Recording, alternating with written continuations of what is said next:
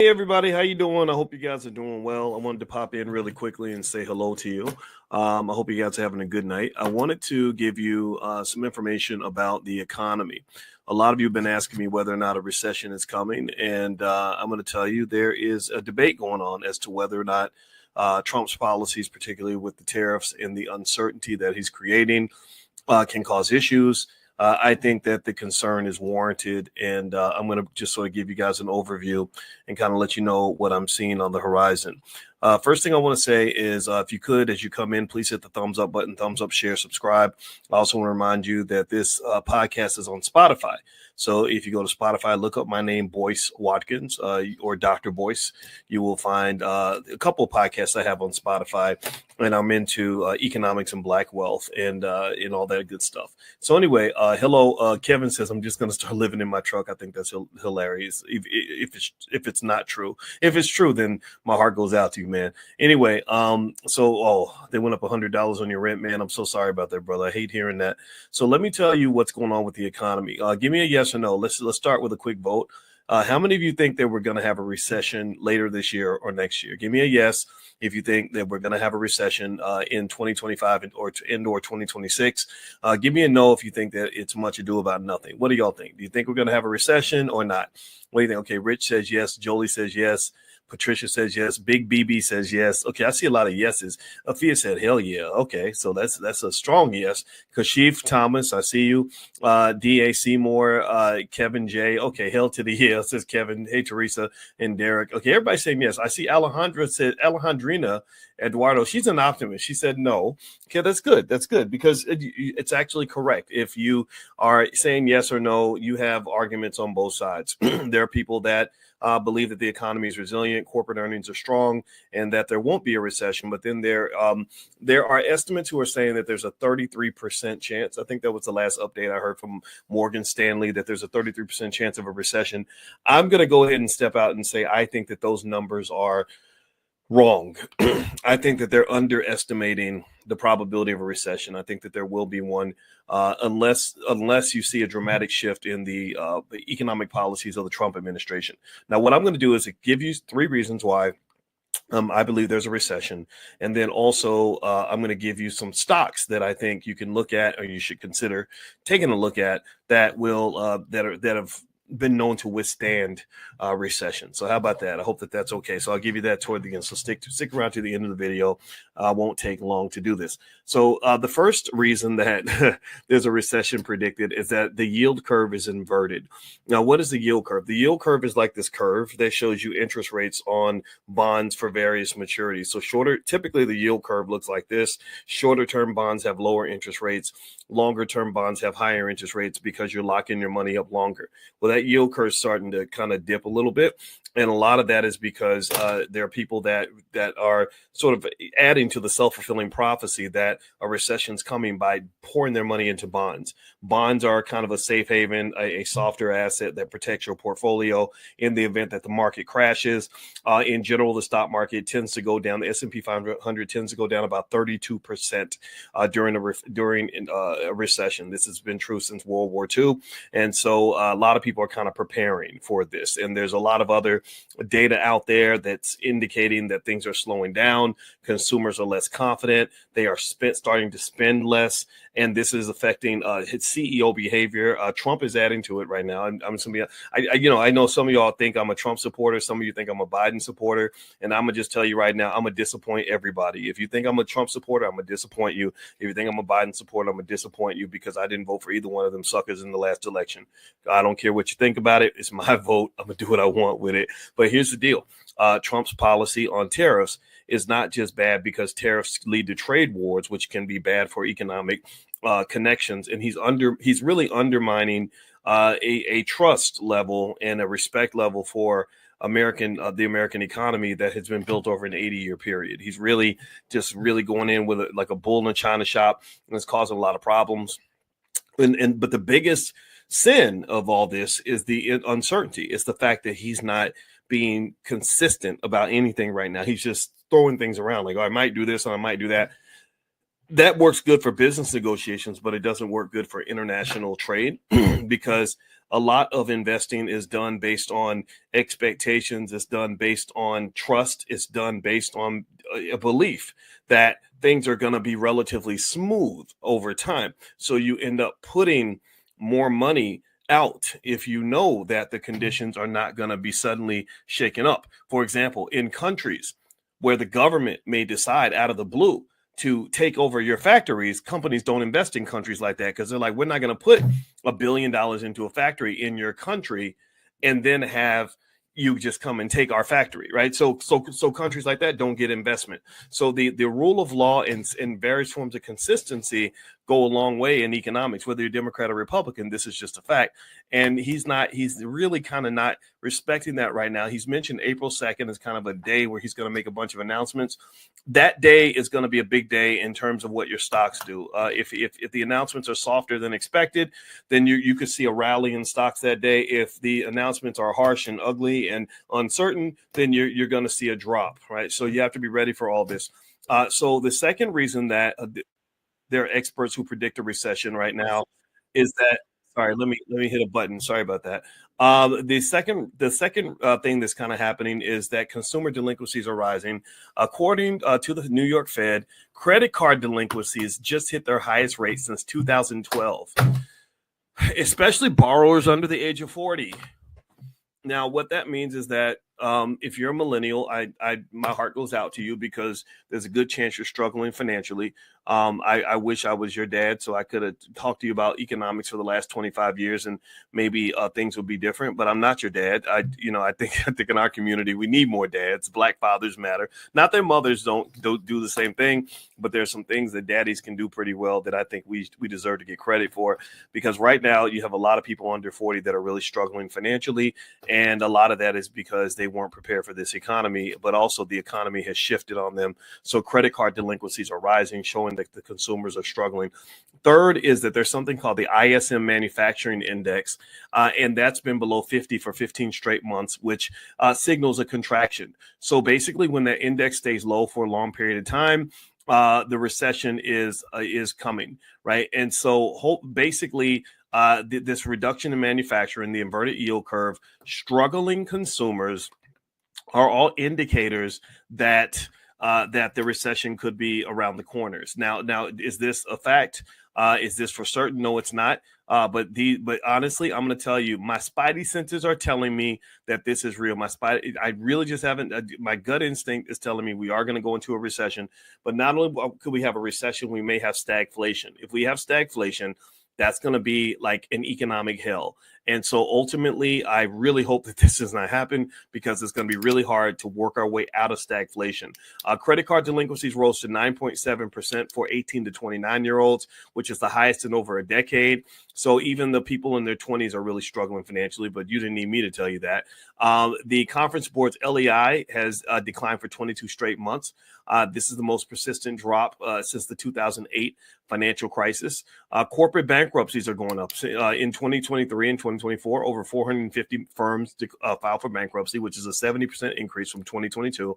And also real GDP growth keeps getting adjusted down. So GDP, gross domestic product, is expected to go up at a certain level. All the experts are reducing it every time Trump opens his mouth. They say, oh, it looks like we're going to make a little less money than we thought because this man apparently hates money, or he hates American prosperity. He says he wants America to get rich again, but he actually wants America to be broke again, apparently, because some of the stuff he's doing isn't making sense in that way. And I say this as a person who is neutral about a lot of this. Like I got accused of being a Trump guy, but then I get accused of being a Biden guy. And I'm like, okay, I guess I must be doing my job because I have people getting mad at me on both sides.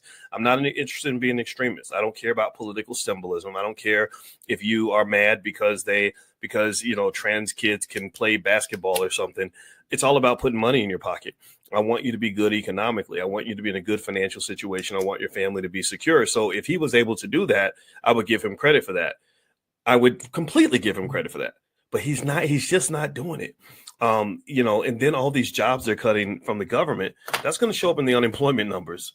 So, if he's not careful, he's at risk of being seen as the worst president in U.S. history, or in a very long time. Now, stagflation is basically a great question. Stagflation is basically where you have inflation and a slowing economy at the same time. So typically, when an economy slows down, it's deflationary, and at the cost of things goes down in a bad economy. But stagflation is where you have inflation and a slowing economy.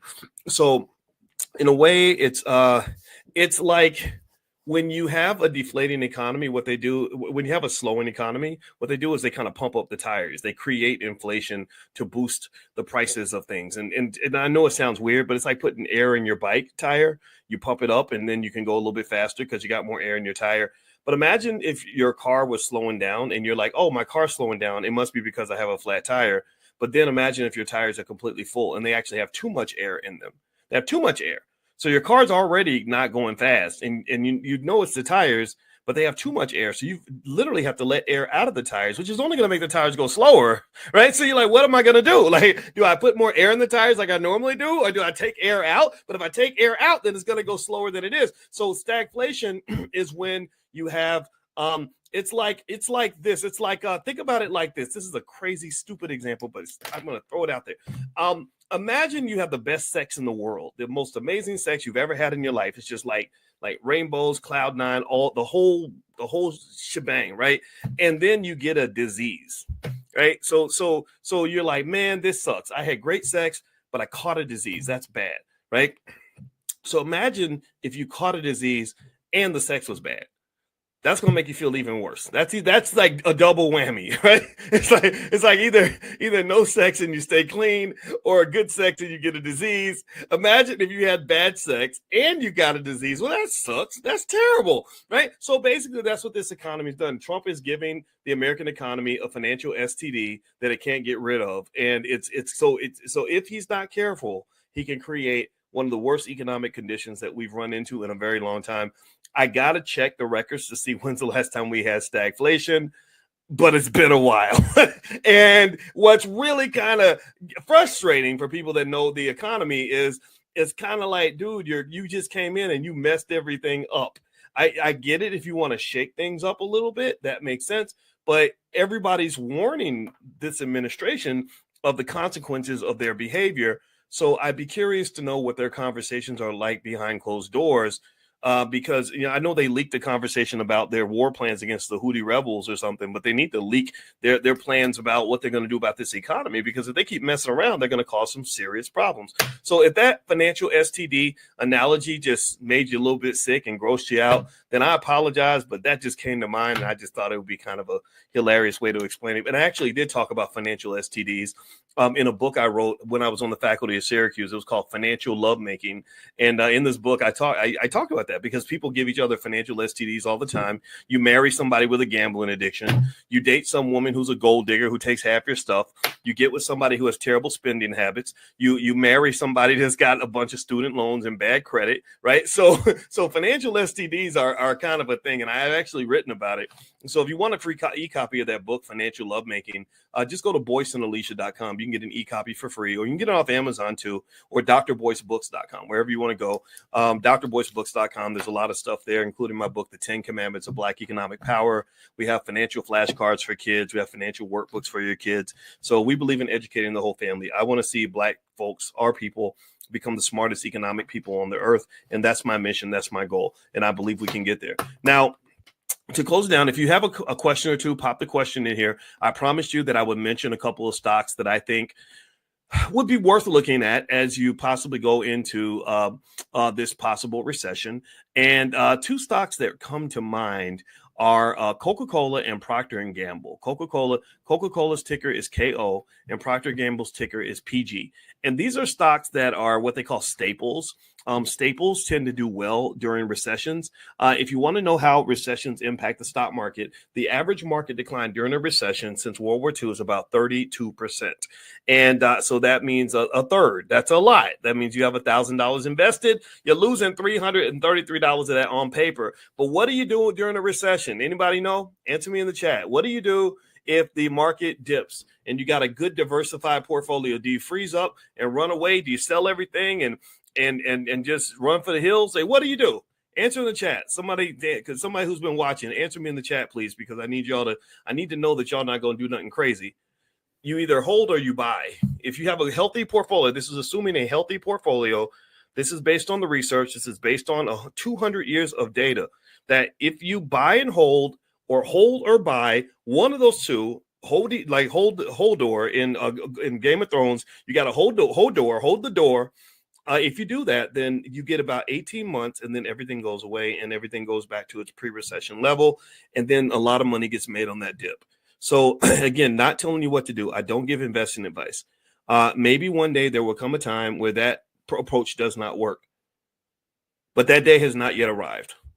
The day has not yet arrived. And the biggest thing that you cannot do is you can't let that door shut. You cannot walk out in the middle of a market dip because you're throwing money away.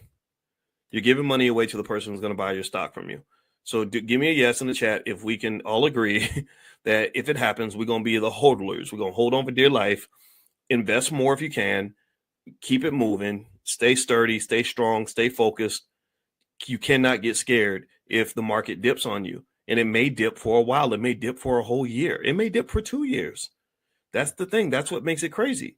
Right. And that whole time, if you want to know what I'm doing, I'm going to be in there buying. When everybody else is running, I will be buying. And then when suddenly everything pops back up and everyone's excited about how much money the stock market's making again, by that time I'll be selling. The smart money sells when everybody else is buying, and the smart money also buys when everybody else is selling. Never forget that. All right. Now, one more thing I want to mention is if you guys are interested in stock options, we have something called the Certified Options Investing Network, COIN, COIN. And that's 12 straight weeks where basically we start from the very beginning and we study stock options every week in a small group. It's about 40 students in there. That's the peak. I don't want too many people. And so if you're interested and you want to talk to someone about studying stock options with us, you can go to drboycecoin.com, drboycecoin.com. My name is spelled like Joyce with a B. So Dr. Boyce Coin, feel free to reach out. All right. Do you and your family ever get into arguments or have tensions on topics about the topic of money? Yeah. Oh, yeah. Me and my wife are we've been married. It'll be 4 years in May, and we've been really good friends for about 30 years. I met her in 1993, and I was her friend for a long time, and I liked being in the friend zone. It wasn't like I was put in the friend zone. I put myself in the friend zone because I don't even know if I wanted to meet my wife in my 20s or even my early 30s. That would have been too early for me. And so, long story short, we do have disagreements, and what holds our disagreement together is number one, she's trained very well in the art of therapy. She's a therapist, which means she's very good at conflict resolution. I've been trained because I learned from her on how to resolve conflicts. And then thirdly, we're friends. And so my advice to anybody who is thinking about getting married or having a long-term relationship is just expect that you're going to have problems. You're going to have disagreements. Ain't no relationship perfect. It's not whether you have problems or not. It's how you deal with them, how you handle them. So that's it. Learn those techniques, learn conflict resolution, and that'll make a big difference because you're going to have conflict with everybody. And it's just a matter of knowing how to handle it.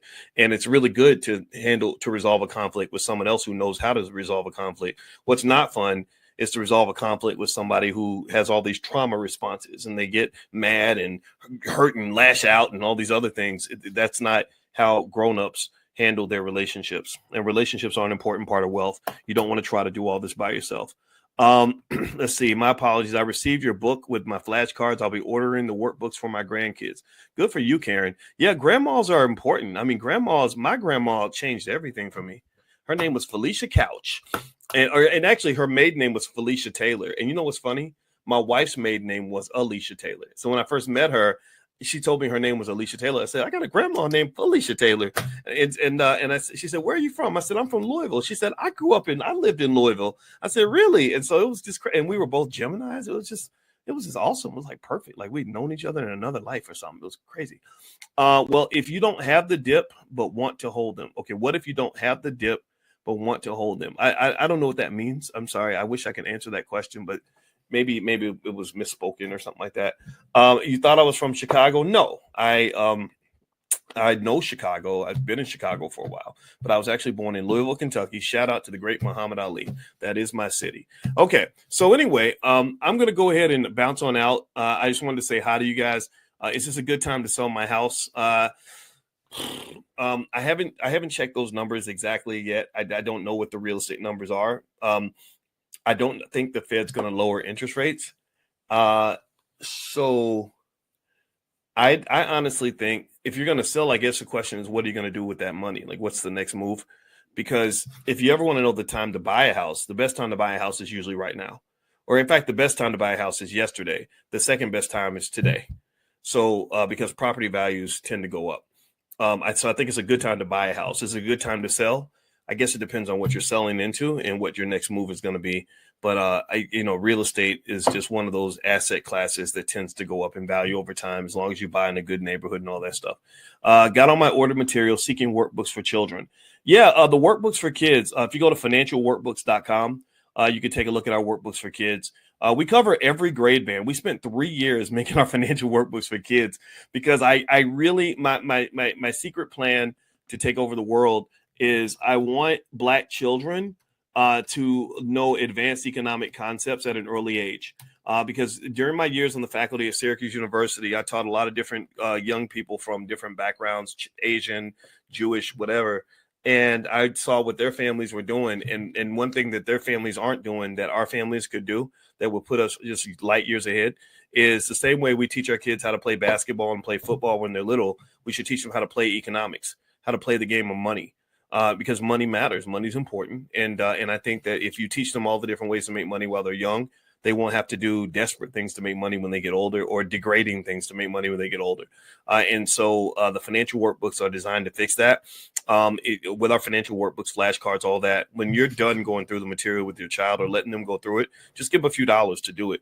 It's going to make a massive difference in their life because these are concepts that most college educated adults don't even know. So the things that people are learning at 25 and 30 and 35, your kids will be learning at 5 and 10 years old. They're going to be so far ahead of everybody else because it will be instinctual to them. So feel free to go to financialworkbooks.com. You can take a look there. We have stuff for every grade, man, 1st through 3rd, 4th and 5th, middle school, high school. The books cover investing, the stock market, and money in general. So we have a lot of workbooks, and I know you're going to like them. Let's see. My grandson's 8, and for the past 2 years, he has said he has $8 million in his jars. Good. Okay. So one day he will have $8 million. I'm telling you, you'd be amazed at how much of a difference it makes in the life of a child if they have somebody to just buy some stock for them when they're little. Yeah, I mean, if somebody had just bought like, a couple $100s worth of Apple stock and Nike stock for you back in the 90s and did that every year consistently, a lot of you would have hundreds of thousands of dollars, if not be millionaires. If you just bought maybe $100 a week of Bitcoin, even in 2017, it would be, I think you'd have about $400,000 or something like that. If you started in like 2012 or 2013, you'd be a millionaire and maybe even a billionaire if you bought enough. So there's opportunity out here. And the big thing about investing that's interesting to me is that it's like a lot of times we'll look back. You ever had that feeling? Like, I want you to imagine this. Let's do like a meditation exercise or a financial consciousness exercise. Think about things where you hear it and you say, dang, I wish I had done this back in 2015, right? Like if somebody says, if you started buying Apple stock in 2015, you'd have insane amounts of money right now, right? And then you're like, damn, you have FOMO. You're like, man, I missed out. I should have bought the Apple stock. I wish I could go back in time, right? Well, I want you to think about it like this. 5 years from now, you're going to have some moment where you're going to look at something you could have started doing in 2025 that you didn't do. And you're going to be like, damn, I wish I had done this in 2025. Do you follow me? Does that make sense? Does that make sense? I want you to think about this, like project 5 years in the future and just look back at yourself now and just know, because, a lot of you were sitting here listening to me in 2019 and 2018 and stuff like that. There are a million things we could have been doing in 2018 that would have made us all rich today. A bunch of things. And it wasn't like this was hidden knowledge, right? We all knew about Apple. We knew about Bitcoin. We knew about a lot of stuff, right? So right now there is money walking right by you in broad daylight. So financial awareness and consciousness, the ability to hunt and observe and find the opportunities, is essential to being able to figure it out before it's too late. So it's like a game. It's like a puzzle. It's like, where's Waldo? Like, where's all the dough? Like, where's the money at? Right? So you're looking and you're like, okay, what is that big opportunity now, such that in 2030 or 2031, I'm going to look back and say, man, I wish I had done that in 2025. It's out there. It's there. It's somewhere around. So you're on a constant quest to figure that out. If you figure it out before other people do, that's how you get an economic advantage. That's how you win the game. So win the game. Look around. Pay attention. Don't be out. A lot of folks out here sleep, and then they miss it, and they're like, dang, they tricked it at me again. The white people got the money. Could they white? No, a lot of white people didn't get the money either.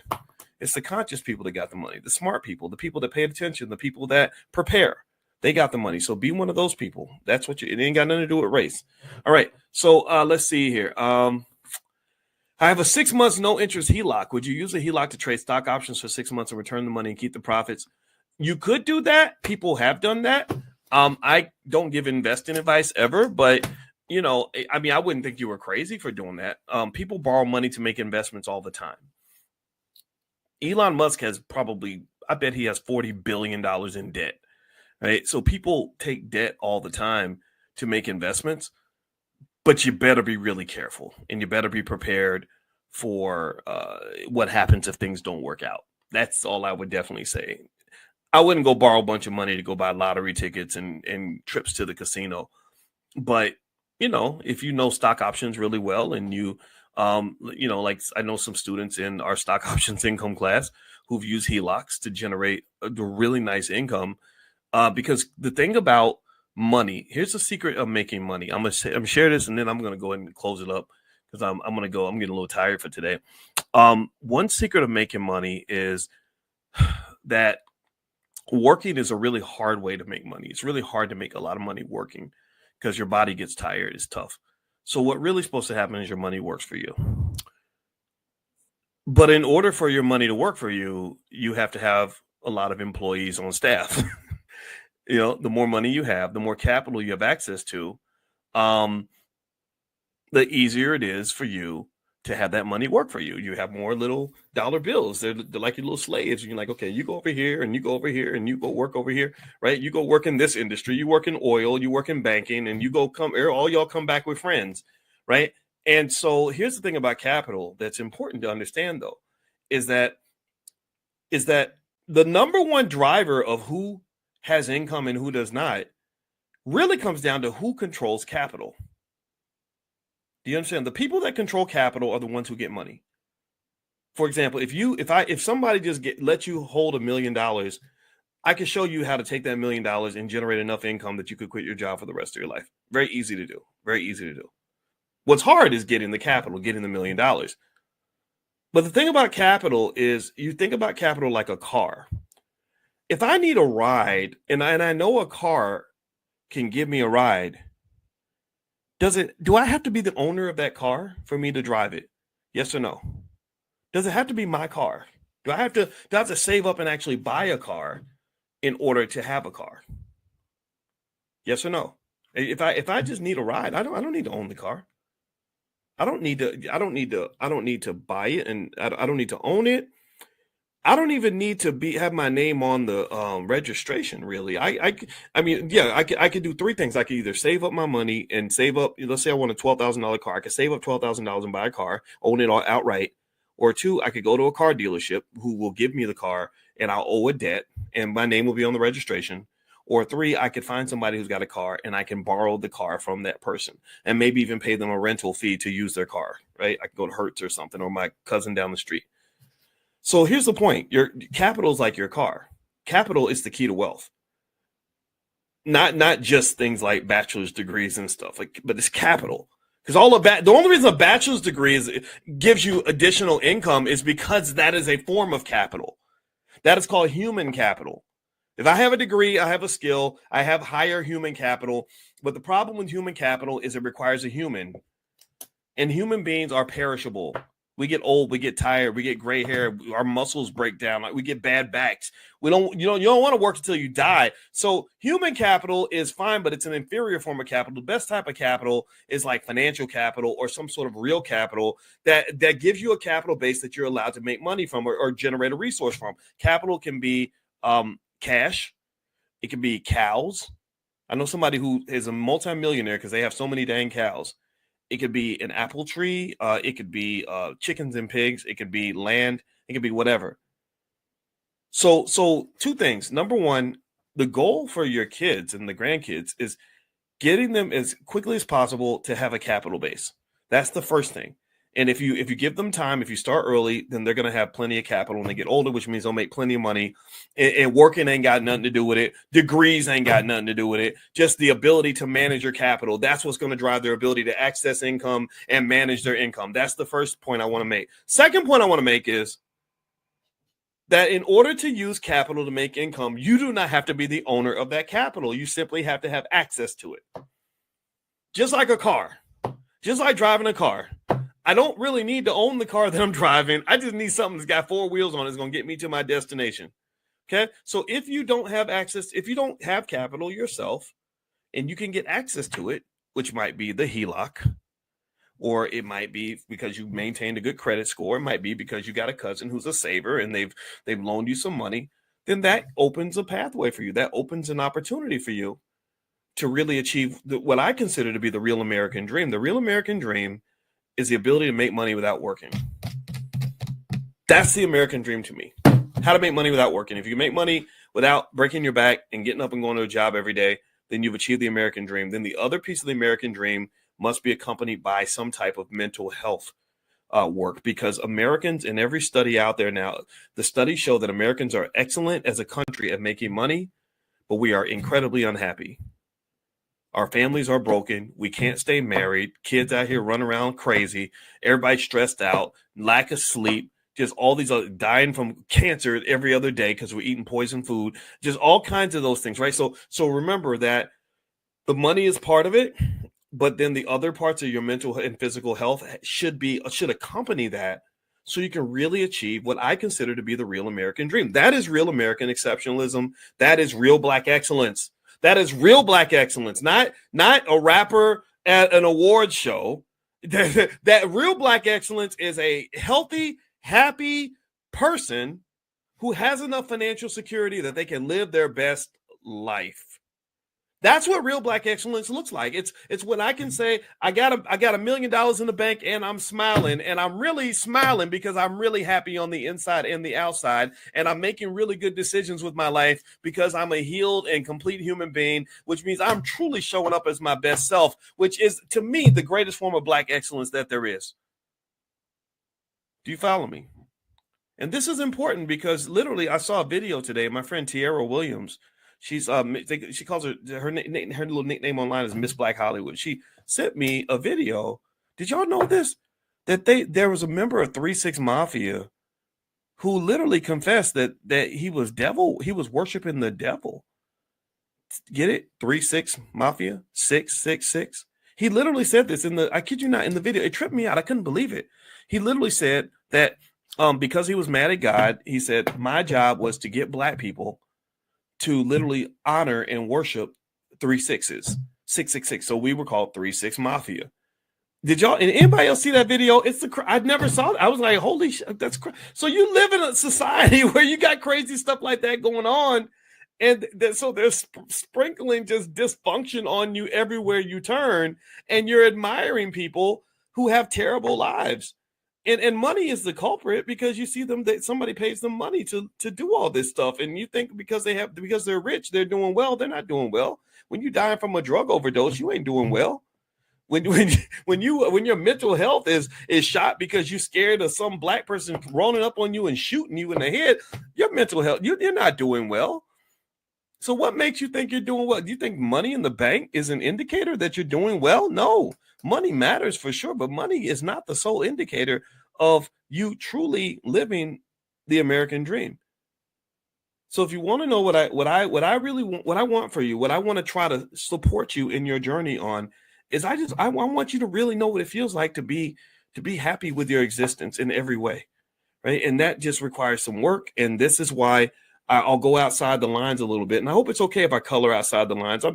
My wife says I might be a little autistic. I'm going to own that. It's my superpower. But I color outside the lines a little bit because I'm like, no. I've studied money enough to know that that can't be all that there is. But you got to get the money, because the money is the key to the power, for sure. You don't have black power in America because you don't have black wealth. When you get black wealth, you'll have more black power. But then at that point, you got to be a whole person so you'll know what to do with the power when you get it. That's consciousness, people. That's what that is. Okay. All right. Thank you for listening. It was great talking to you all. I hope this conversation was beneficial to you. If you were not here when I mentioned the stock that I like earlier, the stocks I mentioned were Coca-Cola and Procter. Did I say Procter and Gamble? Was it Procter? Yeah, I think it was Procter and Gamble, or unless it was another one. Let's go with Procter and Gamble. I believe so. PG and KO, those are the staples, because I do believe that the recession is coming. I've looked at the data, and my assessment is that there will be a recession unless Trump dramatically changes his policies. Also, you may not know, but in the Black Business School, we do have a crypto club. They're meeting tonight, but we're going to meet again soon. So if you have an interest in anything we're doing related to crypto, just pull out your phone, text the word crypto to the phone number 87948. If you text crypto to 87948, we'll send you some information on that.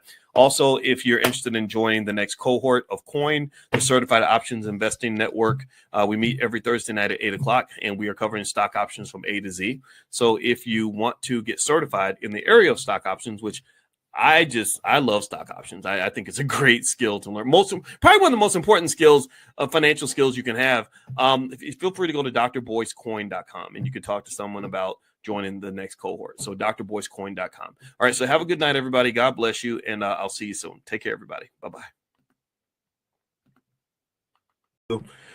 Come on in, everybody. Come on in. It is great to see everybody this morning, and I hope you're feeling good. I hope you're feeling extra black.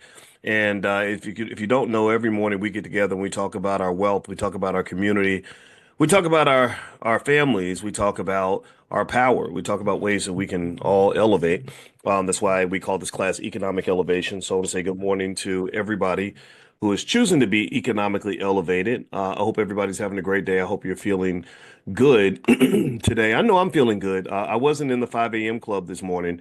As you guys know, I normally get up early to work out, but I didn't. This morning was a rest day, so I slept like a baby, and I got a chance to wake up next to the most beautiful woman in the world. So, hey, life is good over here. No complaints. No complaints at all. So anyway, so let me just hop in and start off the conversation where my brain was this morning. How many of you saw that thing with Stephen A. Smith and LeBron James? Anybody else see that in terms of what happened there? It was real crazy. And by the way, I'm sending out the text message now. So if you want to get a text alert when we start class in the morning, just text the word morning to the number 87948. Text morning to 87948. But yeah, so so Stephen A. Smith and LeBron James had this interesting little side court thing that kind of happened, and I paid attention because I've kind of followed these guys for a long time. I met Stephen A. Never met LeBron. And I respect them both. I really do. I have a lot of respect for how they've done their careers and the success that they've had. I think it's been quite remarkable. But what was interesting was that there was kind of this, I guess, this thing brewing over LeBron and his son Bronny. Bronny, if in case you don't know, Bronny struggled a little bit. Bronny's LeBron's oldest son, and he's playing for the Lakers, but I think he's playing in the G League. I guess that's the league that you go to until you're ready. And of course there was a lot of accusation that that his father being who he was, that kind of opened doors for him and gave him a chance to play for the Lakers. When there are a lot of guys out here that that work really hard, that have a lot of talent, who will never get a chance to play for the Lakers, and so there are a lot of people who are mad about that, and I thought that was interesting. I just kind of followed it. I kind of followed it, and I have some thoughts, and I'm going to try to organize my thoughts because I want to organize them in a way that's constructive. Like I don't want to just have a conversation about like, y'all, did y'all see what happened? Did y'all see what happened with those two? I don't want to do the gossipy part of it. I don't care about that. That's I'm gonna leave that to the sports media. I'd rather talk about this as a black man, right? When I see LeBron and Stephen A. kind of chest to chest in that way. I see this as a black man, and I see this as a black man who's seen prominent black male confrontations throughout the years. I think a lot about black families. I think about the wealth angle of all of this. Believe it or not, there's the economic angles almost everywhere, and I just kind of thought about it deeply, and I want to share some of that with you in a way that hopefully will help us to process things in a certain way. Because remember that you guys know I'm a finance professor, and I like to talk about wealth and economics, and I'm gonna get into that for sure. But at the same time, wealth does not exist in a vacuum. When you're black, wealth exists within an ecosystem. It exists within your family. It exists within your community. It exists within your relationships. And one thing that we can maybe tell me if you can agree with me on this. The media loves it when black men fight in public. Give me a guess if you agree that black men, big rich, powerful, athletic black men beating each other up in public. Like that's like watching the circus. It's like, let's see what happens if we let the gorillas fight the polar bears, right? Like they like that stuff. They like seeing black going all the way to Biggie and Pac. Going all the way to Biggie and Pac. They love the beef. And we love serving beef. We like, oh, beef will get me clicks. Beef will get me attention. Beef will get me paid. And if anybody gets paid off of attention and clicks, it's definitely Stephen A. Smith, right? That's Stephen A. Great journalist. I don't have any, my friend. I have a friend named Jason Whitlock who just hates Stephen A. But Jason kind of hates everything. But I don't agree, with him on all his critiques of Steve. I think Stephen A. has a type of brilliance that I respect and admire. But then again, I have friends that just think Stephen A. is just ridiculous. My friend Willie D, from the Ghetto Boys. Willie and I are good friends. He was in my wedding, and Willie can't stand Stephen A. I have more of a nuanced perspective. I think Stephen A. I've met it. Maybe I'm biased because he did have me on his show when he had that Quite Frankly show. I was on there 2 or 3 times when I was teaching at Syracuse, and he was always respectful. And then I did something in Madison Square Garden on some show that they had there, and he was there, and he was very friendly. So I'm probably biased from my personal experience, but I'm gonna try to put that to the side for a minute and talk about facts in terms of linking this back to what we talk about every morning. Every day we get together and we talk about wealth and we talk about power, which they're connected, and how wealth and power is also impacted by relationships. So when I see these two powerful black men, one of them, each of them is, I bet Stephen A, if he's not there yet, he'll be worth several $100 million by the time he's done. LeBron is probably a billionaire or close to it.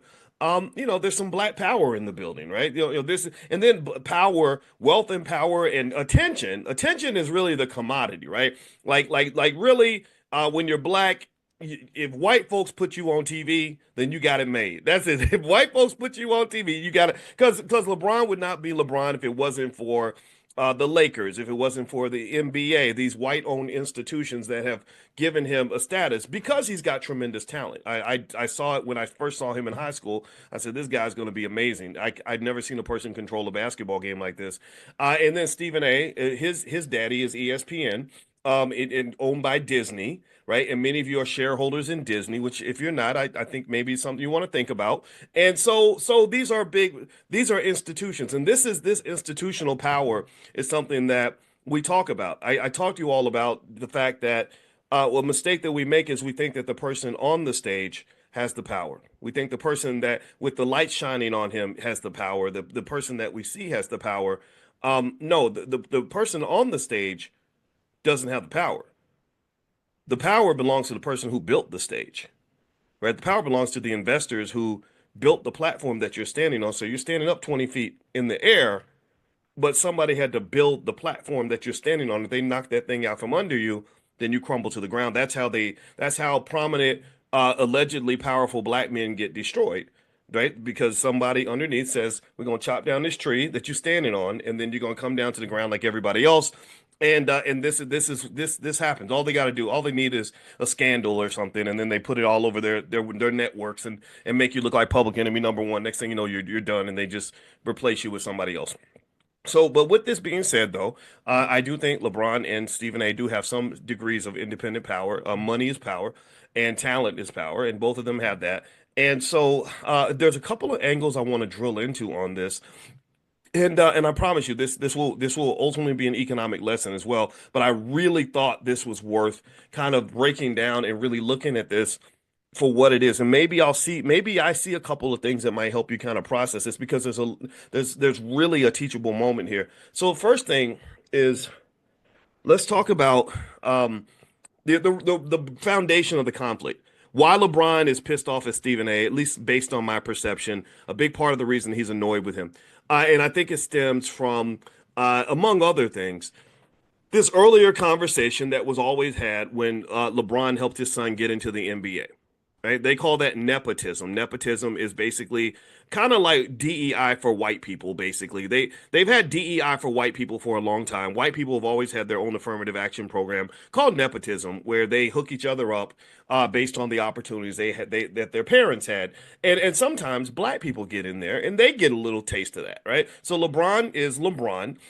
He has influence. He can make phone calls. He said, "I got a son. He loves basketball." He's good, but he's not as good as the other guys. But I'm better than the other guys. So I'd like for you to bring my son so I can have like dad bring a son to work day. And so next thing you know, Bronny's playing on the court with his father, and he's clearly out of place. Like a lot of people are like, "Oh, this he ain't ready, right?" And it's it's kind of hard for him, right? Because these big tall guys, it's really funny how these really big tall basketball players, they all date these like short women. And then their kids come out like smaller than them, right? Michael Jordan, big and tall. His wife, little tiny little lady. So his sons come out and they're like 6 feet tall, 6'1". How the hell are you gonna be a 6'1" Michael Jordan? It's not possible, right? LeBron, big tall, 6'8". King James, muscles are. His wife is like, you can fit her into a suitcase. And then they have these kids that are like 6'1", 6'2". I think one of them is a little taller, like 6'6". And then the other one, Shaquille O'Neal. Man, you're big as a freaking house. And your wife is tiny enough that she can sit on the toilet and swing her legs back and forth. Like she's like as tall as a 9-year-old. And so Shaq has these kids, and none of them are Shaq. Shaq did not produce another Shaq. So me being the scientist that I am and thinking about genetics, I do this. This is how I think. I'm a weirdo. Just let's accept that. I've owned it. As a weirdo, I'll see an athlete, and when I see an athlete dating another athlete, I just get excited. I'm like, whoa, those kids are gonna be so athletic. Like Noah Lyles has this beautiful dark-skinned Jamaican girlfriend, pretty as the day is long, and she's like a world-class sprinter. And I'm like, oh, buddy, if I was a track coach, I'd be like, I need you to have 8 kids and bring them all to practice when they're 3 years old, right? Because genetics is everything. That's my point. That's my point. I think somebody mentioned Chad Ochocinco. I think Chad Ochocinco has a daughter that's like the greatest sprinter ever. She's amazing, right? So genetics is everything, right? But I was a track coach, so that's how I think. But long story short, so Bronny gets to the NBA, and Bronny is not LeBron. He's it's like comparing a Whopper to a Whopper Junior kind of thing, and you're like expecting King James, and you're getting like like the assistant. You're getting like that lower tier. You want the CEO, but you're getting the guy in the mailroom. Bronny's not LeBron, but who is? Who can be? I mean, how can you be LeBron? You can't. If I was him, I would have picked a totally different. I would have picked a totally different profession. So shout out to him for even having the courage to confront his father's legacy. It's massive. So Bronny gets there. He's not so good. And everybody knows it's nepotism. Now, here's my question. Here's what I want to talk about because a lot of you, think about these things. Nepotism's everywhere. If you talk about wealth and power and opportunity, a lot of opportunity, wealth, and power comes from nepotism. It does. It does. If you, my wife, it's not just, and here's the thing, it's not just for white people, though. That's the interesting thing about it. My wife has a great grandfather that graduated from the University of Chicago. She has a grandfather that graduated from the University of Chicago. She has a dad that graduated from the University of Chicago, and she graduated from the University of Chicago. So if any of our kids had applied to the University of Chicago, they would have got put to the front of the line. They would have got shoved right up there because of the nepotism, right? So when we talk about nepotism as just a white people thing, I think that's untrue. I think that that we too have opportunities to build legacy and possibility and opportunity for our children. But also, I think that we have to think long term in terms of building institutions that give us that opportunity for that legacy and the chance to rig the game in our own favor, right? So anybody who's kind of mad at LeBron for hooking his son up, I'm going to have to disagree with you on that. I'm going to say, you know what? He worked hard to create privilege for his children. A lot of you are working hard to create privilege for your children. So how many of you are working hard to build black privilege? How many of you are proud to give black privilege to your children? Black privilege ain't just something that a white man hands you because he wants to be nice. Black privilege isn't just a fantasy where the others, Democrats and Republican politicians tell you that's not possible. No, no, black privilege is manufactured. You create that. You create that, and it's wealth. But it's more bigger than wealth. It's other kinds of wealth. They go beyond just money. It's access and power and their ability to benefit from the hard work of somebody that came along before you. It's like if I run a relay race and I'm on the fourth leg. Shout out to Michael Johnson. He did a great interview where he explained that Tyreek Hill couldn't hold a stick to Noah Lyles. Noah Lyles is the fastest man on earth, and Tyreek Hill is this football player that's really fast. And Tyreek challenged Noah to a race. That's a joke. That's literally like that's like a giant running against a leprechaun. Like Tyreek, like it would be. It's like hilarious, right? So anyway, with that being said, though, let's say I'm in a relay race and I'm on the fourth leg and I get that baton and I'm in first place. I have a 20-meter lead. The reason I have that lead is not because it has nothing to do with how fast I am, right? But I get to look good because other people put in the work. Other people were fast, and other people put me in position to give me the best chance possible to win. So when I run across that line in first place, I can't just give credit to myself. I got to give credit to the ancestors, so to speak. I got to give credit to the predecessors. I got to give credit to the people who ran that baton before me, who put me in position to win. And if I lose, no matter how fast I am, if I'm 20 meters behind everybody else, then I can't take the blame for all that. I run as fast as I can. I try to get us back in the race, but some obstacles can't be overcome when you spent the first three legs learning how to get in last place. Do you understand? So some of y'all are in situations where you're running as fast as you can and you're not quite winning the way you're supposed to. And unfortunately, sometimes it's because the people before us either didn't run or they ran slow or they threw the baton in the grass, or they said, F them damn kids, I ain't buying no life insurance policy. They could get a GoFundMe, little Iggers, I don't care about them, right? You got people that do that. And then the kids are struggling because we got this mindset, oh, I want mine to get it out the mud. You got to get it out the mud like me. Why would you throw the baton in the mud? You're supposed to hand it to them so they can, with a running start, so they have a chance to win. Why would I take the baton and throw it in the mud and then be like, "You got to go see that, but the baton you looking for, that's over in the mud. You got to go get it out the mud like I did." That's abuse. That's intergenerational transfer of mistreatment. Like that's child abuse. That's horrible. Why would you even think that that makes sense? I mean, I understand getting it out of the mud does build character for sure. Uh, yeah, a lot of my trauma built my character. It made me very tough. A lot of the stress I felt, night sweats, not being able to pay the bills, yeah, that made me tough, right? A lot of the fear I had, right, and nervousness and being scared to death, yeah, that built some character. But I think there's a better way to train up a child, right? There's a better way to do that. You ain't got to beat the hell out of them. So, long story short, I'm Team LeBron on the nepotism piece. I think anybody who criticized him for that was accurate in their critique, in the sense that yeah, it's not fair. But then I think you should finish the sentence. And when you finish the sentence, you say that's not fair. Yeah, but life ain't fair. Yeah, but LeBron earned that. Yeah, his son got privileged because his daddy went and carried Cleveland on his back and won a championship in a city that was probably never going to win a championship. Right? So LeBron carried the whole. If you remember, if you know basketball, you know LeBron carried Cleveland on his back. Miami, he didn't. Miami, it was kind of like a club, like a team club thing. Like they all got together and like the Avengers. Cleveland, he carried Cleveland. I saw it. I'm a sports fan. I said, holy crap, this man's amazing. So God bless him for that. God bless him for passing that on to his kids. God bless him for loving his black wife. God bless him for taking care of those kids and raising them to be decent, responsible human beings. And here's another variable that I got to throw in there just because I think it's important. Remember, his son had a heart attack on the basketball court. Does anybody remember that? How many of y'all remember that? Like I think when Bronny played at USC, he had a heart attack. I could only imagine. Can you imagine how you'd feel when your 18-year-old son has a freaking heart attack, knowing that it could happen again at any time?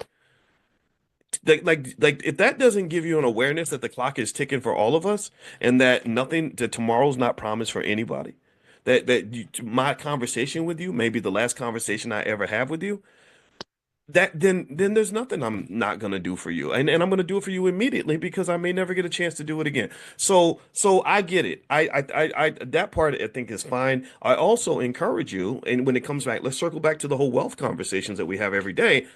Get you some black privilege for your kids so you can stop hating on people that got their own privilege. Seriously, why are you so mad that another black person has a good life? Create a good life for yourself. Stop thinking that being black means you're supposed to always struggle. You're supposed to hate your life. You're supposed to wake up depressed. You're supposed to be scared of white folks all day. Like that. That ain't being black.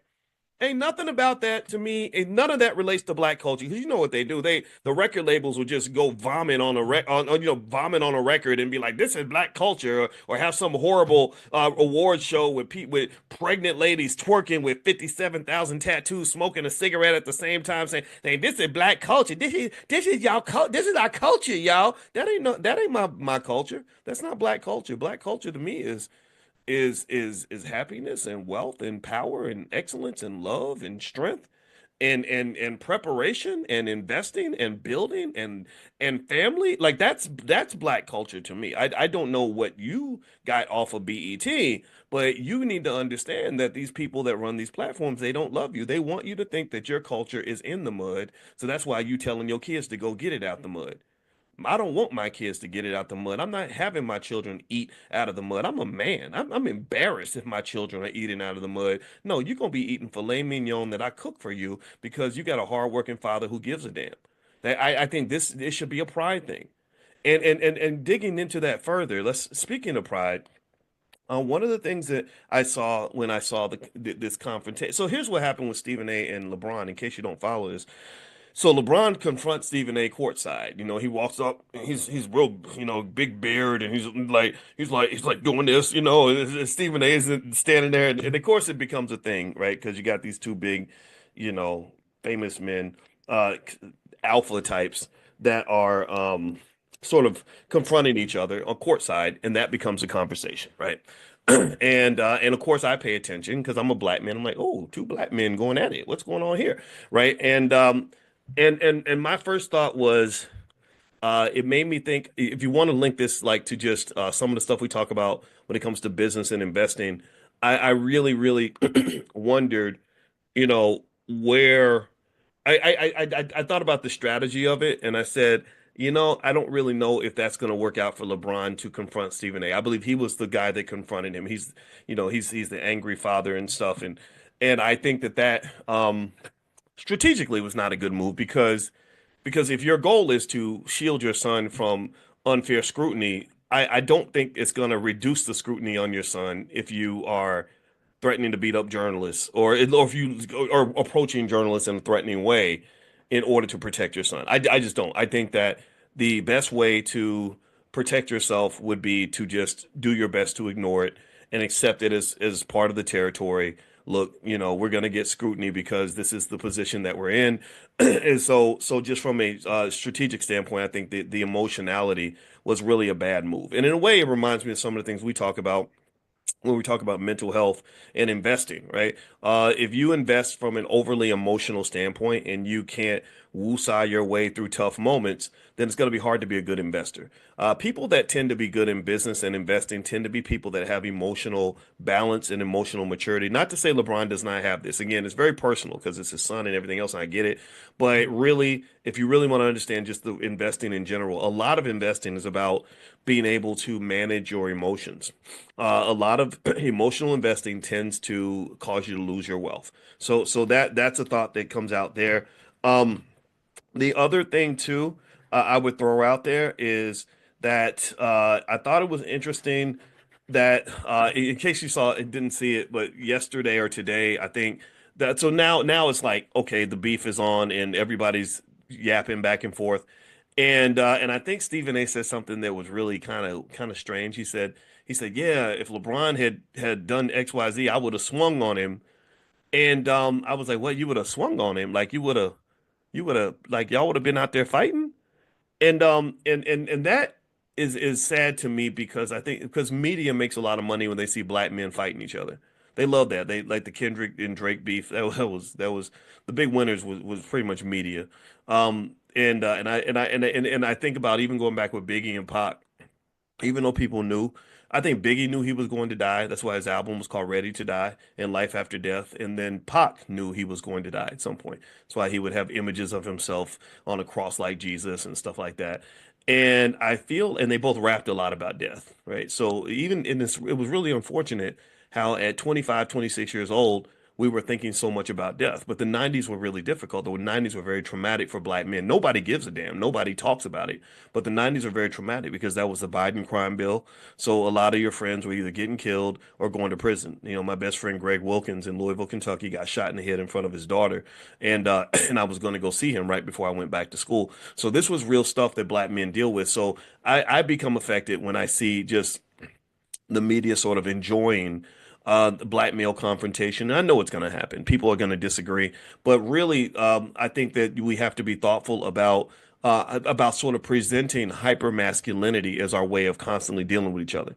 I saw Stephen A. on the show, and now, mind you, this man's almost 60. You know, but he's on the show and he's trying to fit in. He's trying to be the alpha. So he comes in with a big ass gold chain. I'm like, why are you wearing the gold chain? What you Kumo D? Like, what are you doing? And he's like looking like Nino Brown, like yeah, I'd have swung on him. That's what I would have done. Cause that's bullshit. And I'm like, bro, you're a grandfather. Like, what are you doing? Why are you trying to act like, like a 20-year-old rapper? Is this the culture? Again, going back to culture. I'm not saying I'm not putting white men on a pedestal at all. They shouldn't be on a pedestal, but I don't really see other cultures doing this. I don't. What the hell why is a 60-year-old flexing on a young athlete? I mean, LeBron's old compared to the other basketball players, but Stephen A's 57, actually. I'm 53. We're not supposed to be out here acting like we're kids. Like we're not supposed to like, yeah, man, I'm a flex on you, dog. I'm gonna whoop you. Let me tell you, this is a true story. This really happened.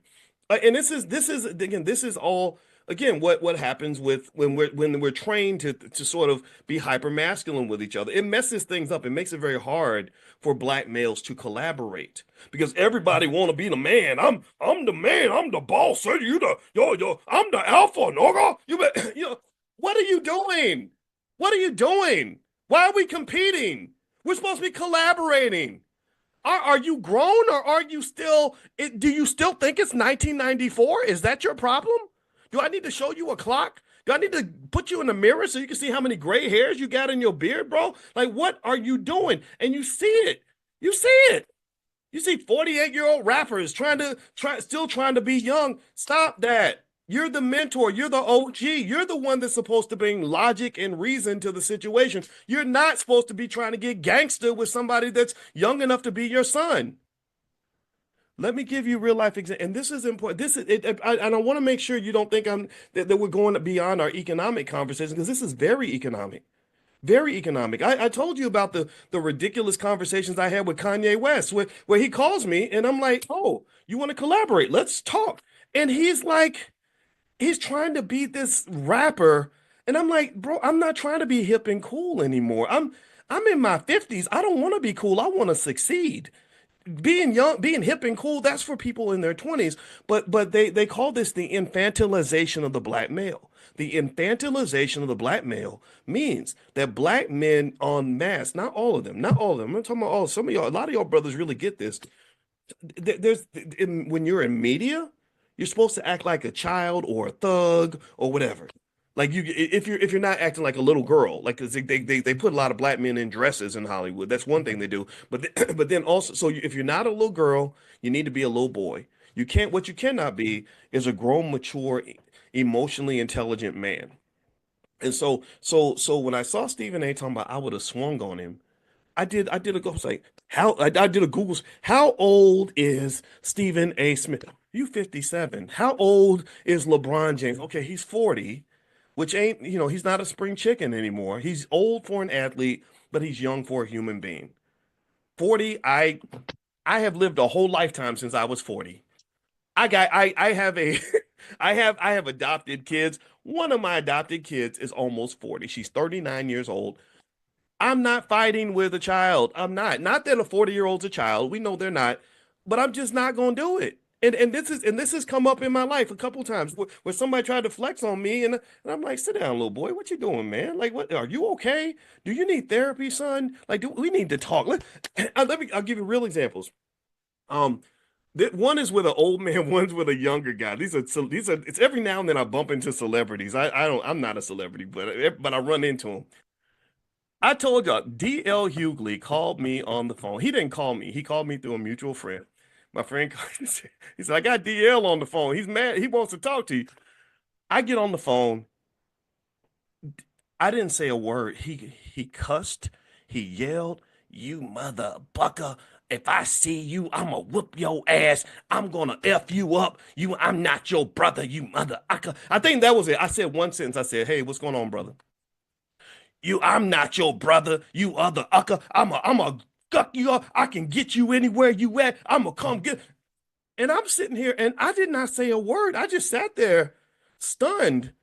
I'm stunned. First of all, I'm like, I could be recording this conversation because you're actually physically threatening me and people go to jail for that. But then I'm like, is this 1988 again? Am I being punked?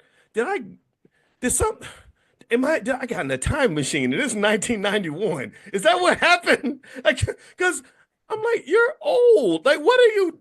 Is this how grown black men settle things? Like, is this really what we're doing? And that was weird for me because again, entertainment keeps black men as either little boys or little girls. That's what entertainment does. Either you got to be a little punk wearing a dress or you got to act like a damn child. And I thought it was the weirdest thing. I didn't say a single word. I after I hung up, my friend apologized. He said, "Man, I'm sorry. I didn't know he was going to do that." And I said, "Is he okay? Like, is he all right?" Because I start feeling sorry for you when you're behaving in a way that's highly irrational and doesn't make any sense. Another example was there's this rapper named Tyler, the Creator, who was really upset with me about some stuff. You can go Google it. And he's put me in rap songs. I've been in a lot of rap songs. That's kind of cool, right? That makes me a little bit hip. And I remember just saying, like, I'm not gonna beef with somebody who's the age of my kids. If I said, if you want to talk to me, I'll talk to you and I'll explain to you why I took the position that I took, and we can talk it out. And I hope that we can find some reconciliation where you can realize that I'm not really your enemy. Massa, these people that are controlling you, these entertainment companies, that's your enemy. I'm just a black man trying to share some wisdom and trying to make a difference in my community, which is what I thought grown men were supposed to do. And I think that with Stephen A, let's circle back to Stephen A. I really I'd hate this. I just do. I wish Stephen A would like just say, you know what? He started off kind of like that. He was like, yeah, LeBron was a father and he was defending his son. I got that part. But then when you're like, I would have swung on him. Stop that. We don't got to be swinging on each other. What we need to do is talk to each other. Or maybe you just I don't know. I don't know how because you're getting paid a lot of money to go and criticize people and stuff, and I guess that leads to heated emotions, and some of his critique was true. LeBron, he really isn't quite NBA material. That's just the reality. But I kind of just think that there has to be a more intelligent, a more mature way of handling these disputes. Because when you are a black man when you're over 40, you're supposed to be the leader. You're supposed to be emotionally settled. You're supposed to be healed. You're supposed to be as mature as you can be. Let the young boys get riled up and angry and and all this other stuff. Like you shouldn't be 57 boxing with a guy that's young enough to be your son. LeBron is young enough to be Stephen A's son. They're 17 years apart. My mother gave birth to me when she was 17. So 17 years is a big gap. That's a generation gap, damn near. And so the idea that you think that you're like it's supposed to be mano a mano. And remember, I don't really see, I'm not saying white people are wonderful and perfect and special because they screw up too, but I just don't see that. Like I haven't seen, I've never, except, the only time I did see white people wanting to fight each other was I saw Mark Zuckerberg challenge Elon Musk to a cage fight or something. And Mark would have whooped his butt because Mark's been training to be a fighter. So I think Mark would have won that one. But so it's not to say white people are immune to this, right? But I just still think that we need to make masculinity and maturity cool again. I think we need to um, make black men great again. Like bring back masculine maturity as an acceptable yet and really a preferred response to the violence, into the confrontation, into the chest thumping, alpha domination nonsense, because that's how you build together. That's how you create things. That's how you make things happen. Just understand that building as a group is a collaborative exercise, and collaboration doesn't coexist very well with competition. If I'm constantly competing with my collaborator, then we're not going to collaborate very well. Do you understand? Do you get what I'm saying? Do you understand how this links back to the economics and everything we talk about every day? And collaborative energy, and this is the where the trauma and the healing comes into play. Collaborative energy doesn't just require emotional maturity and emotional intelligence. It really requires emotional discipline. Because sometimes you feel a way. You feel like somebody hurt your feelings or somebody disrespected you or whatever. And you have to learn, like there's books like the Four Agreements that are out there. They can help you to just stop that. Like stop making assumptions, stop assuming that he's trying to take your stuff and he's trying to outdo you and that how well he's doing affects you or worrying about what people think. Like that's a big one too. Like people, are you gonna let him punk you like that? And people, I'm telling you, your little friends, your little goofy friends in your around you and this media, this big white owned media, they will chatter in your ear to the point where you will take every potential friend you have and make them into an enemy because you're trying to prove something to somebody. One of the biggest things that I embraced when it came to trying to learn how to be a grown man, I wanted to be a grown man. I didn't want to be a kid. Was stop worrying about what other people think. Because I've run into so many situations where I was clearly the more powerful person. I clearly could have flexed on somebody. I clearly could have crushed them if I wanted to. Because being Dr. Boyce Watkins does mean something in certain spaces. But people would be surprised because I would actually sit back and say, okay, let me be patient. Let's see what's going on here. Let's see it seems like they're really upset right now. So let's figure this out. And personally, you do this because you realize that a sledgehammer is not the way to solve every problem. In fact, sometimes the sledgehammer only creates more problems. It creates additional escalation. If you want to see an example of someone that's not all that emotionally intelligent, just look at the president. I don't care if you're a Democrat or Republican. Donald Trump, in his quest to be the alpha male gangster of the earth, is running around destroying relationships, disrespecting people, fighting everybody. And again, I'm not telling some of y'all are Republicans, and that's okay. Some of the things that the Trump administration has done are okay. I'm not saying that it's all bad. I told you I didn't vote for either party, but really, and when you really look at the core of just the kind of person he is, there's a reason why he got along with Kanye West. They're both assholes. So I don't think anybody wants to build very much with an asshole. People will submit, and in fact, actually, there was something I saw where they showed dogs. They might tell me if you ever saw this video. They showed this one dog that was with other dogs, and the other dogs were trying to drink water, and the big dog was like pushing, like he knocking over everybody's bowl and pushing everybody away so he could get all the water for himself. But then you had another dog that was leading the other dogs to the water so everybody could drink. And they basically on the video they said this is the difference between a leader and a boss, right? See, too many people, and a lot of black male culture is influenced by hip hop. Hip hop, in many cases, not all of it, but a lot of it's about being the boss. I'm the man. Look at me. I'm better than you. You see my private jet flying over you. That kind of nonsense, right? And this boss mentality means that people that are working with you will only submit to you. They submit to you because your power is so overwhelming and you're so abusive that they are afraid of you. They will follow you out of fear, but that's not real loyalty. They don't really respect you. They just fear you. But then a leader is someone who empowers others, right? A leader is somebody who says, "Yeah, I'm great, but I want all of us to be great." I'm extraordinary. I'm going to take the lead because I know I'm ready to do that. But I want you to be with me, when we're done, everybody's going to be better because we're doing this together. Do you understand? And I'm gonna tell you, LeBron has that. Michael Jordan was a boss. LeBron James is a leader. That's the difference. Michael Jordan, unfortunately, he won championships. He was great, but a lot of people didn't like Michael Jordan. A lot of his teammates don't have very good things to say about him. LeBron, his teammates have always seemed to love him. Not every one of them, of course. Nobody's perfect. But through the years, I saw LeBron take mediocre players and make them extraordinary. And because he would make sure they got the ball. He would help elevate their game. And I think he's probably doing that with his son. And I just love it. I think leadership is what benefits the world. Leadership is how you build empires. Leadership is where people will go to battle with you, not because they have to, but because they really want to.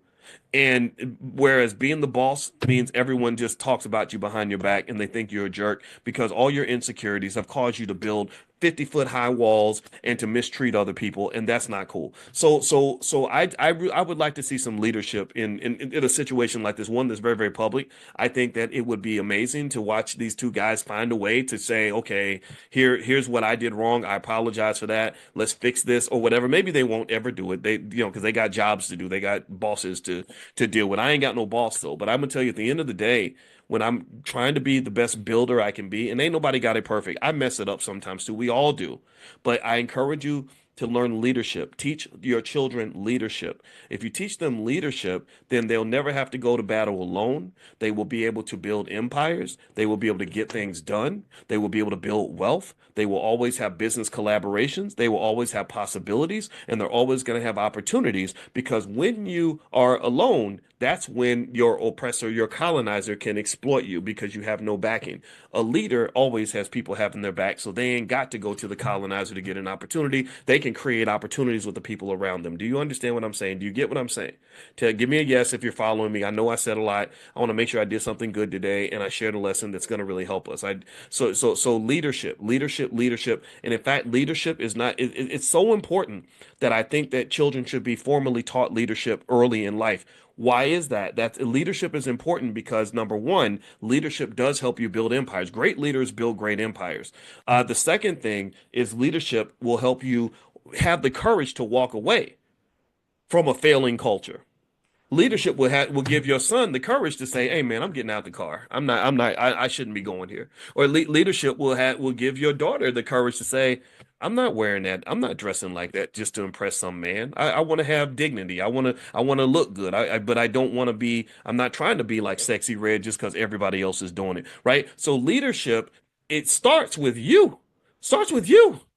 Before you lead other people, you got to be able to lead yourself. Before you lead other people, you must be able to lead yourself. What am I talking about? Let me explain. Inside most of our heads, we have multiple personalities. If you're like me, how many of you go through this where you have like what you know you should do versus what you actually do, right? Or you're making a choice like, okay, do I go on my own path or do I follow the crowd? If I follow the crowd, then I fit in and I get to make friends and people like me and everybody approves of what I'm doing and da da da. But if I go my own direction, that's going to be harder because I won't have as many people backing me. They're going to tell me I'm crazy, that I'm wrong, or that I'm stupid, right? We all go through this and we have that internal battle and the ability to lead yourself, to discipline over over lazy, sluggish behavior, right? The leadership ability to lead yourself to courage, even when it's not popular. The ability to say and do things that are not popular in your circle is really, really hard. Peer pressure is heavy, right? So leadership also starts like just with that. Like that part of leadership right there is the hardest part. But once you overcome that, what you find is that you truly get access to becoming what we talk about in theory, but we don't really actually practice, which is being a free, liberated black person. A free black person, to me, is a person who can do what they need to do and they're not constrained by the ideologies of white people or black people. You ain't scared of what the white man gonna say. You ain't scared of what the black man gonna say. Because black people, let's just be real. Some of our people say ignorant stuff. They get you doing crazy, stupid things. They get you making really bad decisions. So leadership, if you just get that part down, that right there will elevate your happiness and your success tenfold. And then at that point, once you become the leader and you know who you are and you know where you're going, and then what's going to happen is you're going to become a natural leader to others because others will say, "Wow, you're so brave. How do you have the courage to do that?" And people like Dr. Boyce, you say stuff that I'll be thinking and I just can't say it. And I'm like, why don't you say it? We should all say it because if we say it together, then I'll have some teammates because I'm out here by myself and I would love to have some teammates, right? Like because if it's true, then we should all be saying it, right? We shouldn't be whispering like some damn slaves, like Master gonna get us if we tell the truth. No, you should tell the damn truth because the truth is the truth. You should be doing the right thing because the right thing is the right thing. It doesn't become the wrong thing just because you got idiots telling you that it's wrong. No. Lead yourself, lead your life, and then eventually you will start leading others. And here's the thing about leading others. I've told y'all 1,000 times. I do not consider myself to be a black leader. I'm not trying to be a black leader. I'm not auditioning to be the next Al Sharpton or Martin Luther King. I don't want to be that. Um, I just want to operate as a free black man and share whatever I can share with you that will give you the capacity to lead yourself, that will support you in your quest to lead your family, to lead your community, lead your church, lead your group. And being a leader doesn't really always mean you're worried about what other people are doing. You don't lead and say, well, or are people following me? I need to check behind me, make sure somebody's following me. No, when you just know who the hell you are and you love that person to the core of your soul and you operate with intentionality and clarity and destiny, then guess what? People will naturally follow you just because they're gonna learn from that. The world moves out of the way for people who know who the hell they are and where they're going. They do. Because most people out here, unfortunately, studies show 70% of all people follow the crowd. So you break out and you become part of that 25-30% that can actually just lead their own life, then you won't even have to audition to be a leader. You'll just be leading because people will say, I want what he's having.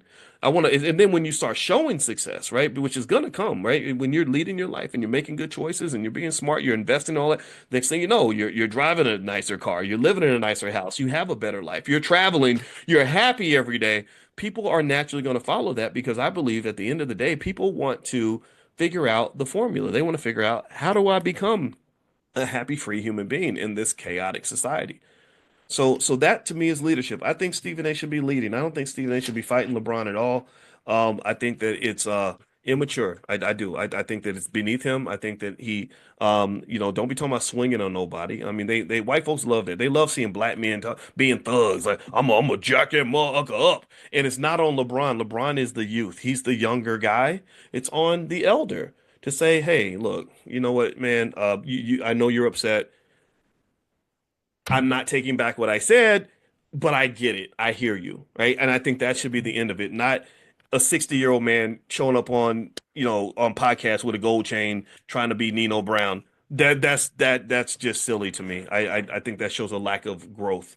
But then that's entertainment, and that's what's happened. The black man has become the world's entertainer, and I ain't trying to entertain nobody. That's not who we are, in my opinion. I want to be a damn man. So anyway, I'm done. Thank you guys for listening. I appreciate you. A couple things. Number one, this summer we're going to Ghana. If you are interested in learning more about that trip, you could text the word travel to 87948. So text travel to 87948. Also, we believe deeply in the Black Business School in teaching economics to the youth. So if you have kids or grandkids and you want access to some materials and information on that, just text the word youth to that same number, 87948. So you can text 87948, text the word youth, and we can send you some stuff that way as well. All right, so God bless you. Have a great day, everybody. Thank you guys for listening. I appreciate it, and I will see you all very, very soon. Take care. Bye bye. Hey, I'm Dr. Boyce Watkins, and I'm the founder of the Black Business School. We have 187,000 students worldwide. We also have a business school for children. Did you know that teaching your kids wealth when they're young will substantially increase their probability of being wealthy when they get older? We have amazing financial workbooks for kids. They cover money, stocks, and investing. All you got to do to take a look is hit the QR code that's on the screen, or you can visit financialworkbooks.com. Take care and have a great day. Bye-bye. The 10 Commandments of Black Economic Power, that's a book written by me, Dr. Boyce Watkins. It is the #1 Amazon bestseller in the public finance category, and it breaks down 10 simple rules that can be applied for any situation, any family that wants to build wealth in the next generation. I'm a stock market and business and economics expert. I taught on the faculty at Syracuse University for 13 years. This book will change your life. So if you'd like to get a copy, just hit the link on the screen, or you can also go to drboyceelevate.com. Take care. Good morning, everybody. Good morning. I hope everybody's having a good day. Welcome to Money in the Morning, our economic elevation training. I hope everybody's doing well. I'm feeling good. I'm feeling elevated in a good way. Life is always good when you're waking up and you're breathing. Amen. Can I get an amen? Do you agree? I hope you agree. Anyway, I hope everybody's having a good day. I'm feeling really, really good. And uh, one of the things I was thinking about today was this lady who, and this relates to this is I think going to be a great financial conversation because believe it or not, there's like financial theory connected to this. But there's this lady who won this $42 million jackpot in New York on a slot machine, and they told her that the machine was broken. Anybody remember that? And and and so she didn't get her money. Um, and this happened a few years ago. But I thought it was interesting when I saw it, and I said, this actually links to a lot of interesting financial concepts, which would give us a great opportunity to really talk about some stuff. And so I thought I would kind of jump into that. Now, first off, I want to say it was great to talk to a lot of you last night when we had our Prime meeting. Prime stands for Passive Recurring Income Machine. There were several hundred of you there, and we talked about stock options, different plays you can make, different ways you can make money tomorrow, today actually, if you jump into the market. So I encourage you to look around. There is a lot of income when it comes to not just investing directly, but also selling stock options. You can sell stock options just like you sell pairs of shoes, or just like you sell ice cream, just like you sell anything. And so if that's something, if you're looking to figure out ways to make extra money, that might be something worth taking a look at. But just like a lot of other types of businesses, there are investments required that have to be made to get the business going, right? So if someone says, hey, you can make money running a restaurant, somebody's got to pay for the restaurant, right? So that all kind of becomes part of the dynamic as well. So anyway, if you want to take a look, you can actually text the word options to the number 87948, and we have some stuff available that you might find interesting. So text the word options to the number 87948 if that's of interest to you. Now, speaking of that, I'm going to let everybody know that we're starting class. We do this every single morning at 10 a.m. Eastern, in case you're new. And this is important, right? Because habits are everything. Ultimately, what we find in our Black Financial Therapy department, where we have the best scientists and therapists helping us break down the psychological barriers to building Black wealth, is that we find that healing is really important when it comes to financial decisions. Also, habits matter. Your habits shape you, right? The things you are wired to do on a day-to-day basis, which may come from your intergenerational experience, or sometimes from your trauma, really shapes your subconscious mind. And in fact, My wife, who's this insane therapist who gets up and goes to the gym every morning at 5 a.m. and still wears the same dress size she wore in college because she's that fanatical about it. She reads 22 books a year. I don't know if I mentioned that to you about her. I told you I married just this crazy black woman, but I love the crazy. I like the smart women. Shout out to the smart black women out here. Y'all deserve respect, and I don't think you get enough of that. I just want to make sure that's clear. Anyway, she reads 22 books a year, and one book that she read, and I got to find the title. When I bring her back in, I'll have her tell you the title because some of y'all have asked me about it, and it's on the subconscious mind. And she read this book multiple times, and I don't know why she read the book three times, but she's really, really into the subconscious mind. And I said, one day I said, so what are the three things that influence the subconscious mind the most? She said, um, repetition, the things you repeat. In case, first, before I even mention this, let me tell you, the subconscious mind drives everything. That's how they manipulate all people, not just black people. I mean, for you, they have a special type of programming, but for everyone, the subconscious mind is absolute. I mean, that's how they get your money. That's how they get you to go to war, and that's how they get you to buy into their politics. The subconscious mind is everything. So, she said repetition, just the things that you just repeatedly do over and over again. Symbolism, if you watch politics, you'll notice how we don't usually get substance from politicians. They'll give us symbolism. They're like, we won't give you your reparations, but we will give you a trophy, or we will name a street after Martin Luther King, right? But they're like, but don't ask about no money because that's too real. Y'all keeping it real. Right? Y'all don't want reparations. Y'all want real parations. We was gonna give y'all fake orations. Fake orations are just as good, but y'all want real parations. But we can't have that. We can't have you asking for things that are real.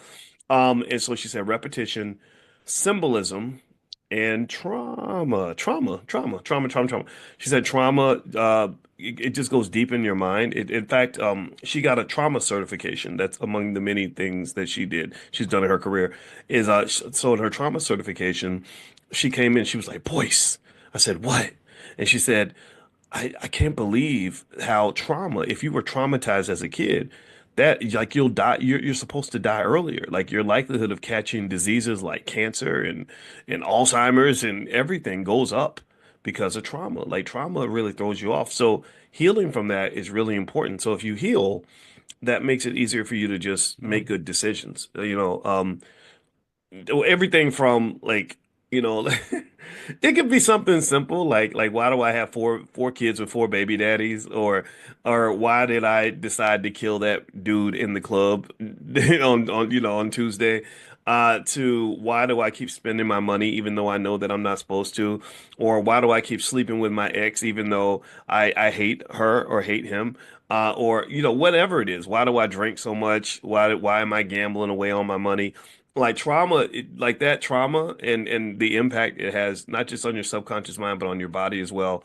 I'm finding that there's really just sort of this whole interesting space of like trauma responses that if you are traumatized like I was, you have to be really careful about those trauma response. Like for example, if you ever say things like, "This is why I don't loan money to my relatives," like that's a trauma response in a way, right? Because that means you just decided all your relatives are janky and terrible, and you have to distance yourself from family in order to be safe. That's kind of a weird reaction. Family's supposed to make you feel safer, but why are you scared of your own cousins? Like that's kind of crazy, but that's how we get that way because we have these experiences, and it's like I can't depend on you. I'm scared of you. You're gonna hurt my feelings, and I don't want that to happen. So I'm gonna just sit over here by myself, and I'm gonna go build my little business by myself. I'm not gonna ask for help from nobody, because you can't trust people because people let you down. They abandon you just like my daddy did, and next thing you know, you just got this whole pile of stuff, and it's just it's kind of ugly. So think about those things. Just work on that. And I think that really helps in terms of making decisions that are smart, financially, health wise, and otherwise. But anyway, let me jump into the story about this woman. So there was this lady, her name was Katrina. What's her last name? Katrina Bookman. So Katrina Bookman goes into this casino and she basically does the slots, and which by the way is a terrible investment decision. But if gambling's like I mean, that's an easy way to lose everything. But but she's in there and she she lucks out. She wins $42.9 million on this machine. And so she goes and she's all excited. She even took a picture, a selfie in front of the machine. This was about like 2010. And she's thinking her whole life changed. And then they come to her and they're like, "We're sorry, ma'am. The machine was broken. It malfunctioned." So when they told her it malfunctioned, they came to her and they were like, "We can't give you the $42.9 million, but we can give you back the $2.50 you put into the machine. And also we can give you a free steak dinner." Now, I don't know how many of y'all would have probably got to like whooping ass that day. I don't know. Maybe some of you are nonviolent.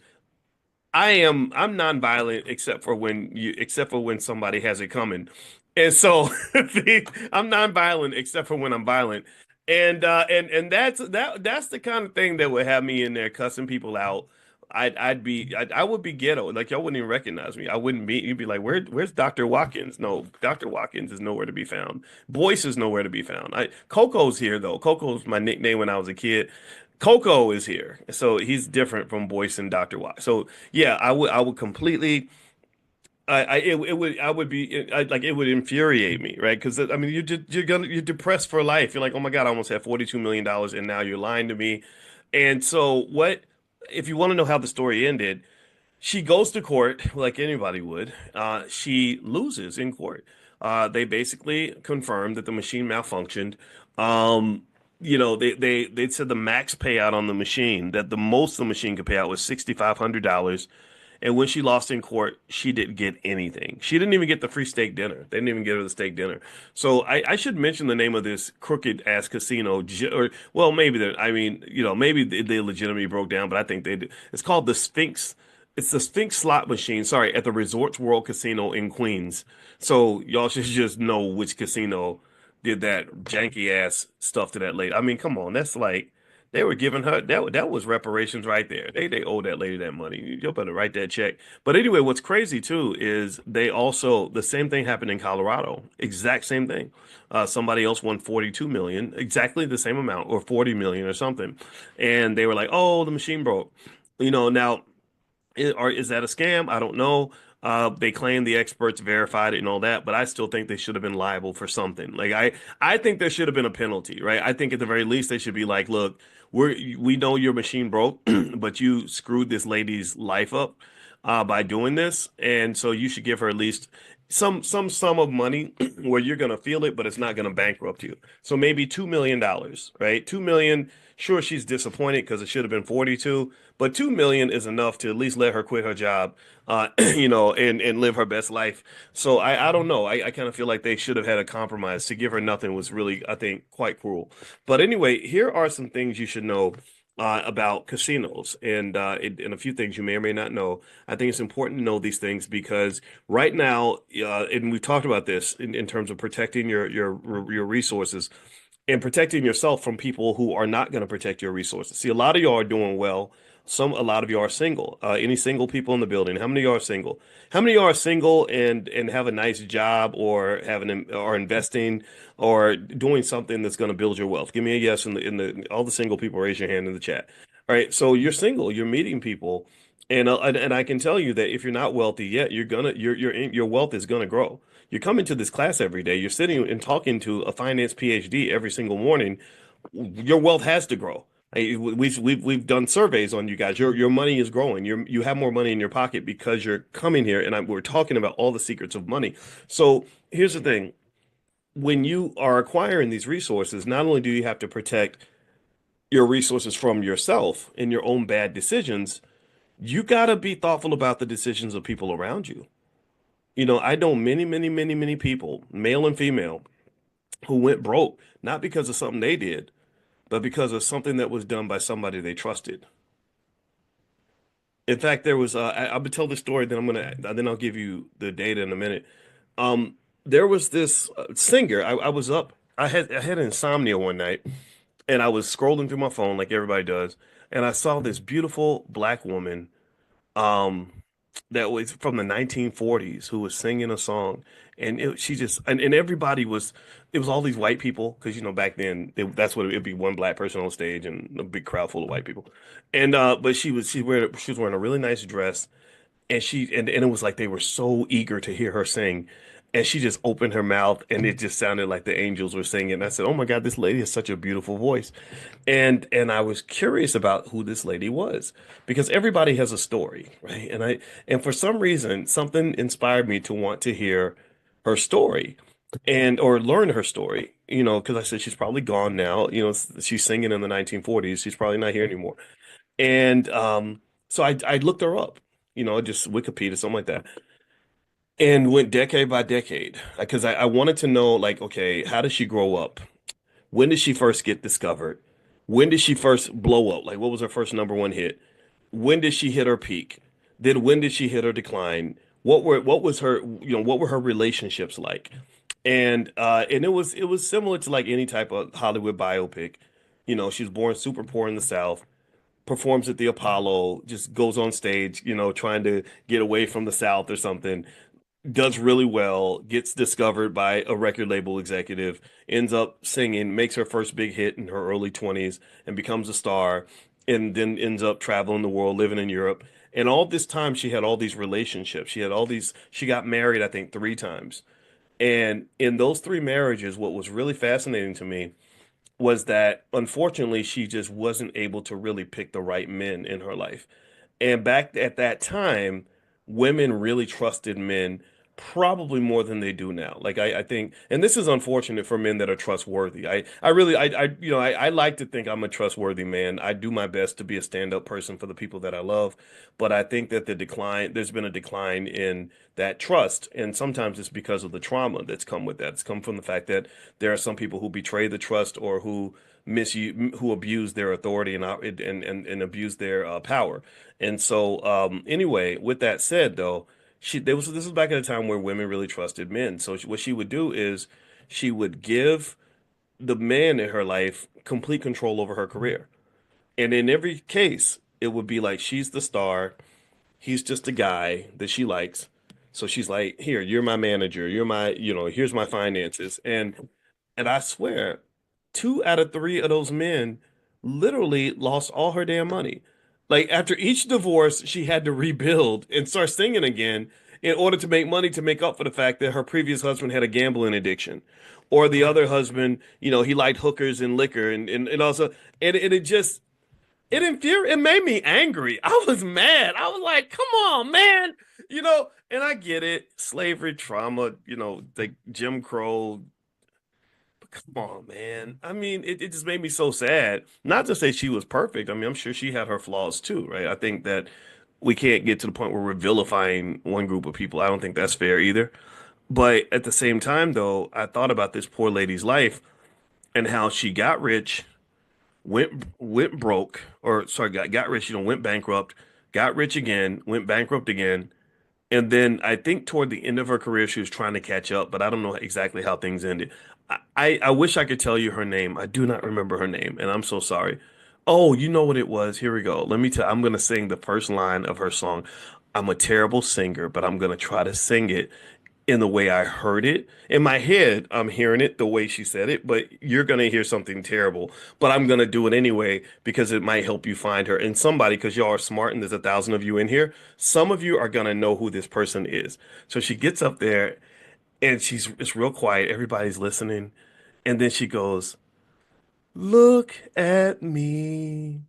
And then the song is something about I'm as happy as a bird in a tree. Does anybody know who that is? Give me the name of this lady because I think it's important that we know her name. Okay, come on, somebody in the chat. That's the trivia. The first three words of the song are like, "Look at me." She says, "Look at me." She has a big, pretty smile. Come on, come on. Somebody, so give me your name. Come on, somebody give me. Anyway, so here's the deal. Here's the point. My point is, as you all think about what it's like I'm asking the cloud because all of us together, I'm sure all of our brains together can. The first three words were like, "Look at me," and then she starts saying something about I'm as happy as a bird in a tree. It wasn't Billie Holiday. See, yeah, no, it could. I don't think it was. No, I think it was Ella Fitzgerald. No, Alice Faye. No. I gotta find out. When I find out, I'll come back and give it to you. It could be, I think it might be Sarah Vaughn. It could be Sarah Vaughn, possibly. Dinah Washington, no. Dakota Stanton, no. Okay, I'll look it up later. I don't want to belabor the point. But here's the point. There is a point to the story, I promise you. The point is that from watching that lady's song, and Terrence, I wish I knew other words. I don't remember the rest of the word. I just remember that it was about she was singing something about being as happy as a bird in a tree, and then she said, "Look at me." That was the first word. So anyway, the thing was I remember noticing and kind of thinking, "Sheesh, wow, like so okay. So a lot of your wealth and protecting your wealth come isn't just about what you do, it's about what people around you do. And sometimes, because of the decisions that are made in our personal relationships, perhaps driven by trauma or bad experience, intergenerational curses. My daddy was like this, so I'm picking men who are just like my daddy. It could have been Nancy Wilson. Look those names up. And when you find out, let me know. Um, you let these people in, you let these scoundrels into your life, and then next thing you know, you're struggling financially. And it's not just on the female side, it's men too. You see athletes go broke sometimes because they marry a woman who is financially irresponsible or who divorces them and takes half of their wealth. A lot of men are broken because of that.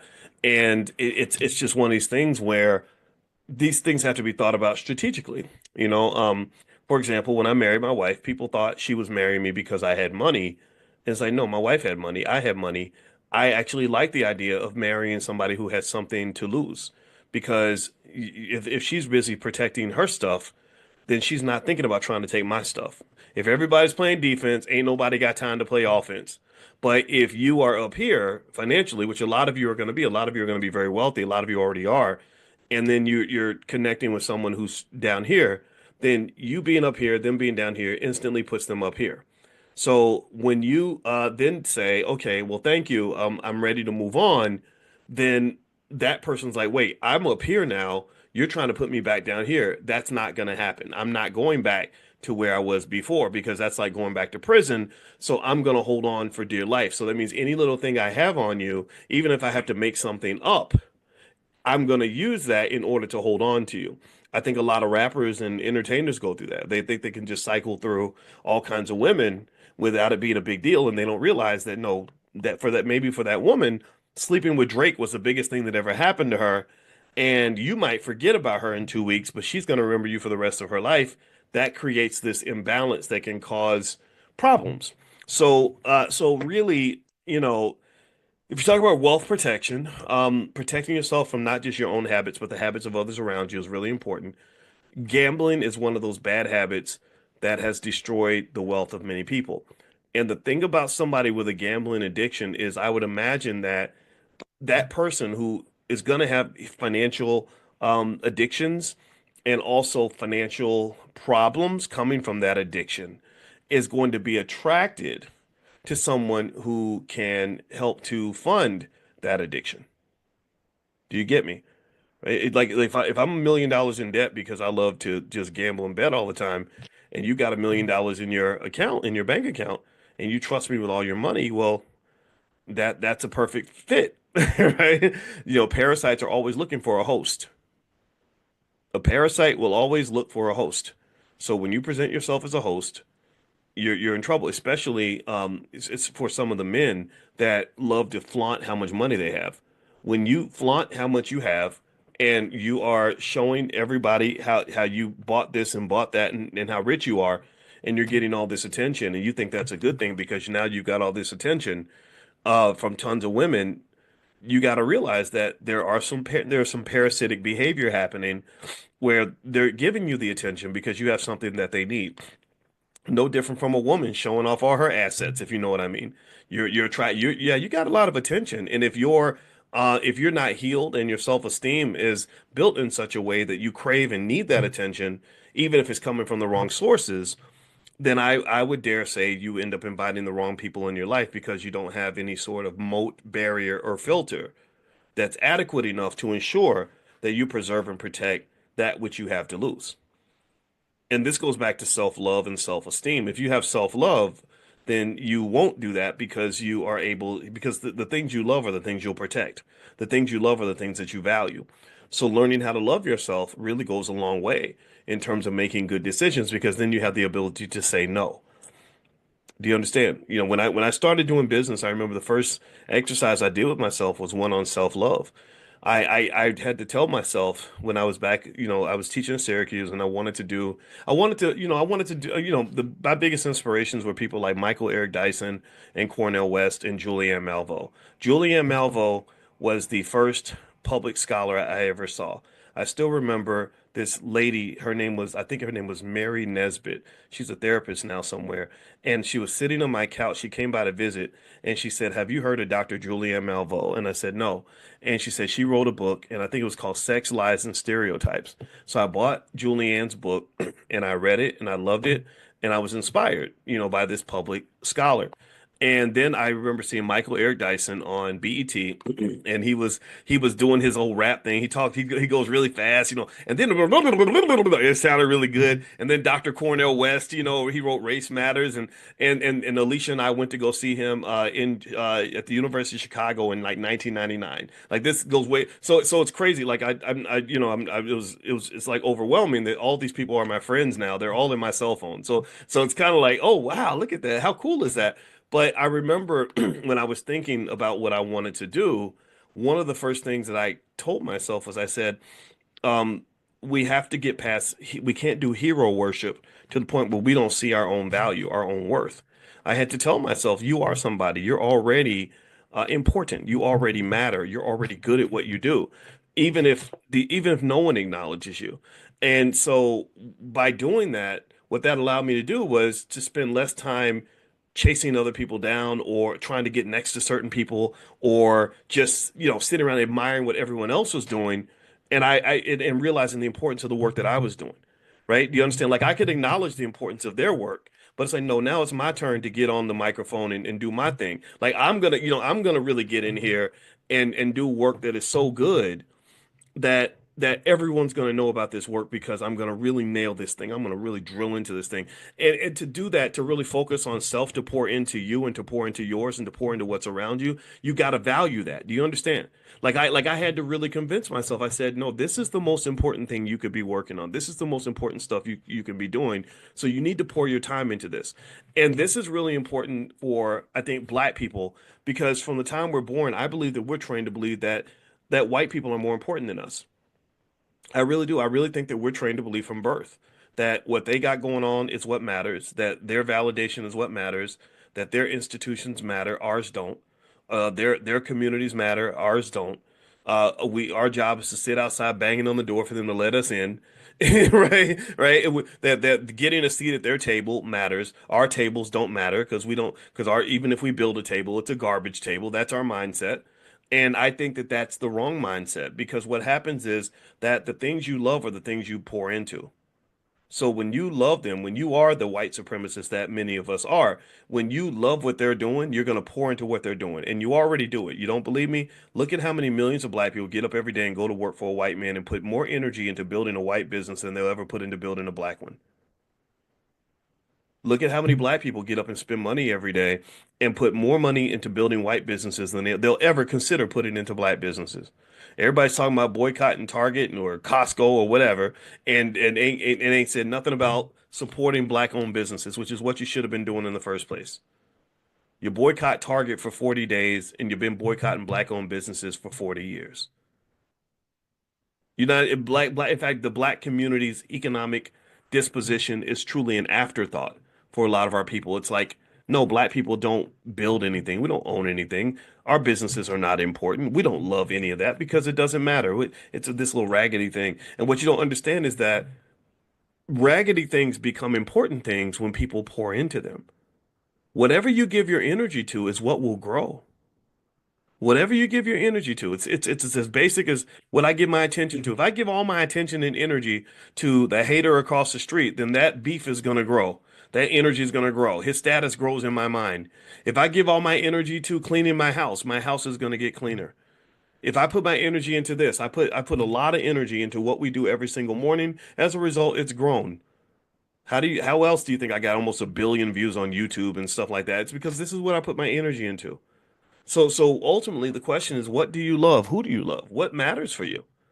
because if you, once you decide what matters for you and you stand on that, you stick to that, then that is what you're going to invest in. That's what you're going to pour into. And if you remember the real DEI, the definition of DEI, development, entrepreneurship, and investment, the investing part is the part that makes everything grow.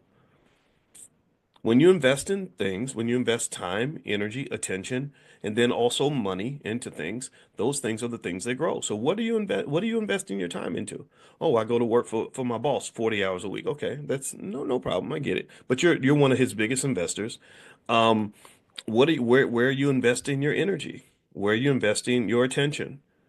Right? Those are the things that are going to grow. And then also, of course, your money, right? So anyway, let me jump back in. Let me finish up on this casino thing because I think that this is important to understand.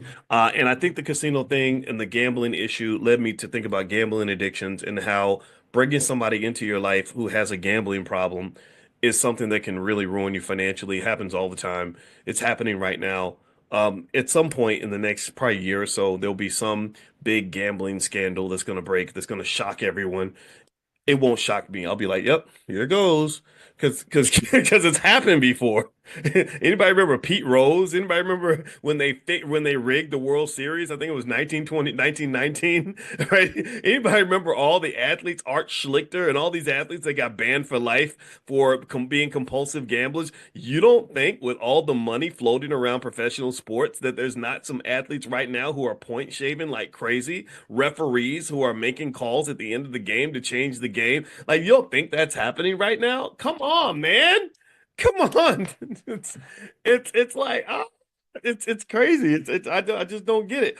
But anyway, okay. So as I move on, I want to mention later on today we're doing the stock market club's meeting. So if you want to be a part of that, you can go to drboystockmarket.com. We're going to meet at noon. We do that every Tuesday. Yeah, today is Tuesday, right? I lose track of the days. Yeah, so Tuesday we're going to meet. And then also tonight, the crypto club is going to meet as well. We got our crypto expert. You all saw her yesterday. She was really, really good. So she'll be in there. It'll be a small group. You can ask her a million questions, and she's going to do a full presentation and talk to you afterward. And so there are a few things happening there as well. All right, so here are a couple things that casinos do to get your money. I think this is important. This is money mindset, financial psychology. This is how they trick you into giving away all your money. And a lot of people love to go to the casino and show off money and stuff. And I just encourage you not to do that because that's really a reflection of low self-esteem when you feel like you have to do that to get attention. Number one, there's always fine print on these machines. So one of the things about slot machines, this is why this part of the reason this lady lost her 42 million, is there's always like fine print that says things like that a malfunction will void all wins. That basically if you win, the machine malfunctions, they're not going to pay you, right? And this is similar to most financial institutions.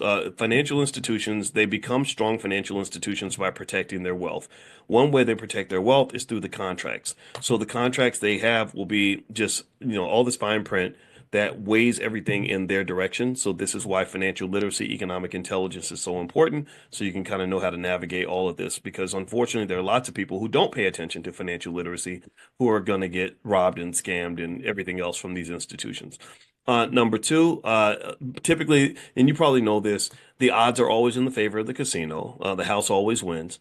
This is how they stay in business. They have people that do probability and they make sure that the odds are never really in your favor, that you're basically making a donation most of the time to the casino when you go out there. But does that mean that you're stupid for going to the casino, having fun, or going to Vegas? No, it doesn't make you stupid. What it is you're buying entertainment. That's what you're getting. You're buying a little bit of a dopamine rush from the thrill of thinking that you might be one of those people that makes money. Because remember, every day if they bring in 10,000 people, a few thousand of those people are going to walk away with some money. So that's completely okay. So long story short, that's what it is. The odds will always be in their favor. In fact, with sports betting sites, I got to remember to buy some stock in DraftKings because one thing DraftKings is that these companies are realizing is they're learning that the best way for them to make money is not through straight up betting. They're not trying to be bookies because bookies are kind of gambling against the public. right? So what will happen is that they would make a massive profit whenever unpopular teams like in small markets win because people don't bet in their favor. But when popular teams like the Kansas City Chiefs win a lot, they get killed. They get pummeled because they have to pay out all these bets. So what they realize is that people can't really do math at a high level, which most people can. Most people can't do advanced probability theory. So one of the things that they do is is they go and they created these things called parlays. Anybody heard about parlays? Pamela has.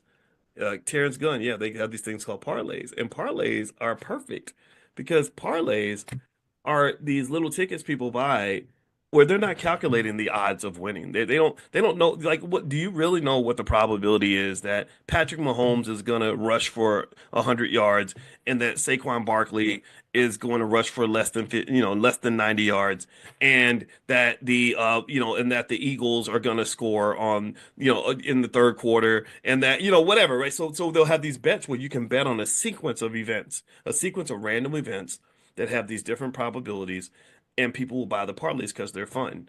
They're not buying the parlays because they sat down and did advanced probability theory to determine what the precise odds are to figure out what the expected value of their bet is. They're not doing that. They're just like, oh, here's $10. I don't care. So what they're basically doing is they are selling lottery tickets. That's what they're selling, these crazy lottery tickets, and people are buying them like crazy. So the future of that arena, in my opinion, is heavily leaning toward parlays.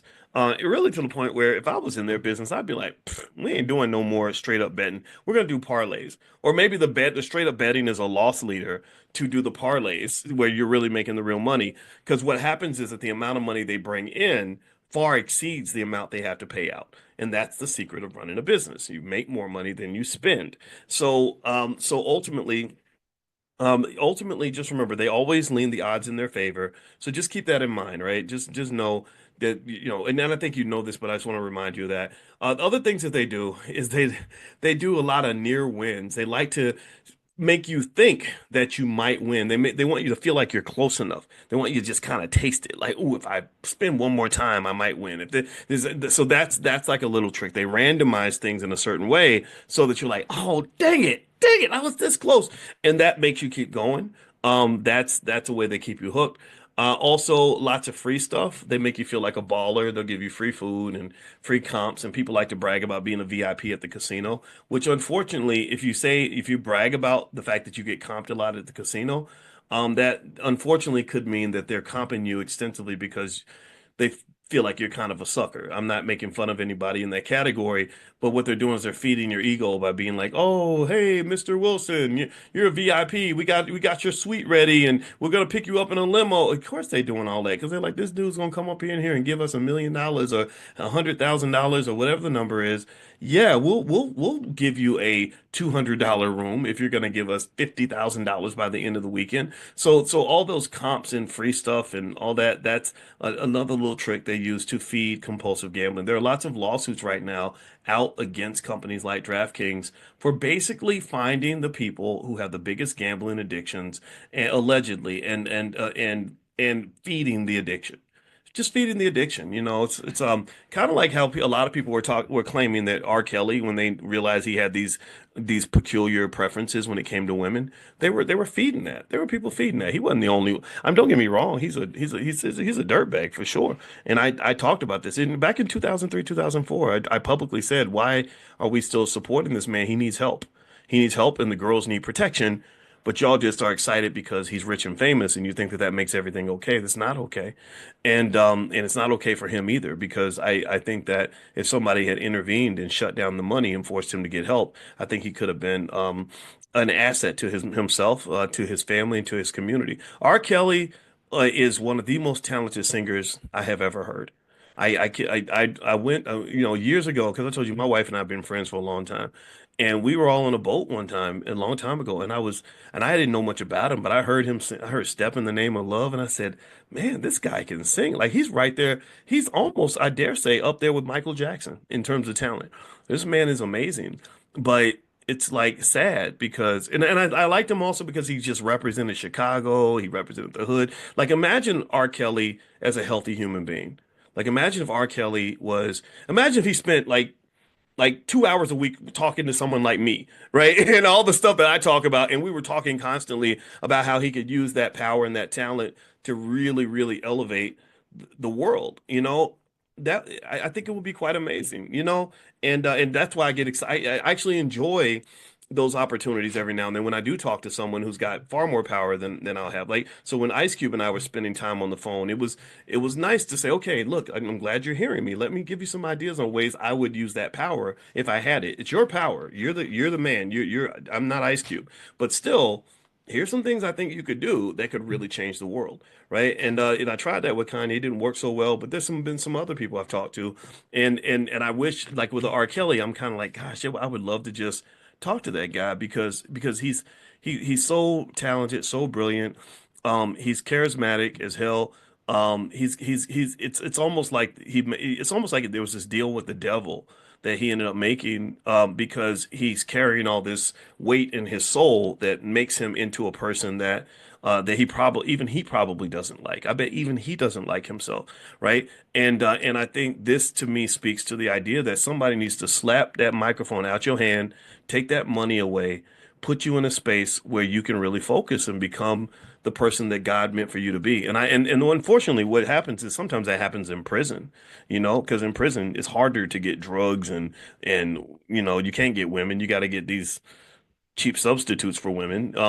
And it's a very horrible, scary, traumatic experience. And sometimes people come out worse than when they came in. But I've seen guys actually, when they get away from the distraction, come out of prison as better people too, right? So it kind of depends. It's kind of a mixed bag. But just for the record, I think prison's just a terrible place, and I really wish we would adopt some of the ideas from like places like Finland and other places where they're like really focused on rehabilitating people and making them better. They don't do that. Our prisons don't. Their goal is to make them worse by putting them through worse experiences, and that impacts the black community too, right? So let me keep going. Let me keep moving on with this gambling casino thing.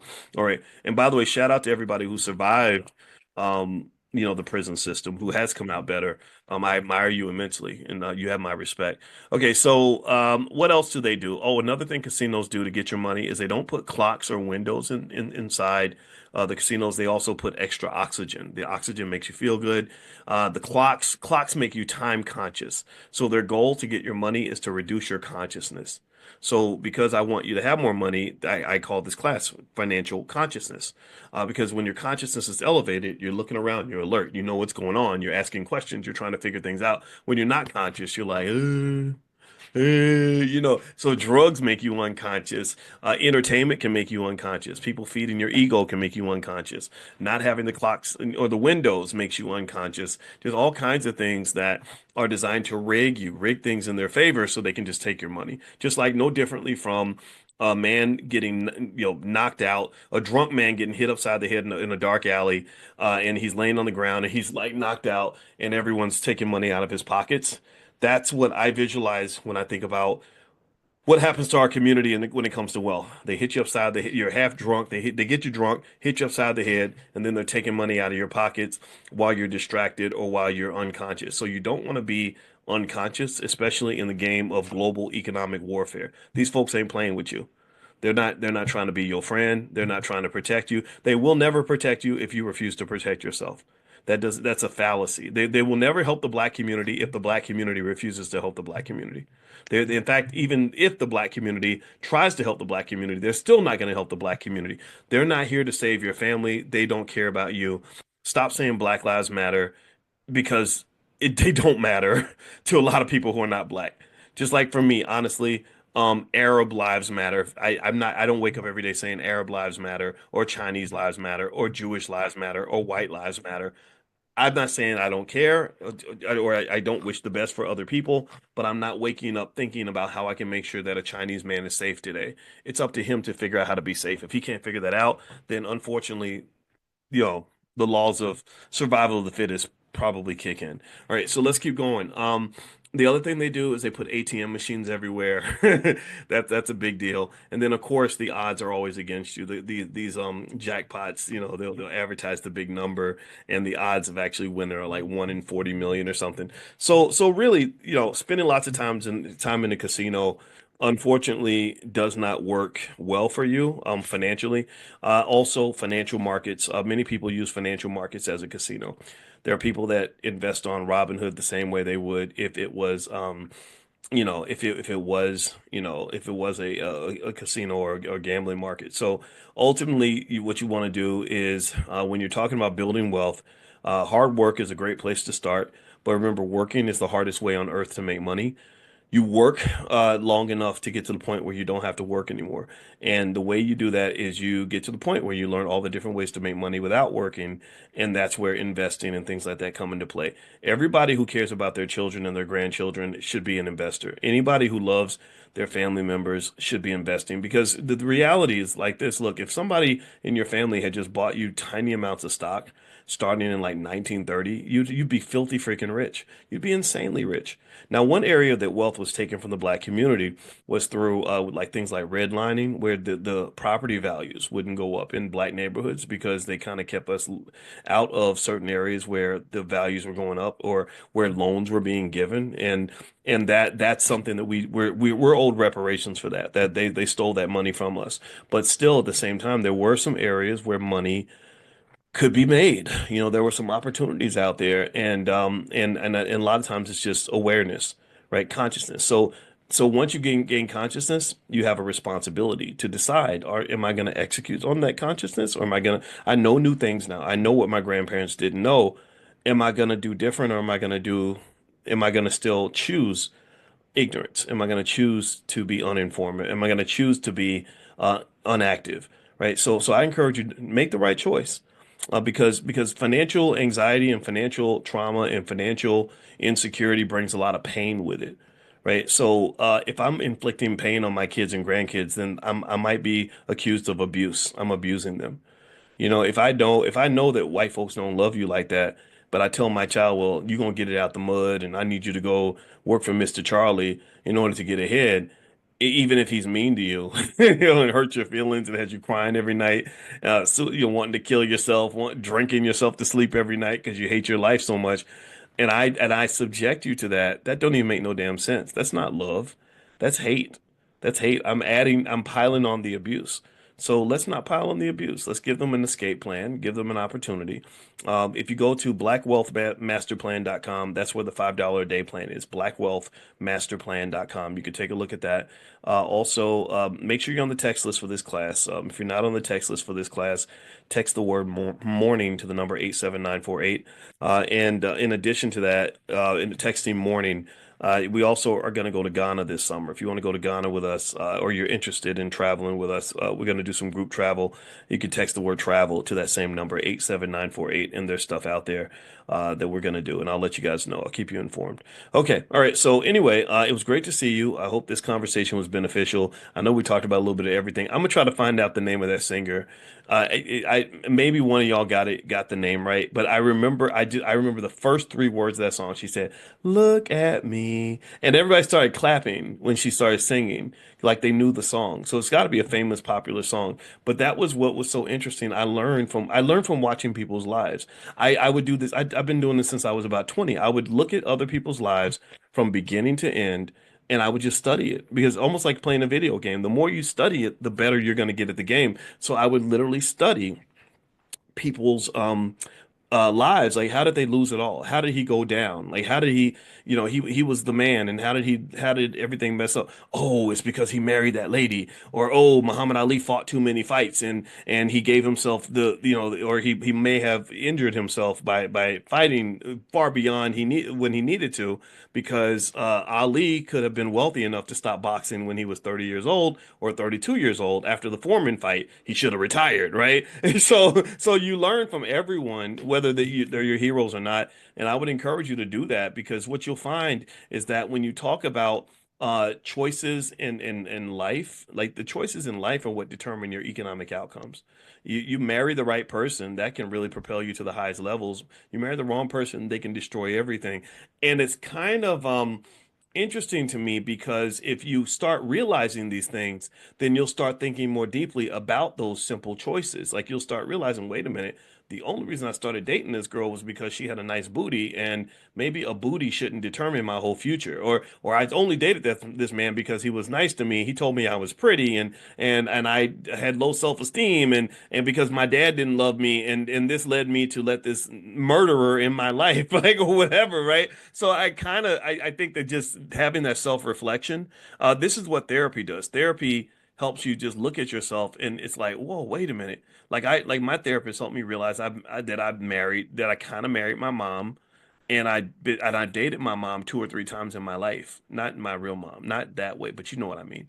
And I was like, oh, buddy. And then I looked at a picture of my mother and my wife together, and they look almost identical. They look like my wife's mother said that my wife looks more like my mother than she looks like her own mother. And that's the subconscious. That's all, so all that baggage that comes with mama and daddy and upbringing affects you. And if you can get to the bottom of that, then the sooner you get to the bottom of that, the sooner you can make decisions that make sense, or at least be aware of when you're tempted to make a bad decision. I think that's really important. All right, so I'll text you guys the link to join the crypto club tonight. I'll send it out today on that. If you text morning to 87948, you'll get a couple of texts today. I'll invite you to stock market class. I'll also invite you to the crypto club so you can decide if you want to attend. And I hope you guys have a great day. God bless you. Thank you so much for hanging out. I'll see you guys soon. Take care. Bye bye.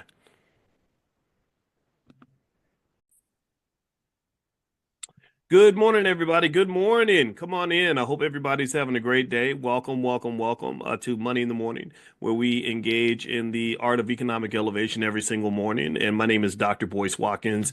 And as you can see, we have a guest today. So everybody, y'all be nice for company. We got company today.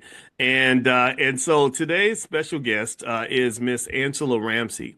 She is an author and a Web3 educator who is really enthusiastic about crypto. She's the founder of the Coin Collective, which is a group for sisters over 40, and they get their coins. And so, without further ado, I'd like to ask Miss Ramsey, how you doing today? I'm doing great, Dr. Boyce. Such a pleasure to be here this morning. Thank you for having me. It's a pleasure to have you. And everybody in here that comes in, as you come in, everybody say hi to Miss Ramsey. Let's be nice to her. All right. So, Miss Ramsey, where are you from? And tell me what you do. I told them what I think you do, but Right. I've known you for about 3 minutes, so I'm sure you know more than I do. So please fire away. Okay, thank you so much. Yes, I am based currently in North Carolina, native of New Orleans. And my focus is really to help women over 40 to understand the crypto space. It's a demographic that is completely overlooked as I've been here since 2017. I've been to the events, I've been to the online spaces. So few people look like me. And I understand that it can be challenging because in those spaces, I often didn't feel welcome. So I wanted to create a safe space where women who do look like me can come in, get questions answered, not belittled or demeaned. Mm. And it's really been a bit of a challenge because of various different variables, but I'm so enjoying it. I'm loving the interest that women are showing in cryptocurrency and beginning to see the potential that it can have in their daily lives. So when you say it's been a challenge, what types of challenges are you referring to? So there's just so much misinformation out in the crypto space right now, well, out in the media in general Mm. about the cryptocurrency space. And I think there's just so much confusion where mixed messages are being sent because you may see a lot of negativity from the media and from the news, but then you have the current administration, which is very pro crypto. So I think people are kind of like, well, is it good or is it not good? And then because Mm. of the sentiment because that so many have due to the current administration, I feel like there's automatically a negativity because of how we feel about the current administration. Many of Mm. us, I should Mhm. say, many of us feel about the current administration. But what I would really love to encourage us to do is to just step back from your feelings and get a real perspective of what's going on the financial scene. Woo. Okay, so you said a lot. You said a lot about a lot just now when you said separate our feelings. That's hard for people to do.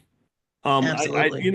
I mean, I tell you, I mean, you said you've come to Money in the Morning, so I assume you have some idea of how I feel about it.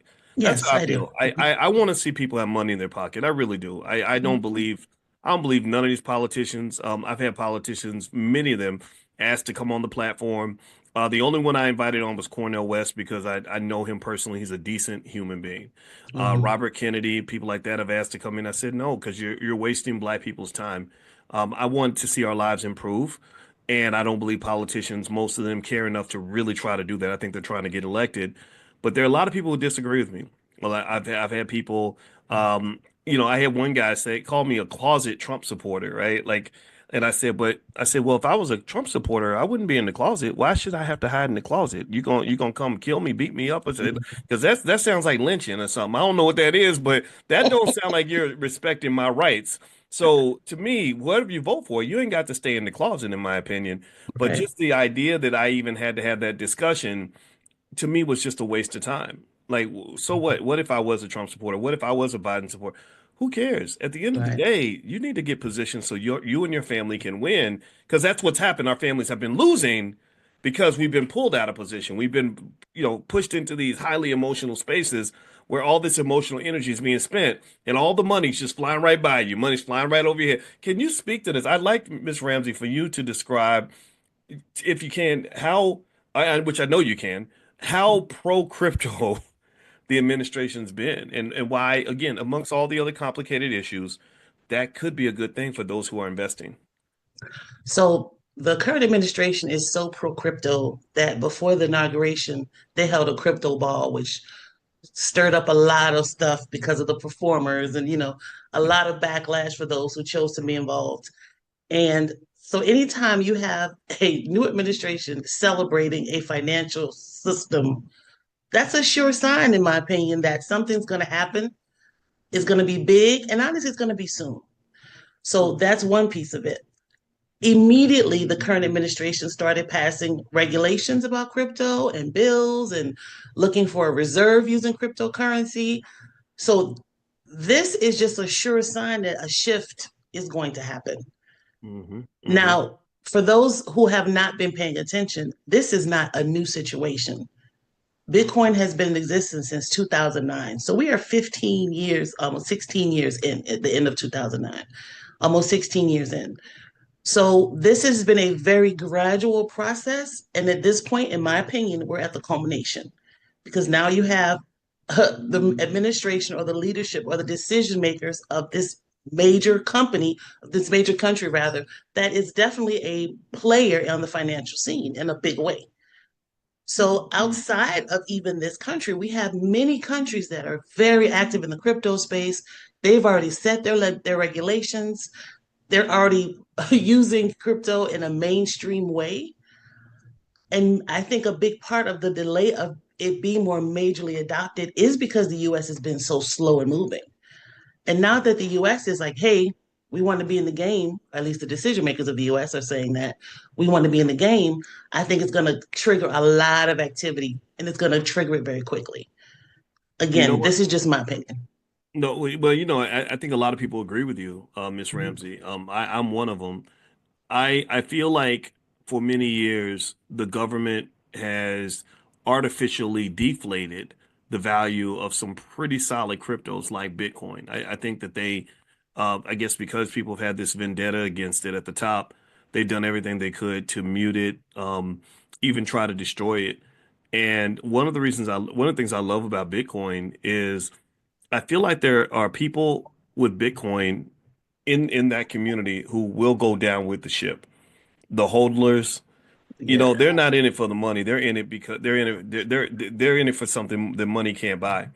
And in my view, whenever you have a company, an asset, or whatever, that just it becomes a steward of that asset that just says, "Look, I'll defend this to my last breath." That increases the likelihood that thing's going to survive. It's almost like when you have a baby that's sick and the mother will never give up on the baby. Mm-hmm. Like that makes a difference, right? So I almost feel like that to me is an opportunity because I believe that if the government hadn't gotten in the way, Bitcoin would be priced at over $250,000 right now. I What agree. say? I agree 100%. I think it's been very strategic. I think what some people don't realize too is when you're hearing a lot of the negativity in the media, for example, oh, Bitcoin or cryptocurrency is the money of thieves. It's what they use on the dark web and all that kind of stuff. If Bitcoin or cryptocurrency in general were so dangerous, to society. Why has it never been illegal? It's never Mm. been illegal in the United States to use cryptocurrency. Hmm. Because if it were legal, the major players wouldn't be able to stock up the way they have been. So instead of making it officially illegal, oh, let's just scare everybody so they don't get any. So that was the play. All right. Oh, so people are like, oh no, it's bad. The media, the news, they say it's bad. We're not going to get any. But you have these financial giants who have been stocking up and have been very vocal about the fact that they stock up on Bitcoin, but have taken, no initiative or no incentive to really teach other people about it because do they really want the masses with something that's valuable? Mm. So almost like almost like that girl that tells you your boyfriend's a dog and he's worthless and as soon as you dump him, she's sleeping with him. He just needed somebody to treat him right. Like that, like that. Like I really see that. I mean, you think about this, right? You think about the fact that an asset's price is driven by demand for the asset, Right. a lot of Mhm. factors that are related to how that asset is perceived, right? Right. And Mhm. or like a neighborhood. You think about, I wouldn't be surprised if this happened during gentrification. In fact, I know that it did, where it's like, okay, so let's say I want to go and I want to buy all the houses on a certain block so I can build condos, and I have a relationship with the police department and the mayor's office.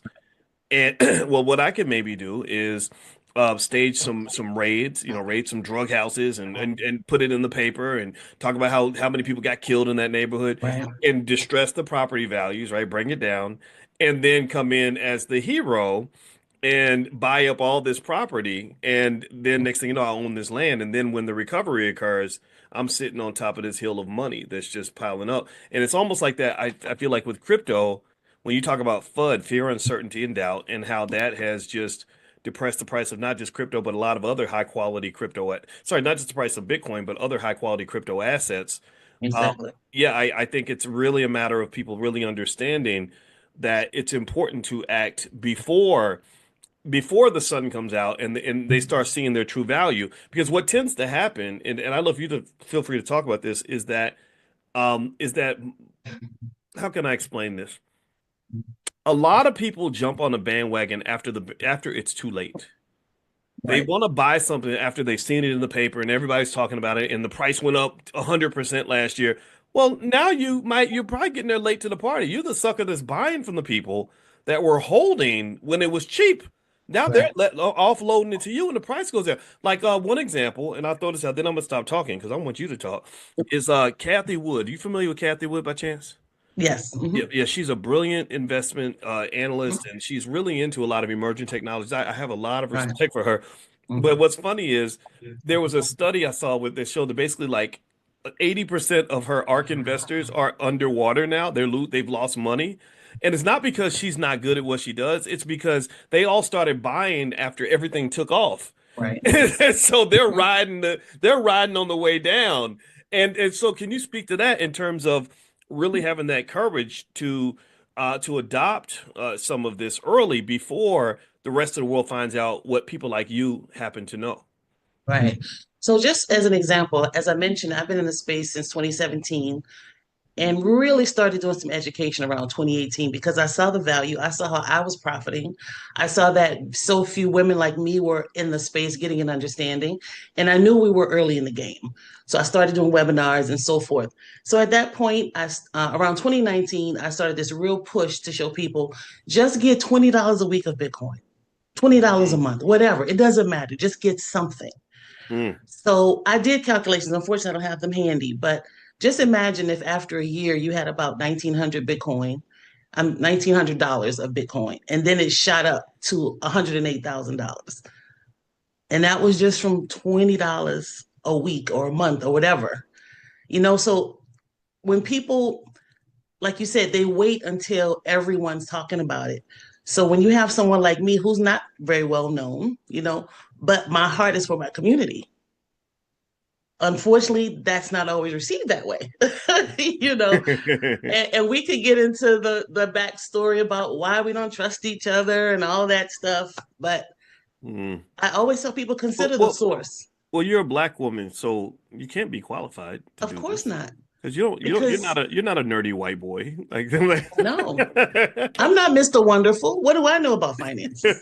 You know, so you and don't look like Grant Cardone, right, ma'am. You're no Grant Cardone. right, you know. So and it's unfortunate because I do feel like if the few people, to be fair, I do have a small community that has been with me for the long haul, and we're doing really well. So kudos to them for trusting me. But Yes. but I've been preaching this sermon for years, and I am happy to see that more people are beginning to see the possibility. But had you listened in 2018, you've been in a very different situation right now, Oh, my goodness. I mean, what's crazy is that is to tell people how bad that is, that FOMO. Um, if I had listened to myself more in 2017, I'd have more money.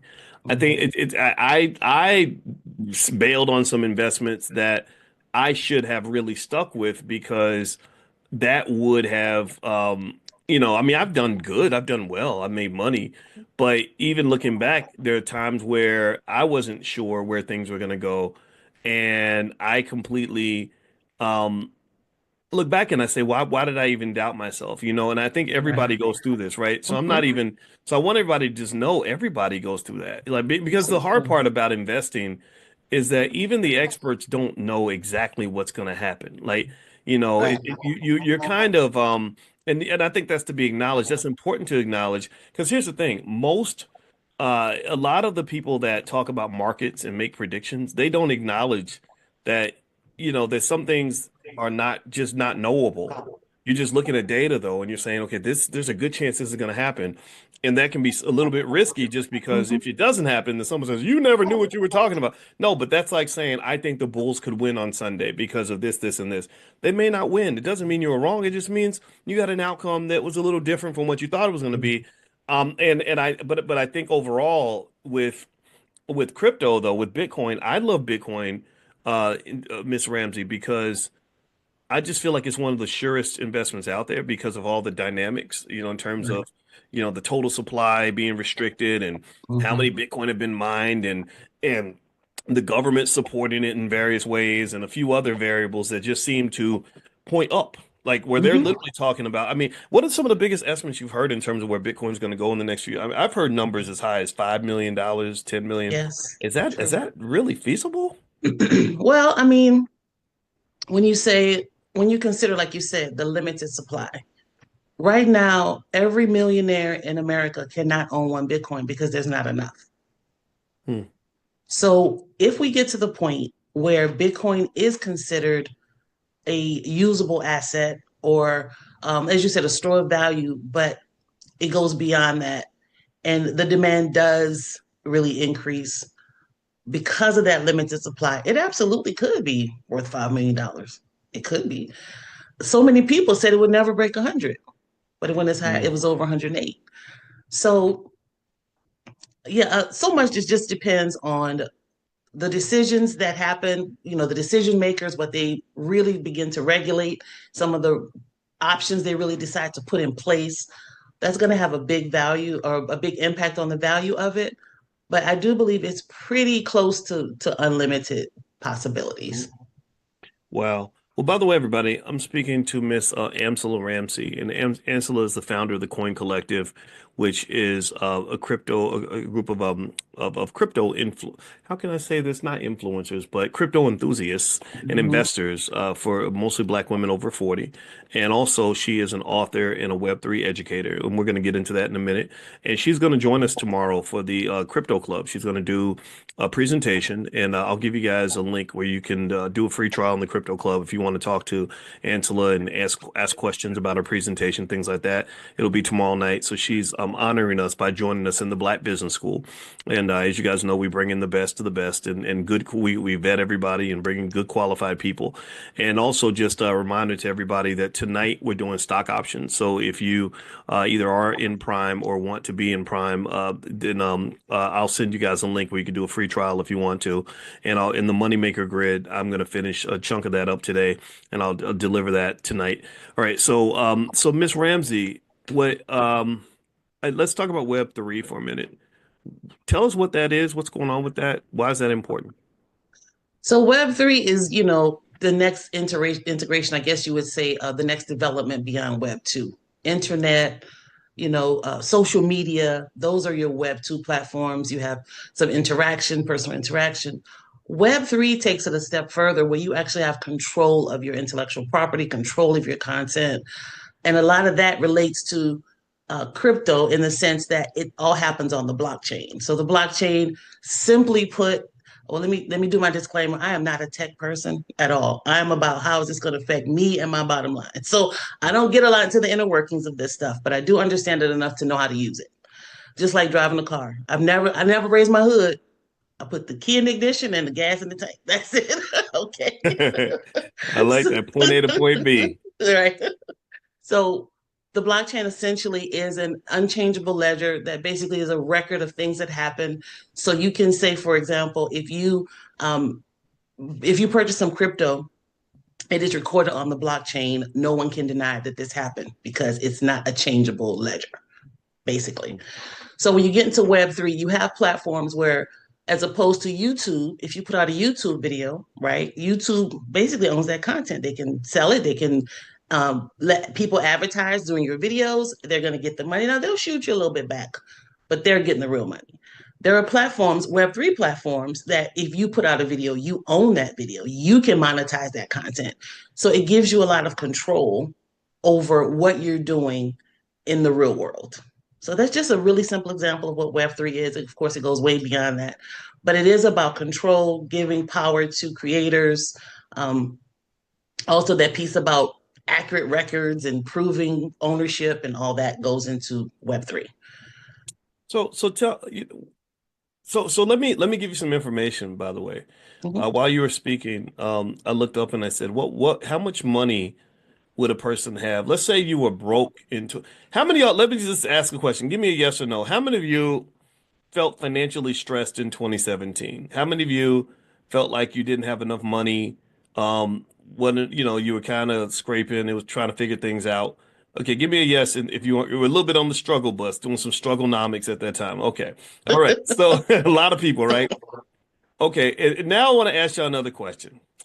How many of you, if you knew Bitcoin was going to go up back then, how many of you would have invested $20 a week in Bitcoin? Could have afforded it, right? That maybe had some expense that was $20 a week, which is $80 a month, by the way. A lot of y'all got cell phone bills more than $80 a month. Y'all definitely got car notes more than $80 a month. You got other bills greater than, okay. All right.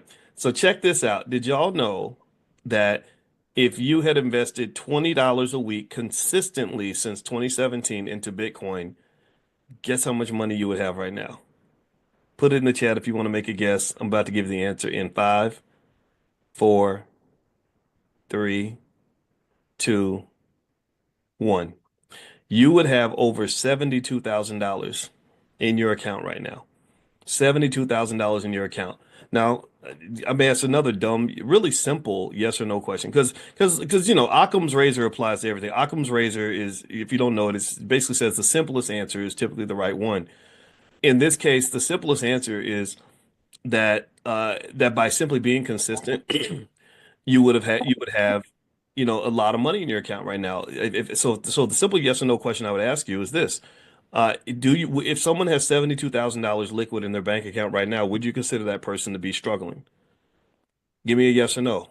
If somebody has $72,000 in their account right now, would they be doing better than most Americans? Mm. Yes or no? Would they be doing better than most white people if they have 72,000? Do most white people have $72,000 liquid in their account? No, they don't. I mean, don't get me wrong. We they got some of them got money for sure, but most white people ain't got that. So here's my point, right? Miss Ramsey is I think that simple investing decisions and just modest amounts of discipline, just tiny little pivots in our behavior, where we do the same thing we're normally doing, just pivot a little bit toward investing, that changes everything. That really closes a lot of these racial gaps that seem to be unsolvable, right? Mhm. But Mhm. but imagine if Mhm. someone like you or I had the ability to convince 40 million black people to put $20 per week toward this, like the same $20 that you might have spent going to dinner, same $20 you might have spent going to Mhm. lunch, same $20 you might have spent on nonsense, and just said, let's put something toward investing because investing is a core value. Not one of us would be considered poor anymore. Yeah. That's very powerful, I think. That's Mhm. because I know people that spend $50 a week on fast food. So Yes. so give Mhm. me some of your thoughts on what I just said. You're smart, so I'm sure you got a lot coming to mind with that. We have this conversation so much in the next chapter, Coin Collective, because again, we're talking about my demographic is mostly women and women who are in very interesting situations. For example, this is what I say about most women over 40. We're in one or more of the following situations. We have lost a mate or divorced a mate. So now this is a new income situation. You're down to maybe half of what your household originally had. Secondly, so many of us are preparing for retirement, if not already retired. That's a whole different challenge. Then many of us are still raising children and grandchildren, right? So a lot of grandmas got the grandbabies. And lastly, bonus, we're taking care of our aging parents. So we are dealing with a lot of stuff, and financial options are limited. So yes, it is very important to now examine where this money is going and what can we do with the little we have. And so Mm, this is what we say. Okay, maybe I can't go to Starbucks every morning. Maybe I'll get that Starbucks at the grocery store and make my own. Right? mm, Starbucks is expensive. I'm not a coffee drinker, but it's expensive. mhm, Then, or maybe, maybe I can't get my nails done every week, every 2 weeks. Maybe I can cut back mm, to every 3 weeks. It's those small changes, like you said, that can make a huge difference. So yes. I really encourage people. Actually, the first thing we do in the next chapter, Coin Collective, is we examine our budget. What can I do? Where can I find this money? Because I'm not going to tell you go out and get a second job because you don't have time for that, right? So we have to look at what we're working with. So let's realistically look at our budget and see where can I find a little bit of money to invest in cryptocurrency. Because unlike what you may hear, a lot of people are approaching crypto in a get rich quick mindset. This is not what we're doing. We're talking long term. We're talking financial plan. We're talking diversification. Okay, you have your 401k, you're doing your stocks, whatever the case may be. Now let's add a little bit of crypto to that. And again, we're talking long term financial plan. So, long term, as you just made the point, in the last few years, $20 a week brought you $72,000. So, if your retirement is in the next 10, 15 years, that's a nice little addition to your fund when you don't want to work anymore or when you can't work Yes. anymore.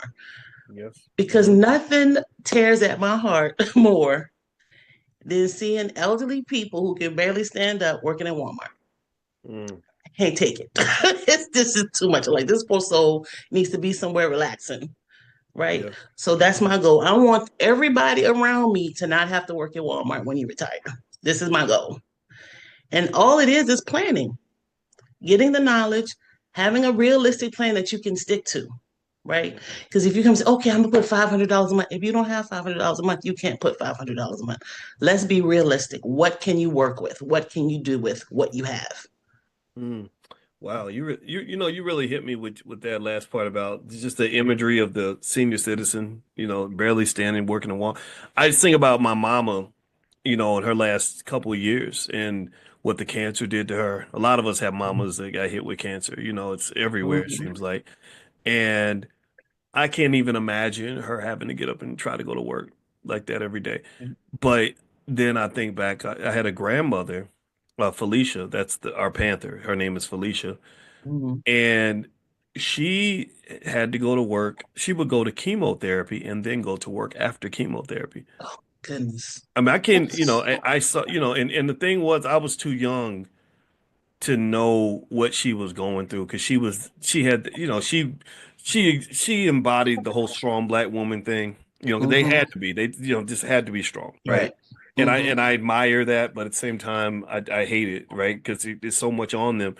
Right. And so I didn't know nothing. I was a teenager, but I think seeing how my mother was after she came home with her chemo and Mm. exhausted she was, I just not, I can't even imagine her going to work. Right. And but the thing is, the reality is that there are people who have to go through this, and so when I'm thinking about um money and wealth in terms of money as a tool, really money is a tool to give us the things that money can't buy, Right. right? And peace Hmm. of mind and security and all that. So I think about when I think about money as a tool, I end up thinking about those life lessons I learned from my grandmother and my mother. And one thing I thought about was I said to myself, what were the barriers that kept my cancer-stricken mother from having to get up and go to work every day? Well, it was a few basic things. One, she did have a pension and save for retirement. Uh, Two, she stayed married to my father for 50 years. So they had two incomes in the house, and she had her husband right next to her the moment she died. Three was she made investments that were non-financial investments in the children. When we Mm. were young, Hmm. we weren't raised to be knuckleheads. I wasn't off smoking crack with Pookie on my way to jail. Right. We were all raised in a structured sort of way Hmm. where when mama needed us, we were right there around her. Exactly. And, Hmm. and I really just want everybody to see that picture to understand that this is all kind of part of a holistic game, a holistic process. It's a culture. Hmm. And you have to decide what that culture is going to be because you see so many other spaces where it just doesn't quite work out that way. And I wouldn't put us on a pedestal. Me and my mama did live in the projects. I get so mad. It's so much, I don't know if you go through this, Ansel, but there's so many people who think that because I'm a professor, or because I'm doing well, that I ain't never been through nothing. I don't know nothing about poverty. I don't know nothing Right. about the struggle. And it burns me up. One guy on Twitter yesterday. I hit him back. I said, I know more about struggling than you do, sucker. Like, what are you talking about? Right. like, Right. like that. Right. But what I decided that's different is I realized I wasn't scared to fight the struggle. And I said, I got to change. I can't be like the small-minded people around me if I want to get out of this nonsense. That's the Hmm. only difference. That's it. I'm not gonna follow other fools off a cliff, right? So that's where we're different. But don't Mhm. act like I ain't never been through nothing. I could tell you things about the struggle that you'll never know, man. Stop that nonsense. And it's Right. so anyway. Sorry, I got to talking. I'm a No, no, that's good. That's good. your boy. So tell me, where did you grow up? Like, what? Tell me about how your life just. How'd you become Angela Ramsey? So I too was born in the St. Bernard projects in New Orleans. So it's Oh. yes, I That mean, sounds like a New Saint Bernard. That sounds like the name of a project in New Orleans. Go ahead. Okay. I think that's where Master P and them was all from, right? Okay. I You was got all it going about there. it. Okay. Make it say no, no. Go ahead, sorry. Yeah, so again, you come from struggle. The daughter of a single mother and who worked tirelessly, who never accepted handouts. She was determined to do better. And eventually, of course, we moved out and moved to the suburbs and so forth and so on. But one thing I will say that I definitely got from my mother is that independent spirit. She was always self-employed. She's been in insurance for over 50 years, an independent insurance agent, so it was important to her to have control of her time. Mm. And that's the way I am to this day. This is why I opened my hair salon back in 2000. I left corporate because corporate, I won't go down that rabbit hole, but corporate was just not for Mm. me. I couldn't deal with Mm. the office politics and Mm. the microaggressions. I couldn't. I just couldn't. I was like, these people gonna have me catch a case because it was just too much. So I Mm. became an entrepreneur in 2000, and then I decided to close my hair salon in 2017 without a real plan. I mean, at all. Just because I was stressed, I'd had a panic attack. It was just a lot. Mm. And at that time, I was planning a trip to Ghana. So I closed my salon and went to Ghana and said, I'll figure it out when I get back. I just, I don't know if that was brave or crazy, but that's what I did. And when I came back, lo and behold, those bills kept coming. Imagine Oh no. that. You mean they still wanted their Right. money even They though you still went want to Ghana? right, exactly. What do you mean I have to pay you? So The nerve so of when those people. I know. So when I came back and I had that taste of freedom while away, I said, I have to find a way to finance my freedom. I Mm. have to find a way. And again, like most of us, I had no knowledge or any real experience about investing or putting my money to work. I did what most hairstylists do, right? We work all week, we get that money, we go out, we buy stuff, and I had a salon for 17 years without really anything to show for it, just to be completely Wow. honest. Wow. And so when I got back, I said I have to figure out how to put this money to work, and that ultimately led me to cryptocurrency. And then that's when I got into investing. I was mid 40s at that point. I said I have to do this. I have to figure this out. And again, at that point, the spaces were not welcoming to women like me. They, I got literally got verbally accosted in a what's that app they were doing before where you had the oral meetings. Um, all right. Anyway, I think I know.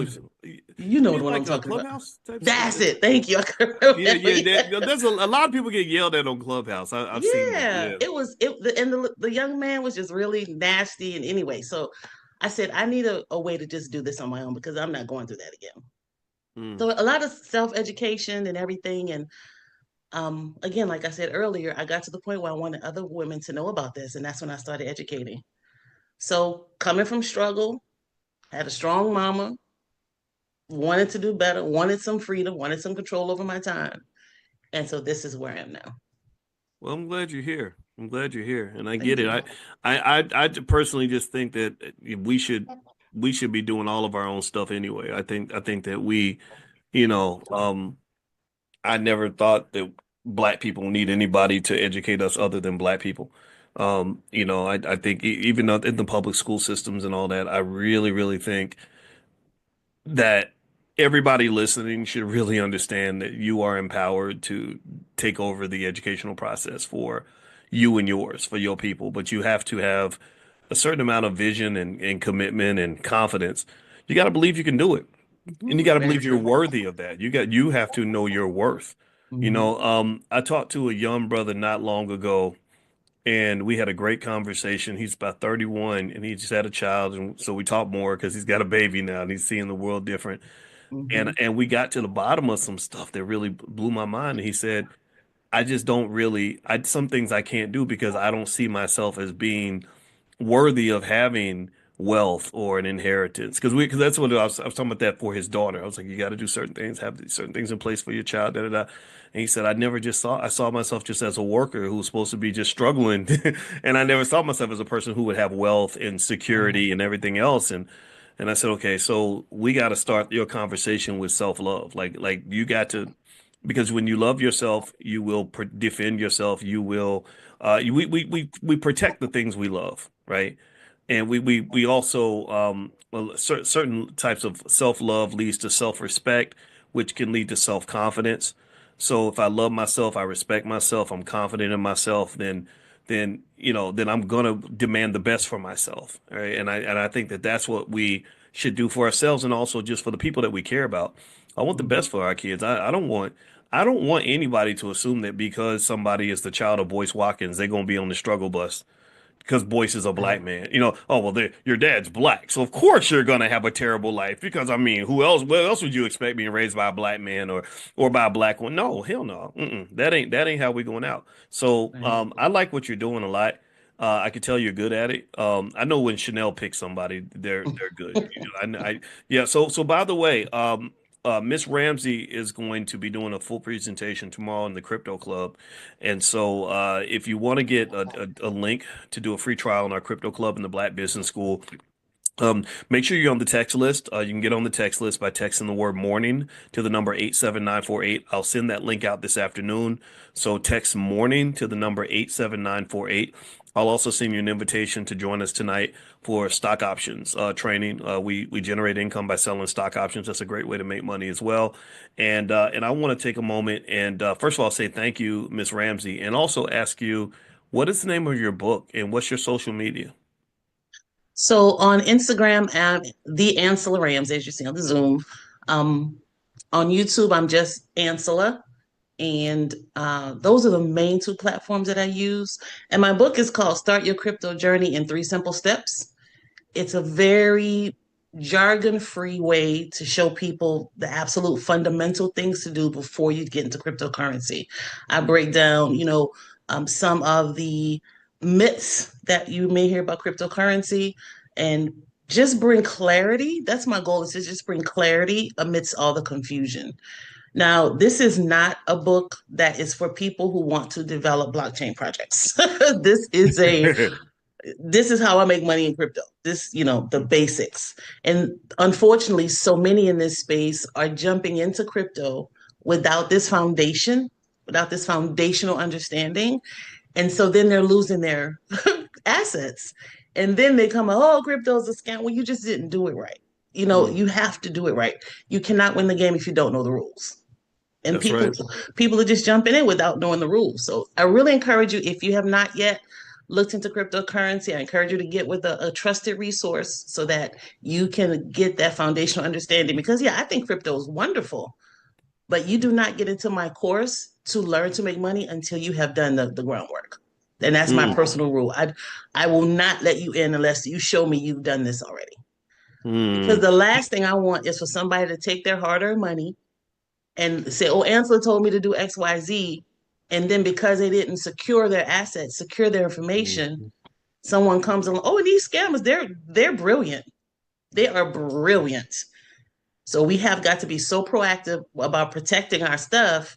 They will get it if you don't, and I'll say that definitively. Yeah, and I want to give you a chance to state the name of your book again because I know some people were asking for it for the title again. But one thing I noticed, Ms. Ramsey, is I concluded that there's two types of crypto investors. And I think I know which group I'm in. There's the type of crypto investor who really is connected to the cause of crypto, down for having the cold storage wallets and disconnecting from the financial system and yeah, like just fight the man, fight the power, these big banks, the government and Right. I respect all of that. I respect 100% of that.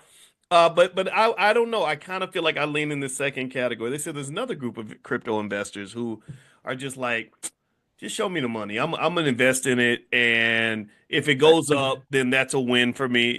I don't Mhm. really care if XRP is built differently from Bitcoin, which we know that it is, right? Because Right, right. we know that there's some people getting rich from creating some of these cryptos. Okay, that's fine. It's an investment. That's it, right? And one of the thoughts that came to mind is I almost feel like people should have to decide like which group you're kind of in to decide how you want to approach crypto, right?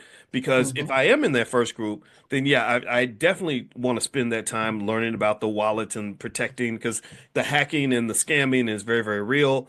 Mhm. In fact, my one of my friends told me she had a client who was a 92-year-old man who had $2 million worth of Bitcoin stolen from him off of Coinbase.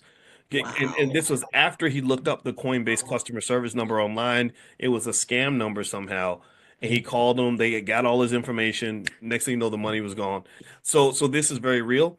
But then it's like there's a part of me that's like, let me just find a Bitcoin ETF. Boop, boop, boop. Right. I'm about to, and I'm in. I'm riding away with you. So I wonder what you kind of thought about that, just in terms of like differentiating between Bitcoin as a cause, or not just Bitcoin, but I see Bitcoin as kind of the mother of all the cryptos. Mhm. Bitcoin as a cause versus like just seeing all of it as an investment opportunity to diversify the portfolio, that kind of thing. Well, I would probably say I'm not so much as for the cause. My approach to crypto is a little bit different. It is definitely more a financial situation, because I've benefited from it financially and I've seen the possibility. So for Mm, me, like we talked about money, crypto is a tool. It's a tool. And who knows, maybe one day it might be worthless. But as it stands today, if Bitcoin goes to zero or any other crypto goes to zero, I made mine and I'm good with that. So I do think it's important to kind of strike a balance. I don't think I'm a, diehard Bitcoin maxi by any means.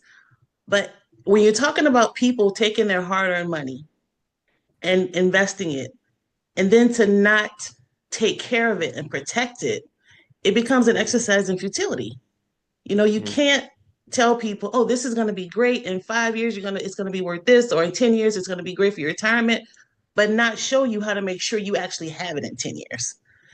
So mm. I understand people who do a little more loosey goosey approach to it, but because of the community that I'm working to help, it is vital to me to make sure they know how to make sure it's going to be there. Get your crypto off of the exchange. Mm. I have gotten so much flack because I've said online, people were crying of FTX, that whole fiasco. Oh, they took my money. It shouldn't have been there in the first place. If you had not left it there, they couldn't take it.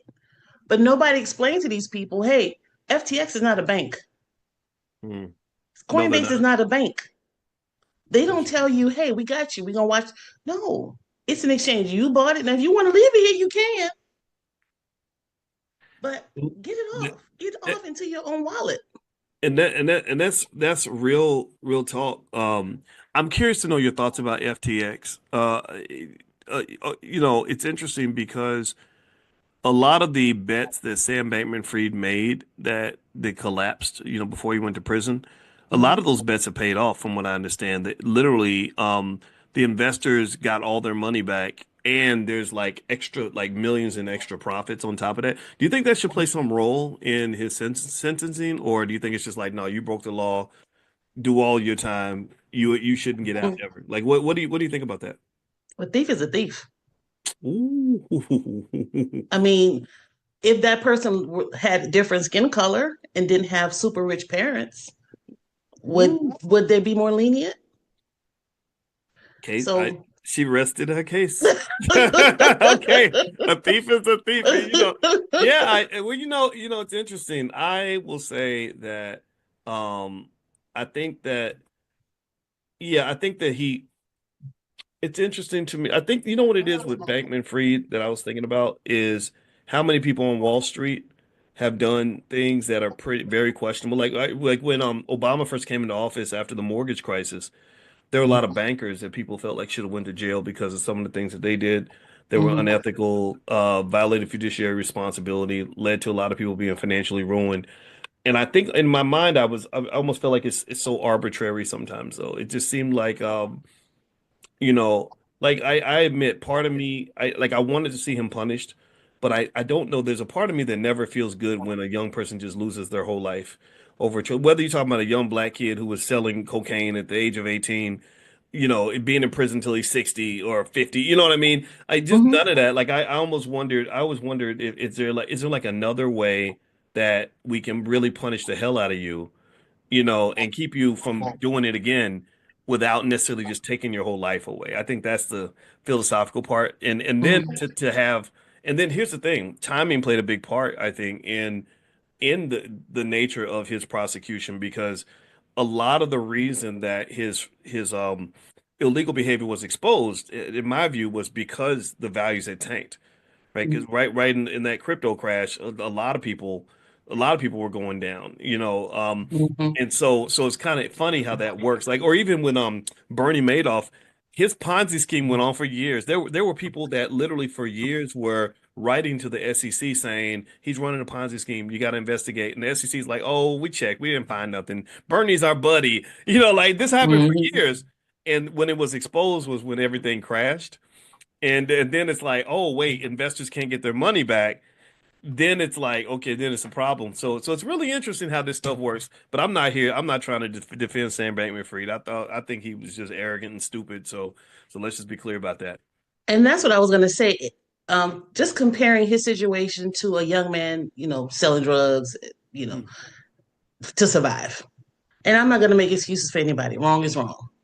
mm, But you have a man who has been entrusted with the assets of working people. mm, Now, granted, does he on his platform say, hey, get your money off my platform? No, he didn't educate them either. So he's in a very different position. You're in this position of responsibility. You're offering this service. If that were a cash platform, if he had access to people's cash, would the sentence have been any different? Would have been viewed differently? So, I just feel like it's a different situation because you are in this position of responsibility. mm, mhm. Yeah. And honestly, your father, your parents are loaded. And, did you really need to take these people's money like this? Mm, So anyway, they're gonna yeah. judge the way they're gonna judge. But that's Yeah. just my 2 cents. Well, and I think that with just speaking on that, I think that what that one lesson, one financial lesson that does come out of that is the importance of governance in an organization. Right. Yeah. Um, Governance can protect, even if you're the CEO, I think the governance protects you from yourself. Like I think if Sam Bankman had a board of people that were, Right. had to approve and monitor his decisions, he wouldn't have, made that horrible decision. Like, it's because really that it was kind of like gambling. He was basically gambling with people's money, assuming he Right. was going to win and he could Mhm. replace everything before anybody knew. Right. And if it and having good governance would have stopped him from somebody would have said, no, you can't, no, I'm watching you. This is not appropriate. And you think about that, I've seen this happen in other spaces where first thing I would ask if something collapses or there's a problem, I would say, well, why are you the only person making all the decisions? Why don't you have people around you that are overseeing this, Mhm. especially when you're dealing with other people's money? Now, Right. if you Right. acting the fool with your money, Hmm. then you can do that in private. You can ruin yourself financially in private, and no one has a right to say anything. But you are right when you are a steward of other people's resources, and everybody should Hmm. remember this. Remember this, like whether you're starting your family investment club or you're taking investors for something that you're doing, put Hmm. that oversight in place because that will protect you. That Right. that will help make sure everything's on the up and up, everything's clear, everything's transparent. You have to have these things in place because if Hmm. somebody's in a dark room playing around with millions of billions of dollars of other people's money, I believe temptation and can kick in. Hmm. You never because I wonder with Sam Bankman-Fried, I was like, I wonder how much like things like gambling addictions can come into play with stuff like that. Because to some extent, there are people who say they're traders, but they're really gamblers, Right. right? So anyway, that's a whole discussion. Right. But I'm gonna tell you the truth. I think I look at this as a dad because I'm the age of his father, and I Okay. think about a young, smart kid, again, too much confidence, just making dumb, stupid decisions. Hmm. And now the whole family's reputation has been ruined because you had the world in your hands, but you wanted all the other planets too. Right. Because I think also the other thing too, and I'm gonna let you get the last word because these thoughts are flooding my brain, but Sam Bankman-Fried ruined a great opportunity. I think at that moment he was seen as just one of the more stable figures in all of crypto. Hmm. He was like seen as the guy that was like almost what J.P. Morgan was 100 years ago when he came and bailed out the federal government. He was really Hmm. getting that respect from everywhere, and he didn't have to take some of these stupid risks in order to do that. And then when he collapses, that just kills the reputation of the whole freaking industry. Exactly. So Exactly. anyway, your Hmm. book. Give the title of your book again. That's important, and I'm so sorry for hogging up so much. No, no, no, it's fine. It's fine. My book is called Start Your Crypto Journey in Three Simple Steps. It is available on Amazon. And if you would like any information about the Next Chapter Coin Collective, you can go to Linktree. I don't know if everyone's familiar with Linktree, but it's Linktree/ Next Chapter Coin Collective. Right. And we have events every week on Sundays at 7 p.m. And it's called the Virtual Women's Circle. We come in, we ask the questions, we have the conversations. Um, because a big part of what's happening, at least amongst my community, is people just don't know. So before I would encourage you to do anything, you have to get that understanding. So whatever questions you have, come to the Virtual Women's Circle. Now, men are welcome. We focus on women, but everyone's welcome. And we at least want to get your questions answered so you can decide if this is even for you at all. You can't even make a good decision if you don't get all the facts. Mm. All right, all right. So everybody, this is Miss Ansela Ramsey, and also she's going to honor us in the Black Business School by coming in and doing a private training, small group training in the Crypto Club, and I put a link in there for a free trial. If any of you want to join us, so here's the link right here. You can do a free trial and come in and ask Miss Ramsey questions. And I'm going to do my job. I didn't understand the assignment today. I made a mistake. I did way too much talking. My ADHD kicked in and I had so much to say. But tomorrow I'm gonna do my job. My job is to introduce her and shut up and walk out of the room. So that's what I'm gonna do tomorrow. And she's gonna be do a full training tomorrow in the Crypto Club. and I'm gonna literally step out, and it'll be her floor to do her thing. So the link is right there in the chat. If you want to do a free trial in the Crypto Club, I'll text it out to you also. Make sure you're on the text list. Text the word morning to the number 87948. That's morning to 87948. And I want to say thank you, Miss Ramsey, for your time. It was an absolute honor and a pleasure to speak with you. Thank you so much. It was a pleasure being here, and I look forward to seeing everyone tomorrow night. Yes, and we're gonna stay friends because you know your stuff, and I love hearing your perspectives. Because listen to this lady, she's got to figure it out, y'all. You got people in your community that have figured it out. You know, it's funny when you were saying that the Coin Collective invites men as well as women. Um, it's funny. I put something up where I had an image where I was speaking, and they had the Black Business School behind my head. And sometimes white people follow me on social media. I try to warn them in advance, but some of them do it anyway. And some guy he says, "Well, would it be racist if we had the white business school?" And I said, "Well, you already got the white business school. All the business It's called schools, Harvard. It's right? called Stanford. It's the University of Texas, and Right. y'all didn't got no DEI anymore, so it's really white now. What are you talking about?" And and I think he said something. And then he came back and he said, "Well, they've got black people at Harvard." I said, "Hey, we got white people in the Black Business School." I said, "They're part of our DEI program. We we we we make spaces for Right. disadvantaged youth." I'm kidding. So literally like and the white people that are in here, we love y'all too. Just know that we got to work on our community. We got to fix our issues. We got to put our people first. Everybody else puts their people first. You go to Notre Dame, that's for the Catholic community, but everybody can go to Notre Dame. Well, we are for the black community, and but anybody can learn from. You should be learning from black people. You should be learning from black women like Angela Ramsey. So take a look at the Coin Collective, and God bless you, and thank you again, Ms. Ramsey. It was a pleasure getting a chance to meet you today. Thank you so much. Everyone have a wonderful day. I put the link to the next chapter Coin Collective in the chat. Perfect. Awesome. Yep. So everybody take a look at that link. Click on it if you're interested. And I will see you all tomorrow night at the Crypto Club meeting as well. And I'll see you guys soon. Take care, everybody. Bye-bye. Good morning, everybody. Good morning. Welcome to Money in the Morning. It's a Saturday morning. I hope everybody's doing well. God bless you. It's great to see you, and I hope that you are feeling good today. And big shout out to everybody who's thinking about their economics on a Saturday. I know that a lot of people are sleeping, some people are twerking, some people are working, and you're getting the job done. That's what you're doing. You may not be working, but you are adding value and adding value to your own life. I mean, come on now, man. I mean, this is what we got to do if we want to win. We gotta have a plan. We gotta have a plan. So anyway, I don't know how many of you were at the wild crazy party we had last night. It was called the Financial Slumber Party. Anybody happen to be there? It was crazy. It was crazy, and it was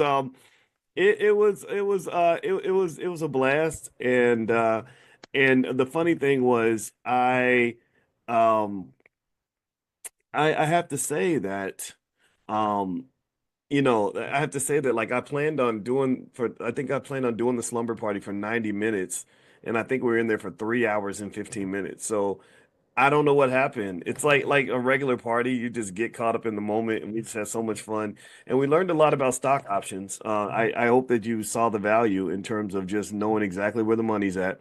My goal is to put more money in your pocket. That's what I want. I want to see you better off economically because we're hanging out.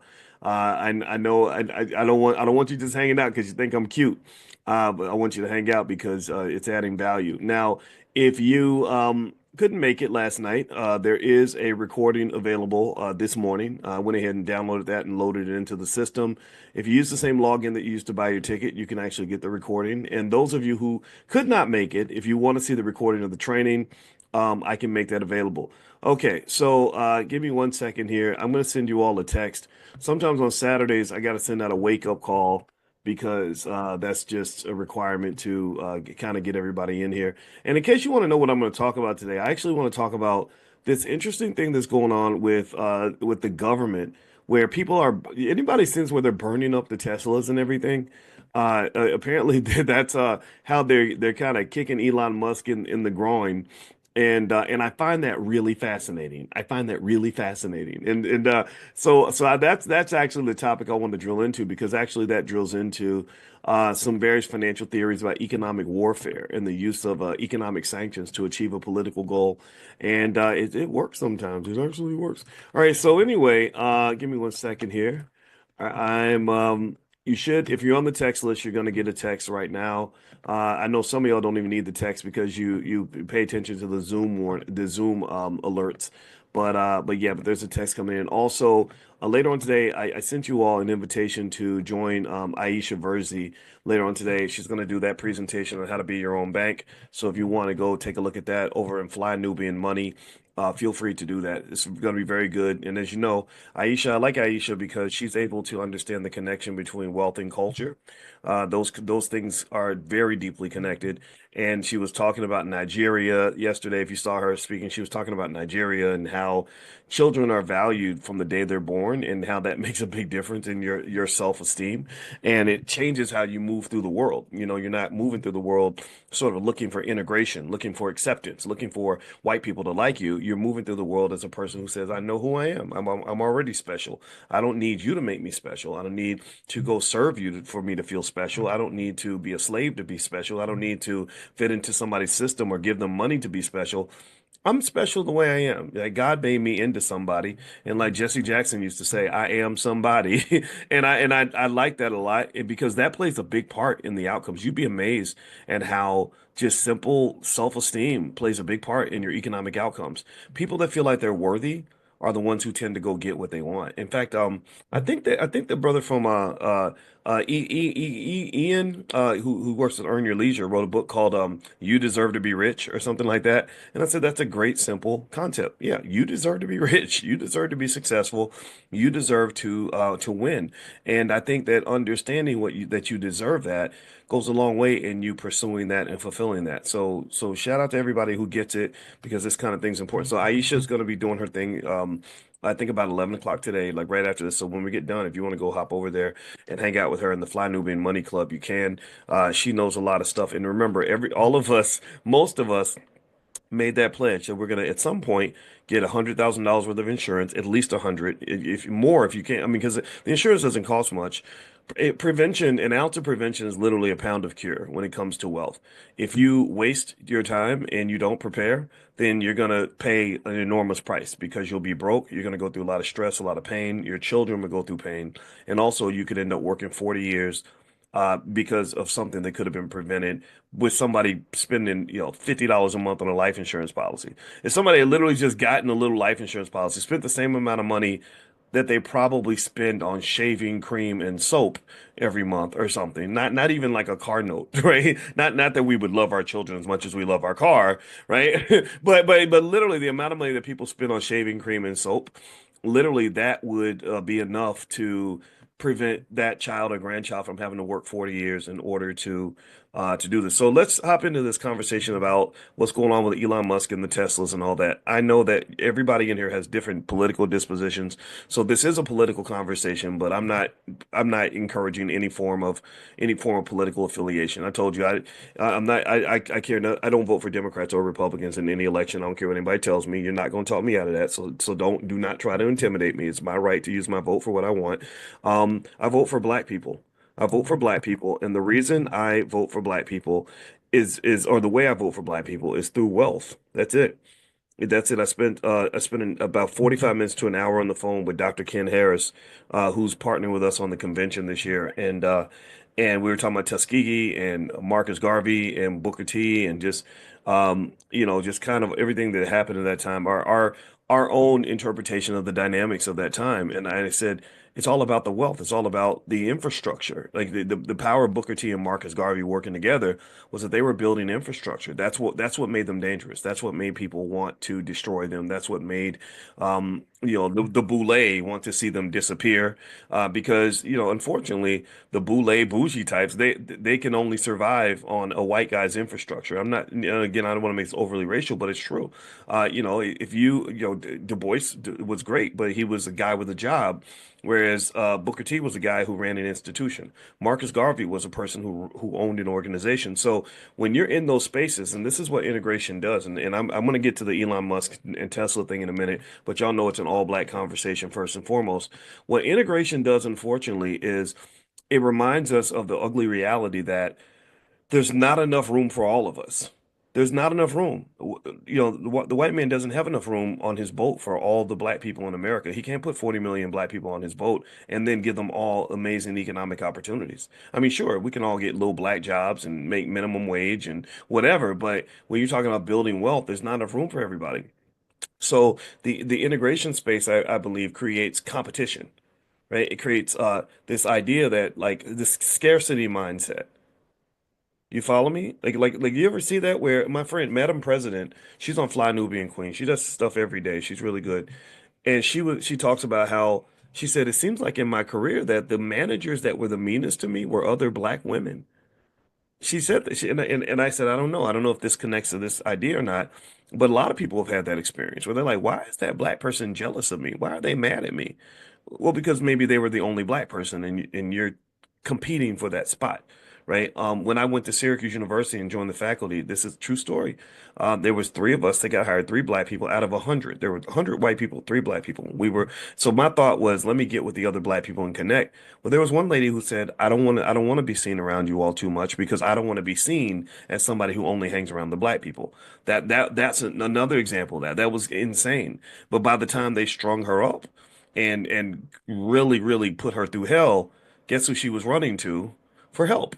She was running to the radical black guy because ultimately, I believe over time you realize that your friends may not be your friends, right? And that economic infrastructure, economic planning, being able to control your institutions, is really where the real power lies in this country. And so even W.B. Du Bois toward the end of his life, I think he realized Marcus and Booker T were actually right. You know, he said, okay, this integration thing ain't quite working the way it's supposed to. So that's where I think you get a lot of the angry black middle class, is you have a lot of highly educated black people, who have all these, college degrees, master's degrees, PhDs, JDs, MDs, all these other letters behind our names that make us feel special. And then we fight our way up the ladder. We do everything right, and then we find out that there's not enough room for everybody. So you get pushed out. You don't get the opportunity you deserve, and you get mad.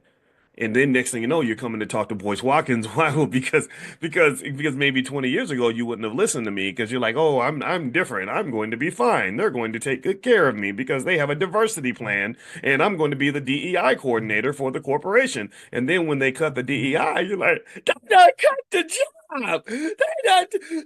Boy. Let me tell you what they did to us. And I'm like, that's what they did to you because they was gonna try to do it to me. Yeah, Dr. Boy. Yeah, I'm kidding. I'm not making fun of anybody, but it happens. It happens. You know, people be like, "Oh my God, let me tell you about these white people on my job," and they'll be, and I'm sitting there, and I'm like, "Yes, I get it. I get it. You know, I understand. That's why I socially distance. I don't want to whatever that virus is that everybody's getting. I don't want to catch it. So that's worse than COVID. That's an economic COVID. That literally is something that millions of people are affected by. That's why if I do a survey, when I did the first Black Wealth Boot Camp, I did a survey and I said, "Have you ever experienced racism on the job?" 97% of you said yes. That's in finance we call that a systematic variable. Systematic variable is something that affects broadly, that affects like a broad spectrum of people, assets, spaces, right? So it's like when weather when it rains, that's systematically going to make everybody wet. So if you want to get out of the rain, sometimes you got to get out of town.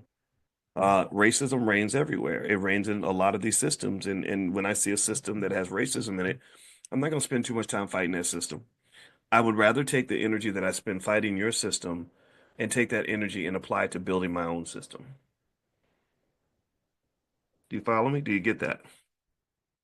All the energy I spend sitting in your house fighting you over the master bedroom, which you ain't never gonna let me have. You ain't never gonna let me have a master bedroom. You ain't never gonna let me have a big piece of chicken. It's your house. Why would you ever let me have the master bedroom with a big piece of chicken? So all the energy, all the huffing and puffing, screaming and hollering, marching and praying, protesting, boycotting whatever that I can do to try to get you to let me have the master bedroom. I could take all that energy, everything's energy. I could take all that energy and just say, I'm just going to go down the street and build me a house. It's hard. Things could have been better if you weren't so stingy, but it's all good. And I kid you not, I told my oldest daughter, just yesterday, we were talking about the days where she remembers the days where I was dealing with it at Syracuse, and I was, and they were really they were giving me the business. I was giving them the business. It was a heavyweight fight. Like they were punching at me, but I'm a punch back. I ain't scared of nothing. I ain't scared of you suckers. And she said, yeah, I remember how much chaos there was at that time. And I said, yeah. I said, but you know what? I have zero animosity toward them. I have no anger. I have no like, oh man, they did me dirty. I'm mad. I hate those dang people. No, I don't feel that way. I said, actually, I'm really, really blessed that they didn't embrace me. I said, the biggest curse in my life, she said, I thought about that the other day. That now it's crazy you said that. She said, because I thought about how simple, boring, and miserable your life would have been if they had embraced you and kept you there. I said, the worst thing that could have happened to me is if they'd said, we see your value. We see your worth. We really want you here. We want to keep you here for 30 years. We're going to give you a 20% raise and a promotion so you can feel like a special man and we're going to have you here forever. That would have been great for them. I think I'm an asset. I think I got some. My mama told me I was an asset when I helped her with the groceries when I was 11, and I was super proud. She got on the phone with her friend Charlene, and I said, "Mama, tell Charlene what you said about me." And she said, "What?" I said, that I'm an asset." And she said, so she told Charlene. I was so proud. I was like, "I'm an asset." I didn't know what an asset was at that time, but now I know what an asset is. I have a whole PhD in assets and liabilities. And so, yeah, I would have been an asset to you, but I don't know if you would have been an asset to me because and so really the truth is, if you really look at, things like racism and stuff in an honest way, there's a point where you're kind of like, it's not nice it's not good that you're treating us this way sometimes, but sometimes if going through a little bit of the fire is what wakes you up and lights the fire inside of you, maybe that's okay. Maybe, maybe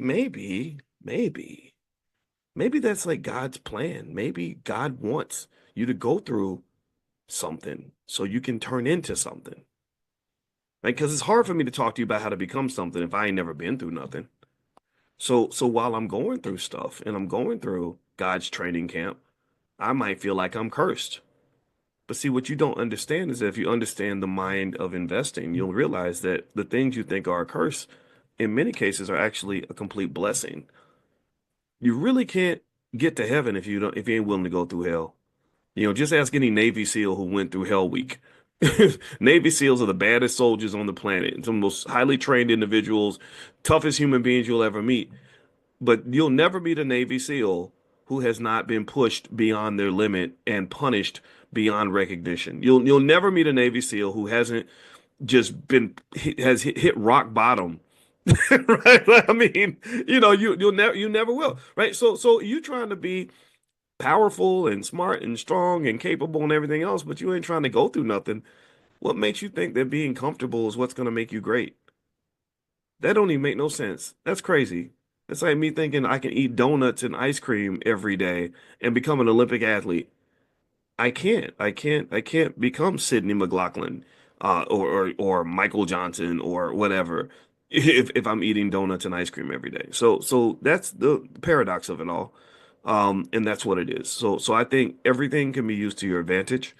The same way a declining stock market is a tremendous opportunity. We've talked about that. I told you when the market goes down, everybody runs away because they're uncomfortable. The smart investors stick around and they buy more stock. I've been buying more stock than ever the last few weeks because I love the fact that this market is down. Why do I love the fact that the market's down? Well, because I know that eventually it comes back up, and that's when I'm going to be looking back and happy about the decision that I made. So keep that in mind as you think about how you invest. If you haven't, consider that. I encourage you to just think that through and look at the research. Don't even just believe me. Look at the research. Now, before I move on, one thing I want to mention is is that the financial slumber party, you guys love it so much that I actually made it into something where if you just want to subscribe and just be like invited to all the slumber parties, here's a link where literally you can just pay one annual fee and every single slumber party you can come to. The next one's called Flip That Check, and it's going to be the secrets of financial security. How to know if you're financially secure, how to become financially secure, basic rules you can apply that will ensure that you're financially secure. So I'm gonna put that link right here in the chat, and I'll probably text it out to you guys a little bit later if you want to sign up and become an annual member in the Financial Slumber Party. Also, for those that came in last night, the recording is available now, and what I'll do is, and also the website is financialslumberparty.com, by the way. It's financialslumberparty.com. So feel free to go to that. Apparently, it was a harebrained idea, just a weird idea I just came up with, but apparently it's really fun. Some of y'all are wild and crazy, so we had a blast last night. All right, so let's talk about this whole thing with Elon Musk and the whole issue with the Teslas being burned, right? You guys have seen that, right? Have you followed this? And some of you are Democrats, some of you are Republicans, some of you are independent, some of you don't vote. Once again, I do not care. I do not care. Some people think I should care more, but I just don't. I'm sorry. I care about wealth. So now somebody says blow my nose. No, this is not. These are not boogers. These are not boogers. These are that's I have hair in my nose. So now you got me all self-conscious, Sharon. Now, how you gonna talk about my nose right in the middle of a class? Like now I'm like, man, do I need to go and you know? So anyway, I'm gonna talk like this because Sharon done made me self-conscious. I'm kidding. I don't care. It's close your eyes, Sharon. You Sharon's like you like my wife. My wife is like that. My wife's real picky. So anyway, okay, I'm kidding. You were doing the good thing, Sharon. I love you too. All right, so here. Let's talk about what's going on with these Teslas being burned. So here's what the idea is, and really, if you're a Democrat, you love you absolutely love what's happening here, right? A lot of my Democratic Party friends think it's great, and it really does work, right? Like all throughout the world, all throughout history, economic warfare is something that has been used to achieve all kinds of political means. The Chinese are absolutely the best at it. If you anger the Chinese people are so interesting. I taught that class in China years ago. They're so interesting because they're so polite. Not to generalize, but generally speaking, they have a much more polite culture than us. They never say no to anything, or at least most of the time. So if you go to most people in China, and you say, "I'd like for you to give me $1 million, and and also on top of that, I want to come live in your house, but I want you to move out." They're not gonna say no. Like they're not gonna say, "Hell no, what are you thinking? What's wrong with you?" A lot of them are gonna say, let me think about it. I will think about it, right? And I think that that is absolutely extraordinary in that you really have this culture where saying no is just not something that they do. But here's what they do: they can be very passive aggressive. That's the word I'm looking for. So what happens is what they might do. So let's say that the negotiators go to a country and they say, we would like for you to do this, this, and this. And the people say, no, we're not doing that. They'll say, okay, okay. And then they go back, and next thing you know, all your trade routes have been shut down, or your companies in that country are under investigation, or something's happened where it's affected your trade relationship. Somehow you paid an economic penalty for the fact that you didn't do what you were asked to do. Right. And so basically, economic warfare is something that happens around the world. It's something that has happened in the United States. It's something that's happened to African Americans for a very long time. If you are a radical black person, the first thing I want to warn you about is it's very, very hard to be radical, loud, proud, and free as a black person if you don't have your money right. If you don't have your money right, you're going to probably lose a lot of that battle. And the reason you're going to lose the battle is because the very same racist capitalists that you are fighting against are the very same people that you have to go beg for a job. What makes you think that you can go beg somebody for a job after you finish cussing them out?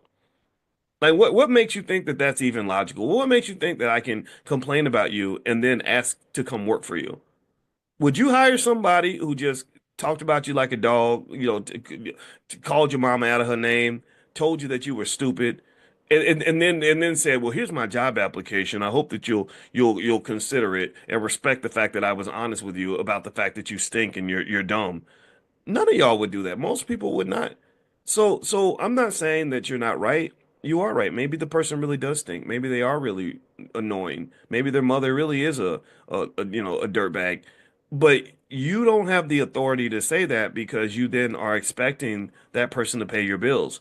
And one of the rules that your mama probably told you, you don't need a finance class to know this, is that you never bite the hand that feeds you. You don't try to fight the people that are paying your bills. That doesn't even make any sense. When I talked to our son and he was complaining because his mother likes to his mama, she's aggressive. She likes to really push her authority and tell him what to do. I'm more passive. I'm more like, okay, well, what do you want to do? Let's talk about it. As long as you're not violating me, I'll support you. But the mama's more clear on her opinion. No, you need to do this. You need to do that. And he doesn't like that so much.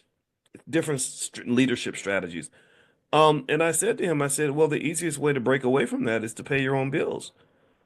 Can you be a man enough to go pay your own bills? If you can't pay your own bills, then you're going to have to deal with what we tell you to do. And that was what I went through as well. When I was 18, I did not enjoy being told what to do.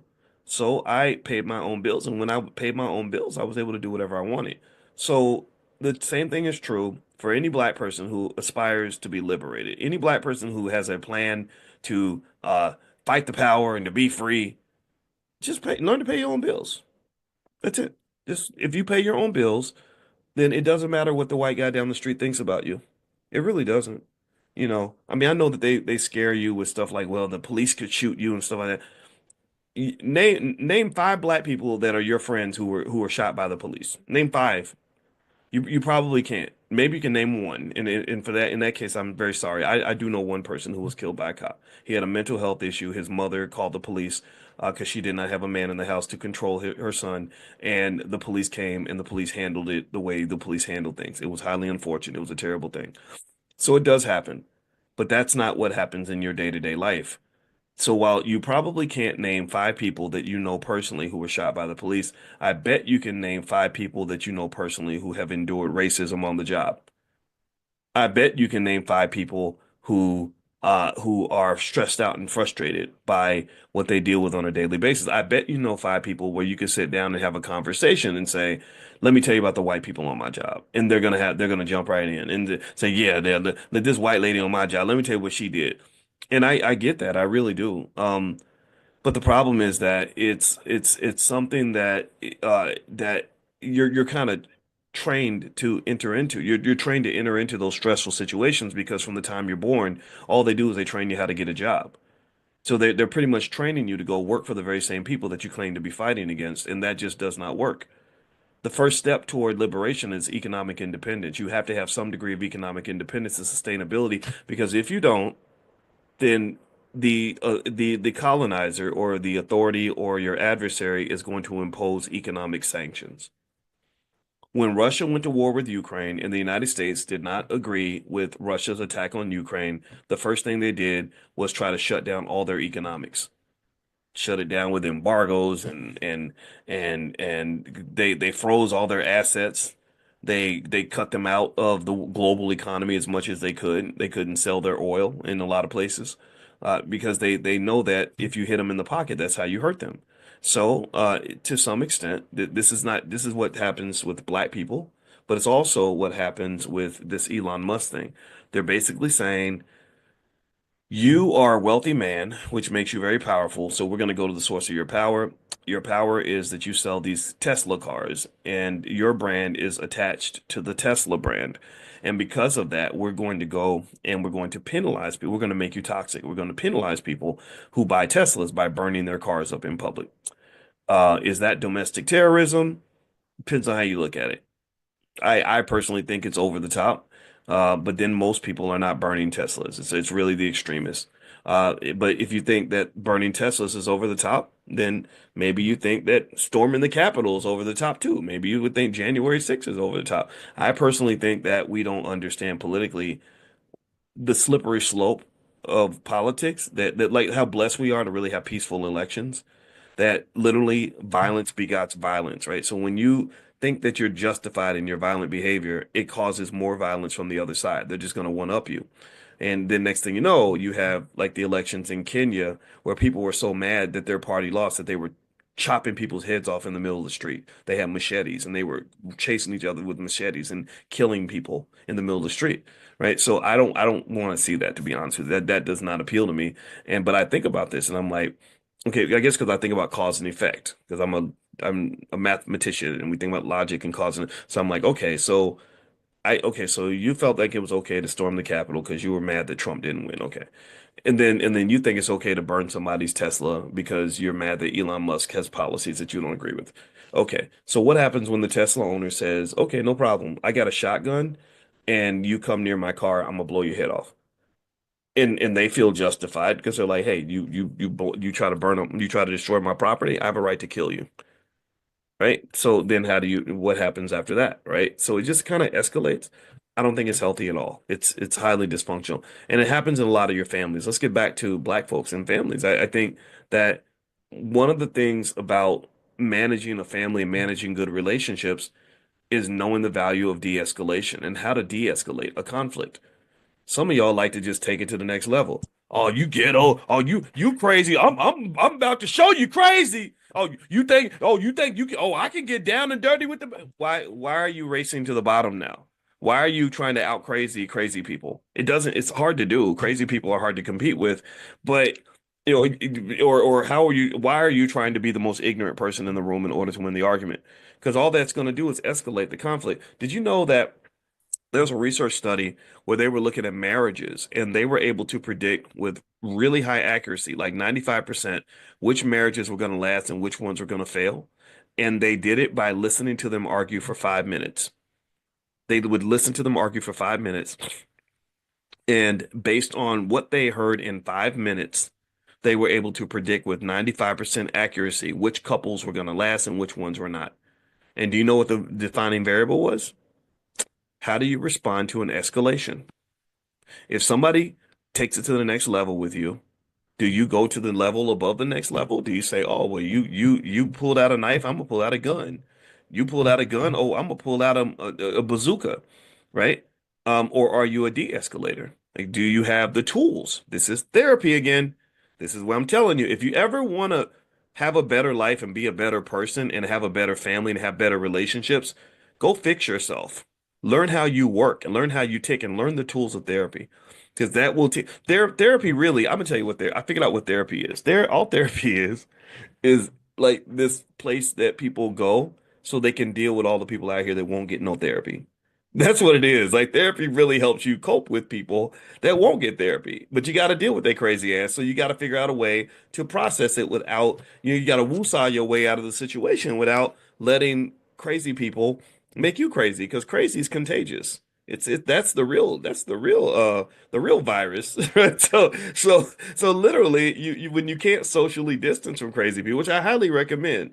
Like, crazy Negroitis is a highly contagious disease, and I encourage you to consider social distancing if possible. If not, then you're gonna have to pull out some tools to be able to manage that situation. So for example, somebody's yelling and screaming and cussing at me.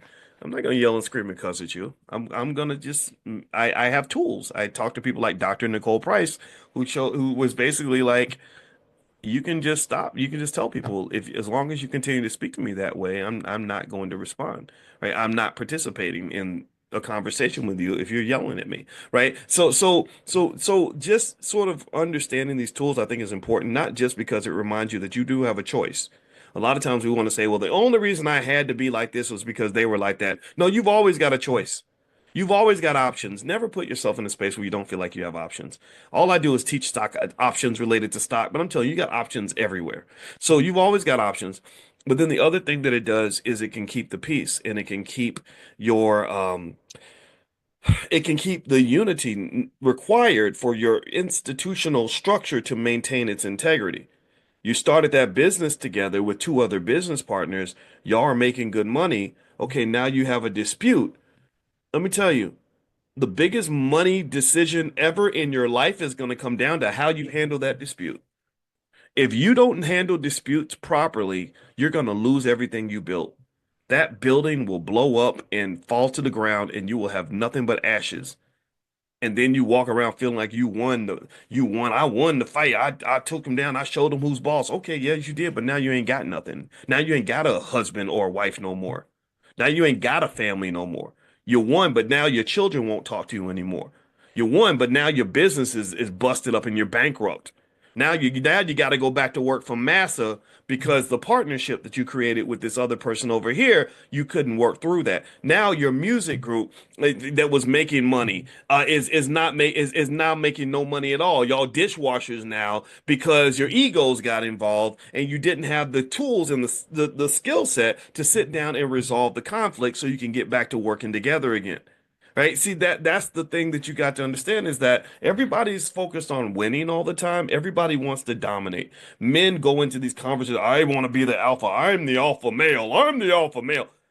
I don't need to be an alpha. I want to be collaborative because four strong black men working together can whoop the ass of any alpha male on the planet.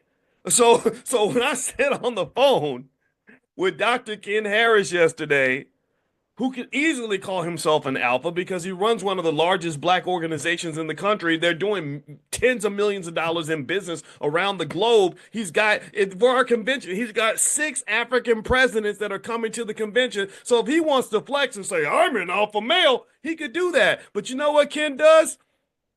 Ken collaborates. Ken will give you a compliment and support you before he needs you to glorify him. If Ken sees the conflict, he'll say, "Hey, brother, how can we fix this? Let's talk this out."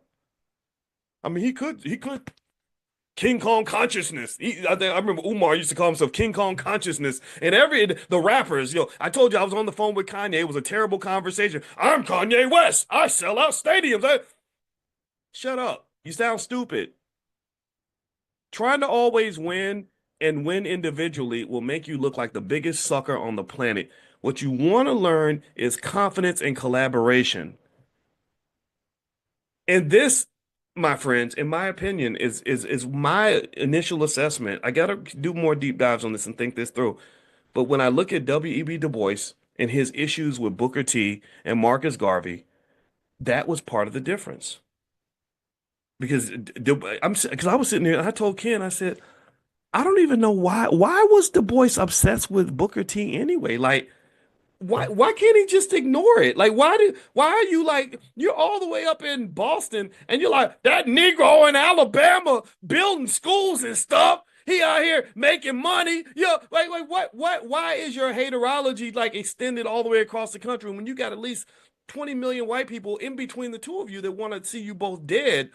But you can't see them, but you see the Negro all the way down in Alabama. That's insanity. That's a mental illness, in my opinion. That's a weird scarcity, competitive mindset. And that's what I think integration did with us. We work in these confined spaces where there's only a couple of opportunities, and we're like, that Negro taking my job. He took my job. He taking my job, right? Or whatever it is, right? Yeah, but then what I loved was how Booker T and Marcus Garvey seemed to understand that, like, yeah, we're both accomplished men. Marcus Garvey, very powerful, made lots of money. Millions of people follow Garvey. Booker T, oh yeah, I run a whole university. I know that I'm good at what I do. The energy was more collaborative. And the collaboration was like, hey man, hey brother, what you're doing is really great. I'd like to be a part of that. Like how can we win together? How can we help each other out? And you know what I think a big chunk of that is? Besides mental health, because I think racism makes us crazy, but also when black people are building things on their own. Oh, and I forgot about George Washington Carver. Thank you. Oh my God. Oh yeah, I forgot. George Washington Carver was on the Tuskegee campus for many, many years, right? Um, I really believe that when black people have our own stuff and we are owners of things and we're running, our own little space in the world and we have our own sort of what's the word? Equity and presence and we're validated already, then you understand you have more of an abundance mindset.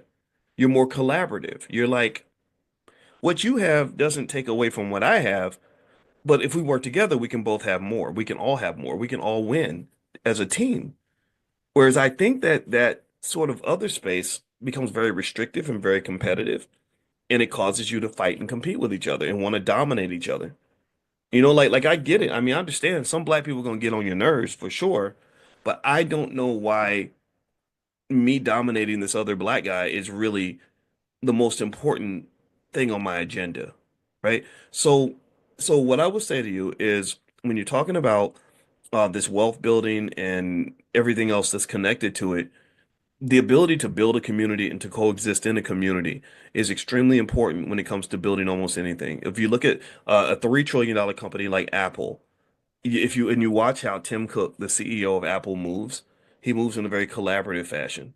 Yes, he knows he's a billionaire. Yes, he knows he runs one of the most powerful companies in the history of the world. Yes, he knows he's got connections all over the planet, but you don't see him flexing and trying to prove to everybody that he's so important. He knows these things.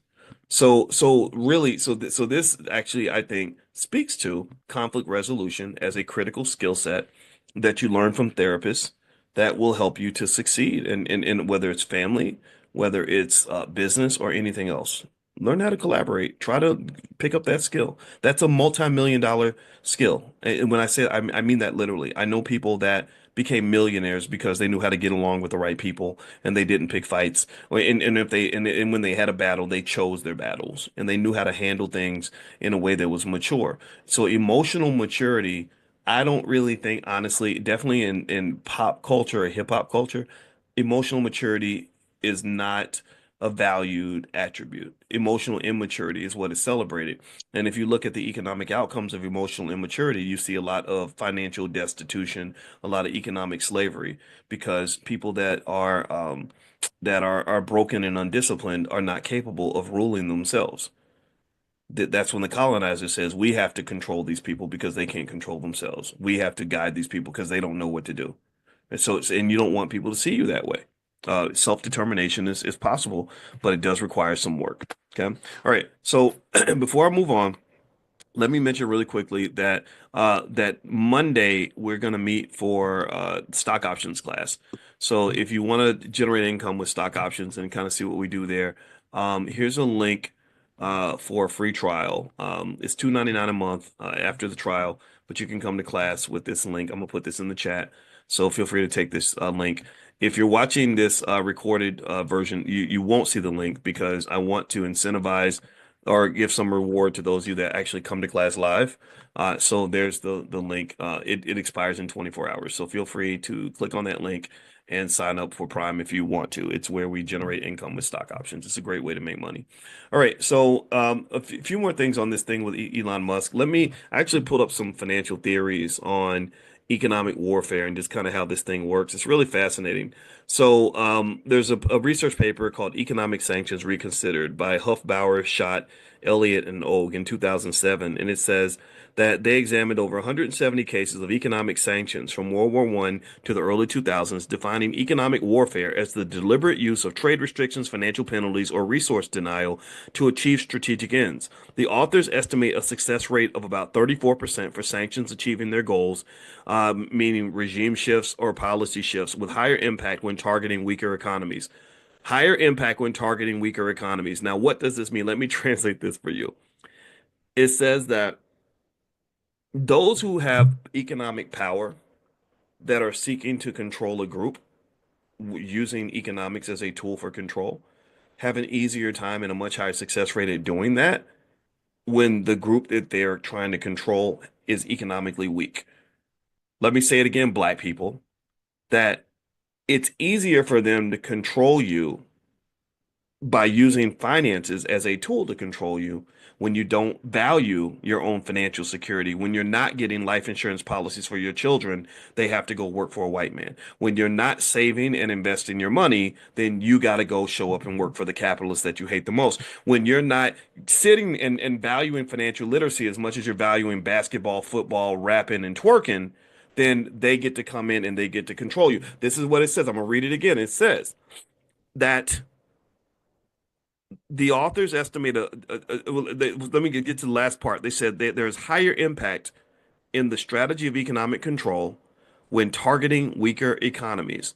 We are, unfortunately, the weaker economy.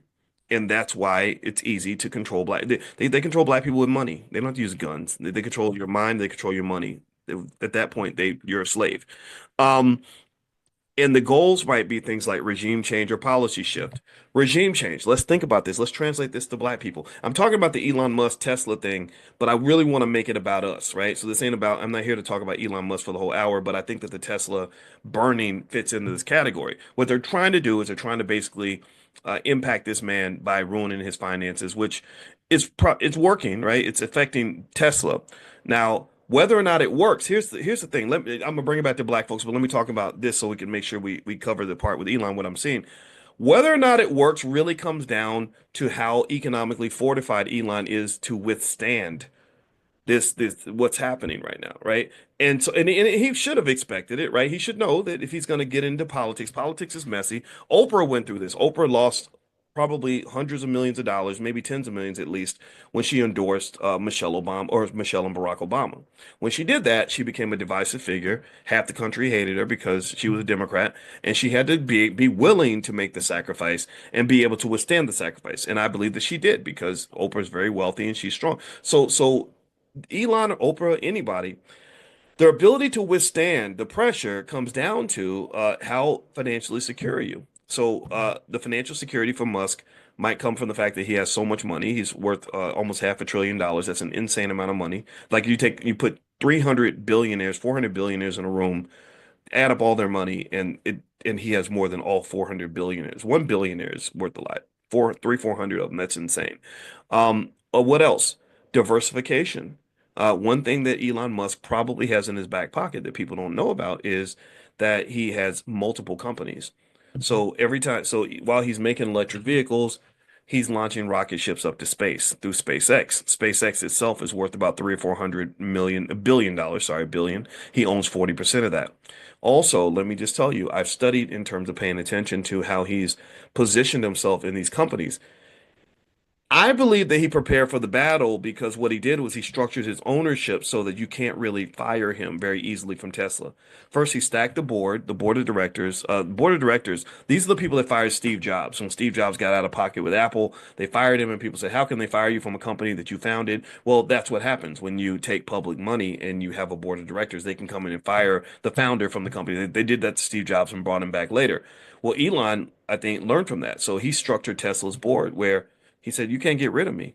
You know, you could try to push me out, but you can't." And this is a strategy that can be applied by anybody. I remember E40 when he was talking about music. He said that I wanted to run the record label because I'll never decide not to sign myself. I'll always invest in myself. So even if I have a bad 2 years or 3 years, he didn't say all this, but this is my interpretation. Even if he has a bad 2 or 3 years where his albums are not doing well, he's still gonna be able to release albums because he's not MC Fly by Night that was signed by Clive Davis, who's only picking the hottest artists that year. He has a job with his company forever. So when you create your own entities, create your own industry, create your own business, create your own infrastructure, you are guaranteeing your own employment. You're guaranteeing yourself. See, people think that job security comes from getting a job, but you have no job security if someone else gets to decide whether that job is yours or somebody else's. That is not job security. It is very insecure to have one job, one stream of income, no other place to go, no other sources, no savings, no investments, no backup financially. If you do that, then you're not secure. What you all that happened to you is you were trained to believe you're secure. You were lulled to sleep, but you're not secure. You think you're safe, but you're not safe. See risk and see risk. This goes into risk. This is something I studied extensively in my doctoral program. Risk is a funny thing. There's real risk, like the real risk that something bad is going to happen to you, and then there's the perception of risk. We were talking about this last night when we talked about implied volatility, implied risk, risk that you believe is going to. I said sometimes the market thinks things are going to be risky when really they're not. But sometimes they think things are safe when really they're risky. So risk is a thing where you know what it is when you see it, and then you have a feeling that's connected to it. But sometimes that's real, sometimes it's not. My mother-in-law thinks that every time she gets on an airplane, it's going to be the one airplane that crashes. She really believes that she will not get on a plane because she believes that the minute she gets on an airplane, she's going to die that day. Doesn't matter how many stats I show her about how safe airplanes are, she believes that getting on a plane means she's going to die. She has a strong risk perception, but that's not actual risk. Right? Well, the same thing happens in reverse when you get that job, when you're working for your colonizer and you feel safe and it's a good job. I've worked for this company for many years and I love them and they love me and it's been great and they've been very consistent with me. So you're lulled to sleep. You're led to believe that you're safe when really you're not. And then one day they pull the rug out from under you.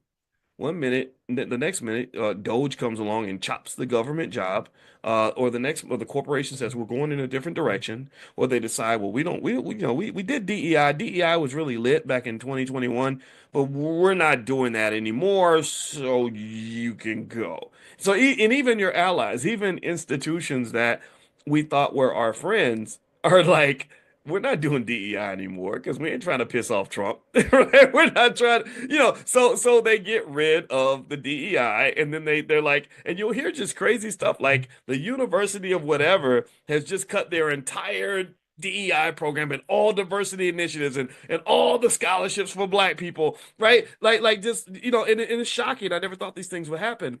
But the thing is that if you have financial consciousness, you're always aware that these things can occur, and you kind of know the difference between the perception of security and the reality of security.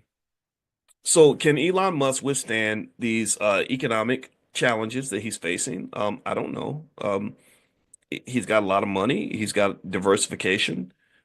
He's got allies. He's got half the country loves him, so maybe they'll buy more Teslas. I have no idea. But I will say that when you're under economic attack, right, when you get into a situation where your finances are threatened because you got out of line or you did something that people didn't like, or you decided to go in a direction in your life that you're not where you're not supported, the ability to defend yourself or to fight for yourself or to stake your claim it's heavily connected to how financially secure you are. So as it says here, that economic warfare works best against weaker economies. And what is the goal of economic warfare? They mention regime change and policy shifts. What does that mean? That means we need you to change your leadership and we need you to change the way you live. So what does that mean for black people? Who in this country is picking the black leaders? That's a regime shift. A lot of people from the 60s, they'll even say that they'll say Martin Luther King was not our guy. We didn't want him as a black leader. He was marketed to us. They chose him and said he's going to be your leader. Regime shift. We want his regime. We want him to be the king of black people. We don't want this other person. We don't want Dr. Claude Anderson because he's up here telling y'all to be economically independent. Marcus Garvey, we're going to get him locked up. And Booker T, we're going to try to get him killed. Um, but this King guy, we like him. He's not trying to be violent. He wants to be friends with everybody. Right? He wants little white girls and little white boys to hold hands. That's okay. Or kind of. So my point is to say that economics and economic warfare has been used against people all throughout the world. It'll be used against you. Me and my wife use economic warfare on the children all the time, but we do it because we love them and we need them to do the right thing. We try to incentivize their behavior. What would that mean? A policy shift, right? So, because here's the problem with kids now, you can't whoop them no more. I don't, did anybody else grow up with whoopings back in the day? Like I got whoopings when I was a kid, and I'm gonna tell you, whoopings are traumatic, and it's not the best way to raise a child. Don't be spanking your kids. But I ain't gonna lie, sometimes I kind of feel like I might have needed to get whooped a little bit. I needed something. I don't know. I just don't know if talking to me would have actually worked. But I'm not saying it's wrong because it was bad. But seriously, so you can't whoop the kids no more, right? And even if you try to bully them, your dad gets up in your face like, son, you better do what I say. If kids are really thinking about what that you can and can't do, they could be like, well, if you touch me, I'm gonna call the police, right? Some kids do that crazy stuff. So, so you got to find other ways to incentivize behavior, and it's really hard because kids are stupid half the time. I'm sorry, their brains are not fully developed. You're dealing with this person that got half a brain, their prefrontal cortex is decision making that has not been developed, and you're trying to help them understand consequences and decision making, and you can do that. A lot of you are great parents at this, but a lot of you probably have some frustration with this. So one of the things that I know is economics, and so I said, one of the problems with raising these little spoiled suburban kids is they don't value money the way I did. Like when I was 13, 14, 15, I really wanted money because we didn't have none, and I wanted to buy stuff and whatever. So you could control me with money. Right? You didn't have to whoop me. You could just say, well, I'll pay you if you do the right thing, but I won't pay you if you do the wrong thing. Well, I'm gonna go do the right thing. Policy shift. That's what they talk about. Policy. My policies now, I'm gonna go right because the money's over here. I'm not gonna go left anymore because you're now compensating me for making a good decision. Um, and the problem though with a lot of your kids now, because a lot of you have worked hard to elevate out of the hood, your kids may not have that same drive, right? That same incentive. Anybody else dealing with that, or just me? I mean, I really, I'm like, where's the hunger? Like, come on, you ain't, But then again, my whole life was like a Rocky movie. Like I felt like I was always overcoming something, right? But so the hunger was there, but for the kids, it ain't really there. Like you dangle money in front of them, they're like, whatever. I don't need money. I can get what I need. I can get what I want. So. So here's what we learned over time, though. I started to just observe, and I would notice whatever they wanted. And I remember what the Buddhists actually have a saying, and I'm probably gonna say it wrong, but they would say basically you should desire nothing because you become a slave to your desires, right? So I would just sit and observe and wait for them to reveal something that they really want. And once I figured it out, I'm like, oh, okay, I got you now. Like, I know that this thing that you want. I can use that as a way to target your behavior so you'll make good choices in your life. And so one of them, the middle child, she started working for me, and I noticed that she's bougie. She likes nice stuff. She likes real expensive stuff. She goes in stores, she'll buy the Coach purse and all that stuff. So I don't judge it. I just say, oh wow, that's going to be really expensive for you. You're going to need a job to pay for these things. You're gonna, either a job in the beginning and eventually own a business. So that opens the door for us to talk about owning her own business. Also, I pay her every week now, which means if you don't do things we need you to do the way we need you to do them, then guess what? We're withholding your pay until that happens, right? So basically, that's a type of economic warfare. That's a condensed family-based version of what happens to black people in society. The only difference is that anything we incentivize her to do is for her own good. We love her. We want to see her do well. Now, I want you to ask yourself this question. Do you think that your white boss loves you the way your parents did? Do you think that when they are trying to control black people with money and withholding your economic rewards because you get out of line, do you think they're doing it because they want what's best for you and they're trying to incentivize behavior that's going to make you healthy, whole, and successful and happy? Or do you think they're trying to just do what they've been doing for 400, 500 years, colonizing? 1,000 years. And I mean, really, if you probably go back 10,000 years. And you've always had people using economic warfare against each other, right? So the best way to escape economic warfare is to truly value financial security and the ability to obtain the resources you need so you can make decisions without outside interference. That's what it is.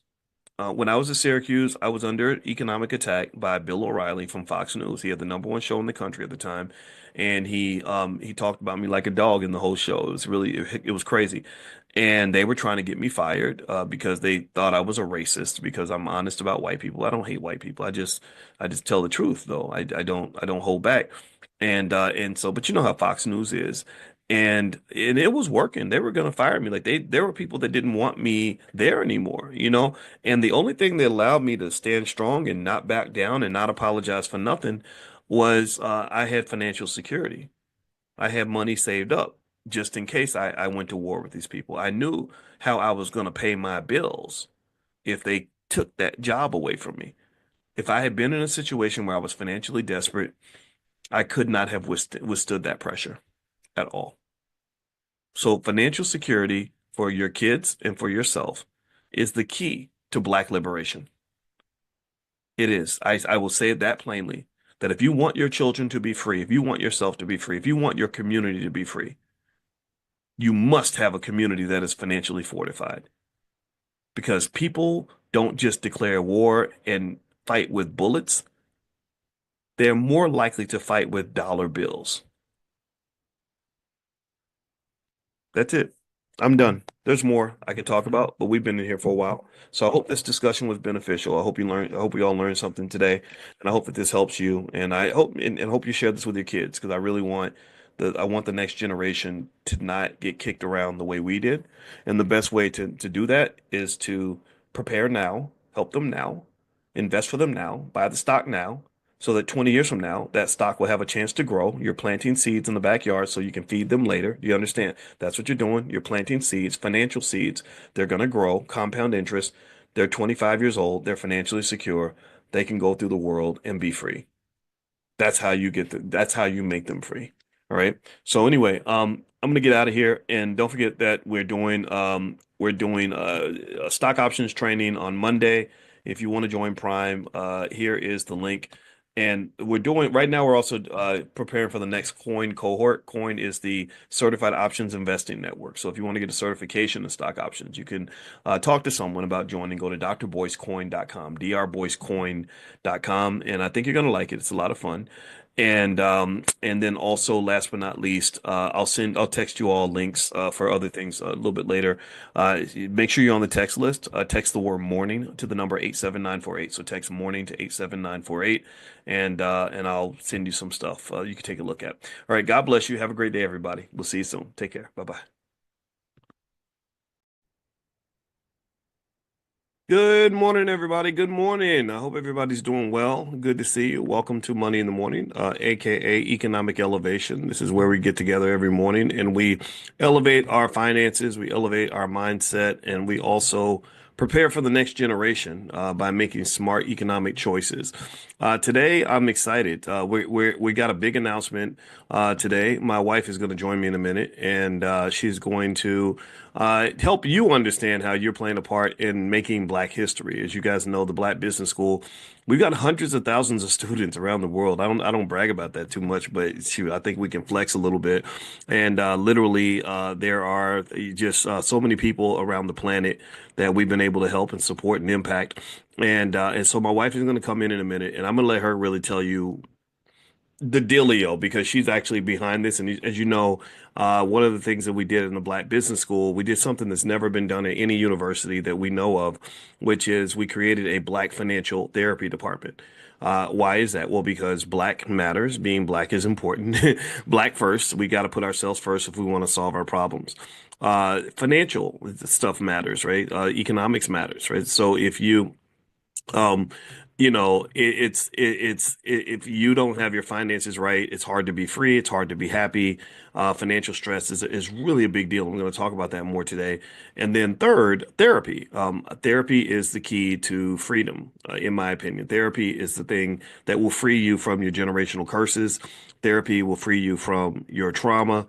Therapy frees you from yourself. And I'm just telling you, it's one of those things where I don't know how to really impress that upon you and help you really get that, but I'm really telling you that that really the key to growing and being your best self is to heal from the things that are holding you back. And we know, economically speaking, that the Black community, we've got a lot of things. We got a lot of things to be excited about, a lot of things to be proud of, a lot of accomplishments we're making. But we also have a lot of areas where, there needs to be a little work done, right? There's got to be a little bit of a push to help us to just say, okay, let's leave the nonsense behind and get to the dollars and cents. Let's leave behind let's leave behind the little stuff so we can get to the big stuff. Big things popping, little things stopping, and I really think that's where we want to go as a community. And in fact, it just makes me think about this person, this young lady that I mentor, and I had to be honest with her and tell her. I said, it's really interesting to me because you ask me to help you solve problems and you ask for opportunities. But every time I open a door for you, you find some subconscious way to shut the door. You find, you tend to show up with excuses and not results. And I'm not so concerned about me. I mean, I'm care about you regardless. I'm really more concerned about you. I think that you self-sabotage and you don't even realize you self-sabotage. You don't want to grow. Tell me if you know what I'm saying. There are people who don't want to evolve. There are people, they say they do, right? Everybody, if you say, do you want to do better? Yeah, of course I do. I don't think most people do. I really don't. And I think that, and I'm not just talking about, about her or those people. I'm talking about me and you. All of us have that. All of us have this like default state that we exist in, and we say like, yeah, I want to be like that.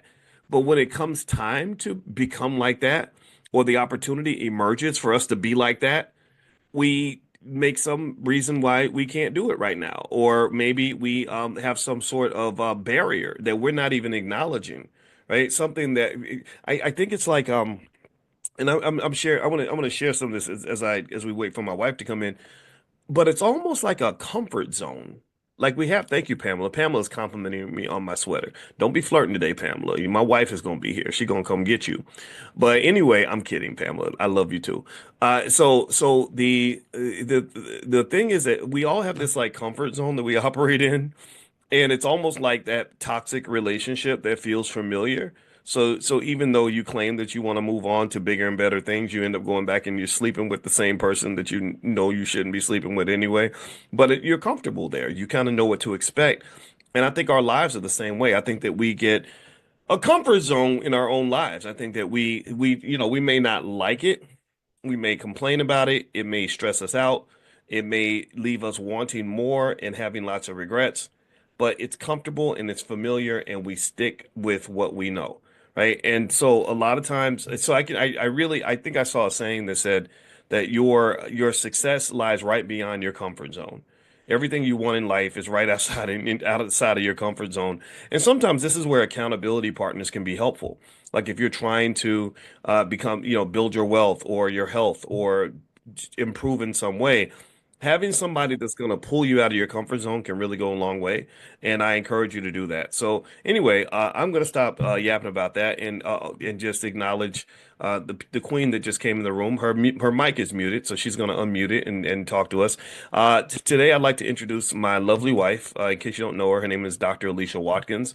Now, just because I always got to give the props to the black women that are just doing the damn thing, my wife is she's not just an amazingly gorgeous human being. She's also a full professor of social work, and she's been a licensed therapist for over 20 years. And she is the only faculty member in the history of her campus to ever win a Fulbright fellowship. That's how much of a badass she is. And just another little thing, just so y'all know that in the Black Business School, you're getting the best of the best. You're getting the elites. You're not getting anything that's mediocre or sub-mediocre.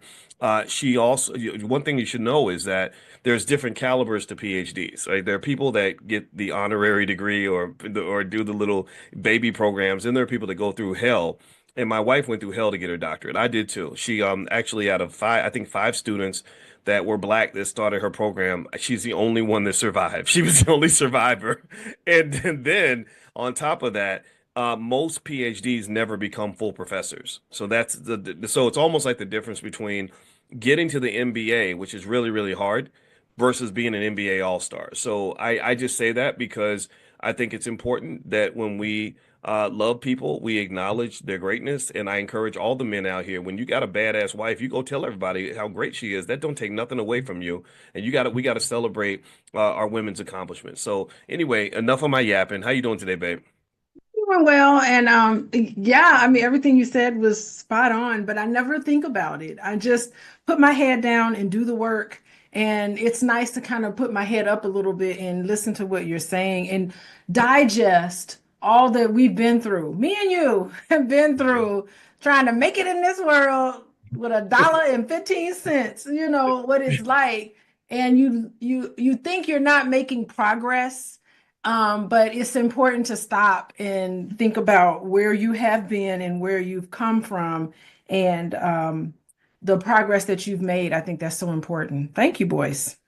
Yeah, yeah, it's a battle, right? I think it's a challenge for everybody, and I know that there are lots of couples in here, like the Green family and stuff like that are just doing amazing things too. And I just want to acknowledge all of you because Black love is a revolutionary act. It's to some extent it's a threat to oppression, in my opinion. Uh, Ah, and I think that African American men and African American women who choose to partner together to truly advocate for our community instead of trying to, trying to become somebody else. I think that that means a lot. Like, so it means a lot to me that my wife, my black wife, wants to be a black woman and wants to be married to a black man and wants to go and help build the black community. That means a lot because she could have been Meghan Markle and went off and married Prince Harry, right? So she could have said, hey, that black stuff, that pro-black stuff, I stay away from that, right? She could have, or I'm not gonna marry a black man that's gonna get me in trouble, or whatever. But she didn't do that. So shout out to all the black women who really hold it down for us, and y'all been holding it down since slavery. And shout out to the men who are out there holding it down as well. I think that everybody deserves credit when credit's due. So anyway, babe, let's jump into your. Let's just start with your big announcement. I'm excited about what you're doing. I don't know of any other place that has done this before. I consider this to be Black history, and the Black Business School is making Black history. And you wanted to do an original research project that's going to be sent to a peer-reviewed academic journal on Black financial psychology, if I'm not mistaken. And you want to do it like right here in the center, in the mecca of Black wealth, the Black Business School. Can you kind of talk about what your goal is and how others in here might want to be involved, please? Yeah, so part of my research that I have begun doing is an accumulation of conversations that I've had with you about the effect of oppression. Very interesting that you talk about Black love as being the threat to oppression. Well, what does that entail? That entails understanding exactly how oppression has affected you. It's not being ruled by being oppressed, but it's having an understanding about what are the remnants of somebody who's been oppressed. And one of the ways in which oppression has its toll on us as Black people is in on our mentality and how we spend our money and how we look at ourselves. And so that's what this research project is doing, is looking at how does financial trauma, anxiety, and past history of abuse. Remember, oppression and trauma is intergenerational, it's historical, and it's racial. And these are all of the things that make us as Black people unique in this country. We have been oppressed. That doesn't mean that we need to use our past experiences as an excuse for why we aren't achieving what we want to achieve, but we want to be able to deconstruct everything so that we can understand our thinking process, our $1 trillion spending power. Are we investing that money or are we spending it as consumers? When we have a lot of money in our checking account, are we still scared and worried that something's going to happen and it's going to be wiped away? How are our thoughts impacting how we treat income? What are some of the thoughts and ideas that we have on money? So I am looking at our relationship with money and how it could be influenced by our past experiences and how it can also set the tone for how we approach investing and entrepreneurship and income, and all of that is what I'm trying to look at. And when I was going through past research studies, I haven't seen any article that specifically looked at financial trauma, self-efficacy, the belief that you can overcome financial obstacles. No one's ever looked at that in this particular way. They've always looked at finances as a barrier for Black people, but we never ever look at how past experiences influence how you feel in your relationship with money. And that's what I'm doing with this study. Mm. So, and that speaks to why certain problems don't get solved. It's Mhm. because you have some problems that people just don't research, they don't study. Mhm. When I was in academia at Syracuse University, I became very frustrated because I said, here I am sitting here working with a bunch of people that don't look like me, writing a bunch of research papers that are going to rot away in dusty academic journals that have nothing to do with the people that I care about the most. And when I would come to them and I'd say, hey, I want to do this work in the Black community, I want to do this thing to solve this important Black problem, it wasn't interesting. It was like, no, that you're not gonna get any credit on your job for this. You can do it on your own, but it's not going to help you get tenure. It's not going to do any of that. So a lot of the universities sort of swipe over and ignore the Black community, and I think that your research is important on this because we got to dig to the core of what the issue is. We got to figure out, okay, what's happening in the lives of millions of Black people that's causing these psychological barriers to building wealth, right? What happened to you when you were little that affected your confidence and even in your belief, your self-belief that you can even do it, right? I find confidence is so low sometimes. Have you noticed that as well? Yes, and the confidence is low. However, some of the things that you're doing, actually all of the things that we are doing, and you in particular, Boyce, for many, many years, is you've built up people's confidence. So that to me is what researchers call a moderating variable. So I'm thinking that your relationship with money and your history of oppression is moderated by some of the things that Boyce is doing. Some of the things that you're doing, Boyce, moderates your relationship with money. How many courses have you taken in the Black Business School? How long have you been affiliated with the Black Business School? How many courses have you taken in terms of your raising your awareness of financial um, literacy, so to speak? How has that been a disruptor of oppression? When you know Mm, better, you do better. Is this going to be the mm. case? You know what's interesting?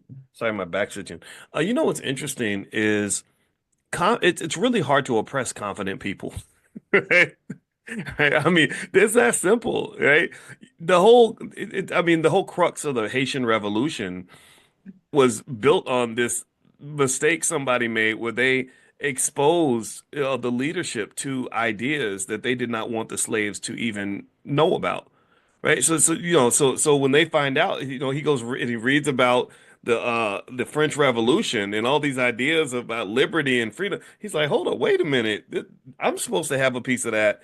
And next thing you know, th this confidence, which is driven by additional information and knowledge, leads them to say, we're going to fight back against this. Frederick Douglass, same thing, very confident man. So it was really difficult to oppress and control Frederick Douglass, right? So if you the way I almost think about it is like if I have even it's weird of an analogy as this might be. I even think about the movie Planet of the Apes. Not that we are apes. People probably may look at us like Oh, this, but we're not apes. But Planet of the Apes was all that was like it was like this experiment. Like what happens if you got the strongest, beings in the space that are in cages and suddenly they become as smart as you and they gain confidence from their intelligence and their consciousness and their ability to observe and understand their environment. Oh, they gonna break out that cage and whoop your ass, right? Like that's you can't tell me Planet of the Apes is a chronicle of Black people. You cannot tell me that at all. When I watched that movie, we watched it in the movie theater. Boy, when yeah, that ape came and rose up and was fighting against, it was us. Not that we're apes. I think that's a right, little right. bizarre. Just But how comparing could us you to not think monkeys. about us? Planet of the Apes. Yes. Yeah, yeah. And Woo! you had the little leader, Caesar, and then you had the big strong gorillas who were like, okay, I got Caesar's back. And next thing you know, it became a whole different story. And the apes eventually dominated. And in a way, not again, never to compare us to apes and literally, but That's nasty I Hollywood, right, but Jared. right, I know that's Hollywood, right? But I think of it like B1 people, those who are black first, those who love themselves, who are confident enough to love themselves, who are also knowledgeable, right? Every day when we're talking about financial stuff, I say, okay, how do we introduce ourselves to cutting edge economic ideas? And then more importantly, how do we make sure our children get those ideas 20 years before everybody else's children? Oh, that to me is a formula for domination. It just at that point requires confidence and execution, and right? You throw in some discipline, you won't be stopped. Like you will be known. I believe in 50 to 100 years, a segment of our community will be known for their economic power, intelligence, execution, and things like that, because because this is what's being created right now. Let me ask you this. Okay, so I want to share something with you, babe. By the way, everybody, this is my wife, Dr. Alicia Watkins, and she's discussing her really awesome original research paper that she's going to write on. I want to say it's on Black financial psychology, but it's deeper than that, and she can explain in more detail. But let me ask you this. I want to give you a stat related to financial stress and mental health, and I want to get your opinion on this. It says here, according to BetterHelp, that 42% of U.S. adults report that money negatively affects their mental health, leading to issues such as anxiety, depression, and anger. And how many of you have felt that way? How many of you feel that money problems can add to anxiety, depression, and anger? How many of you feel like that's almost like a no-brainer? And then it says here also that individuals with debt are 3 times more likely to contemplate taking their own lives Hmm. compared to those without financial challenges. And this is what frightens me about like this whole emergence of sports betting. I feel like that's going to lead to some people losing their lives. Unfortunately, it's very sad. And I know, and actually, just to one other little thing that I could have bragged on my wife about is that she actually did that Fulbright in Guyana because she was there to study why Guyana has that high rate of people taking their own lives. Ever since the Jim Jones Kool-Aid incident in the 70s, they've had that issue. And so she's actually known for that. But anyway, can you speak to some of those stats I just shared in terms of the anxiety, depression, was it anxiety, depression, and anger connection with financial distress? Yeah, I mean, it's just the knowledge of every single month you got bills due every month. And if people who are living paycheck to paycheck, which is many of us, it becomes a continuous stressor in families. And just think of something unexpected happens. Oh my goodness, if you got to get new brakes on your car, or Johnny falls at school and you got to go take time off of work so that you can take care of your children. If you're just overloaded and stressed out about not having enough money to make your, I was looking at taxes, not having enough money to pay your bills at the end of the month, feeling tired and worn out because you're stressed out. Who can stop and take money and invest money when you're living day to day? And so some of these real struggles can definitely cause a lot of stress and depression and anxiety. You just feel stuck like a, a bird that's caged up. Mm, And for many of us, even if we work hard and get out of that, we still have reminiscence of that in our current life. Maybe we do, we're not living paycheck to paycheck. We actually do have enough money to invest, but you're holding on to it and you're scared of letting go because you remember what life was like back then. So it is all of the remnants of even past experiences that has to do with not having enough. And who mm, do you compare yourself to? We live in such a consumer world where, if I'm sad and depressed, I'm going to spend money right now on buying retail therapy for many of us. I'm going to spend money right now so that I can feel better. But it's a short-term relief because guess what? At the end of the month, that credit card bill is coming. You're gonna have to mm. pay it. And the interest rates and the fees. I mean, we can talk about macro level things too. We could talk about how policies can affect us as well. Just oh my gosh, how credit card companies, go after individuals, how we really need elected officials who we just vote and, give our trust to really look out for us as individuals. And of course, that lack of trust in our government officials has been eroding away for many, many years now. So, I mean, it's a whole lot. And at the end of it all, even with COVID, and right now we're in uneasy financial times. We don't know what's going to happen from one day to the next in terms of our economy. All of that definitely takes a toll on our mental health. How could it not? Absolutely. And and yeah, I mean, even when you look at, what is it, hundreds of thousands of jobs in the government have been eliminated, right? And Or these, threatened to be eliminated. Can you imagine just the thought? I don't know if I wake mm, up one morning and I can't pay my bills. mm. Maybe that's why people are not shopping at Target. They wasn't gonna shop at Target anyway because why go to Target and spend way too much? I know when I go to Target, I spend too much money there. I'm not even gonna put myself in a store like that. I'm sitting here trying to make sure I can get by every single day. Yeah, I get it. And by the way, one thing that we didn't mention yet is that when Dr. Alicia does the study, she would actually want to invite any of you to fill out the survey uh, Oh, for the study. do you And have the link? I do have the link, and Put what the I'll do, link. what I'll do is I'm going to text it out to everybody. Make sure you're on the text list. If you want to fill out the survey form and submit data to Dr. Alicia's study, make sure you're on the text list. All you have to do is text the word morning to the phone number 87948. So text morning to 87948, and I'll send that out later on this afternoon. And that way, you'll have plenty of data.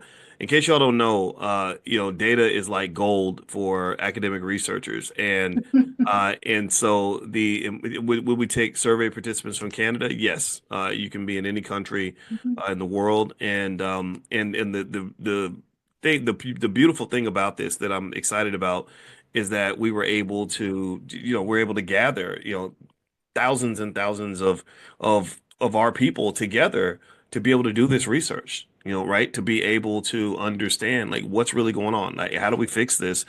And I think that shouldn't be understated, right? Because if she was sitting up at Yale University somewhere, she'd have to go and find black people.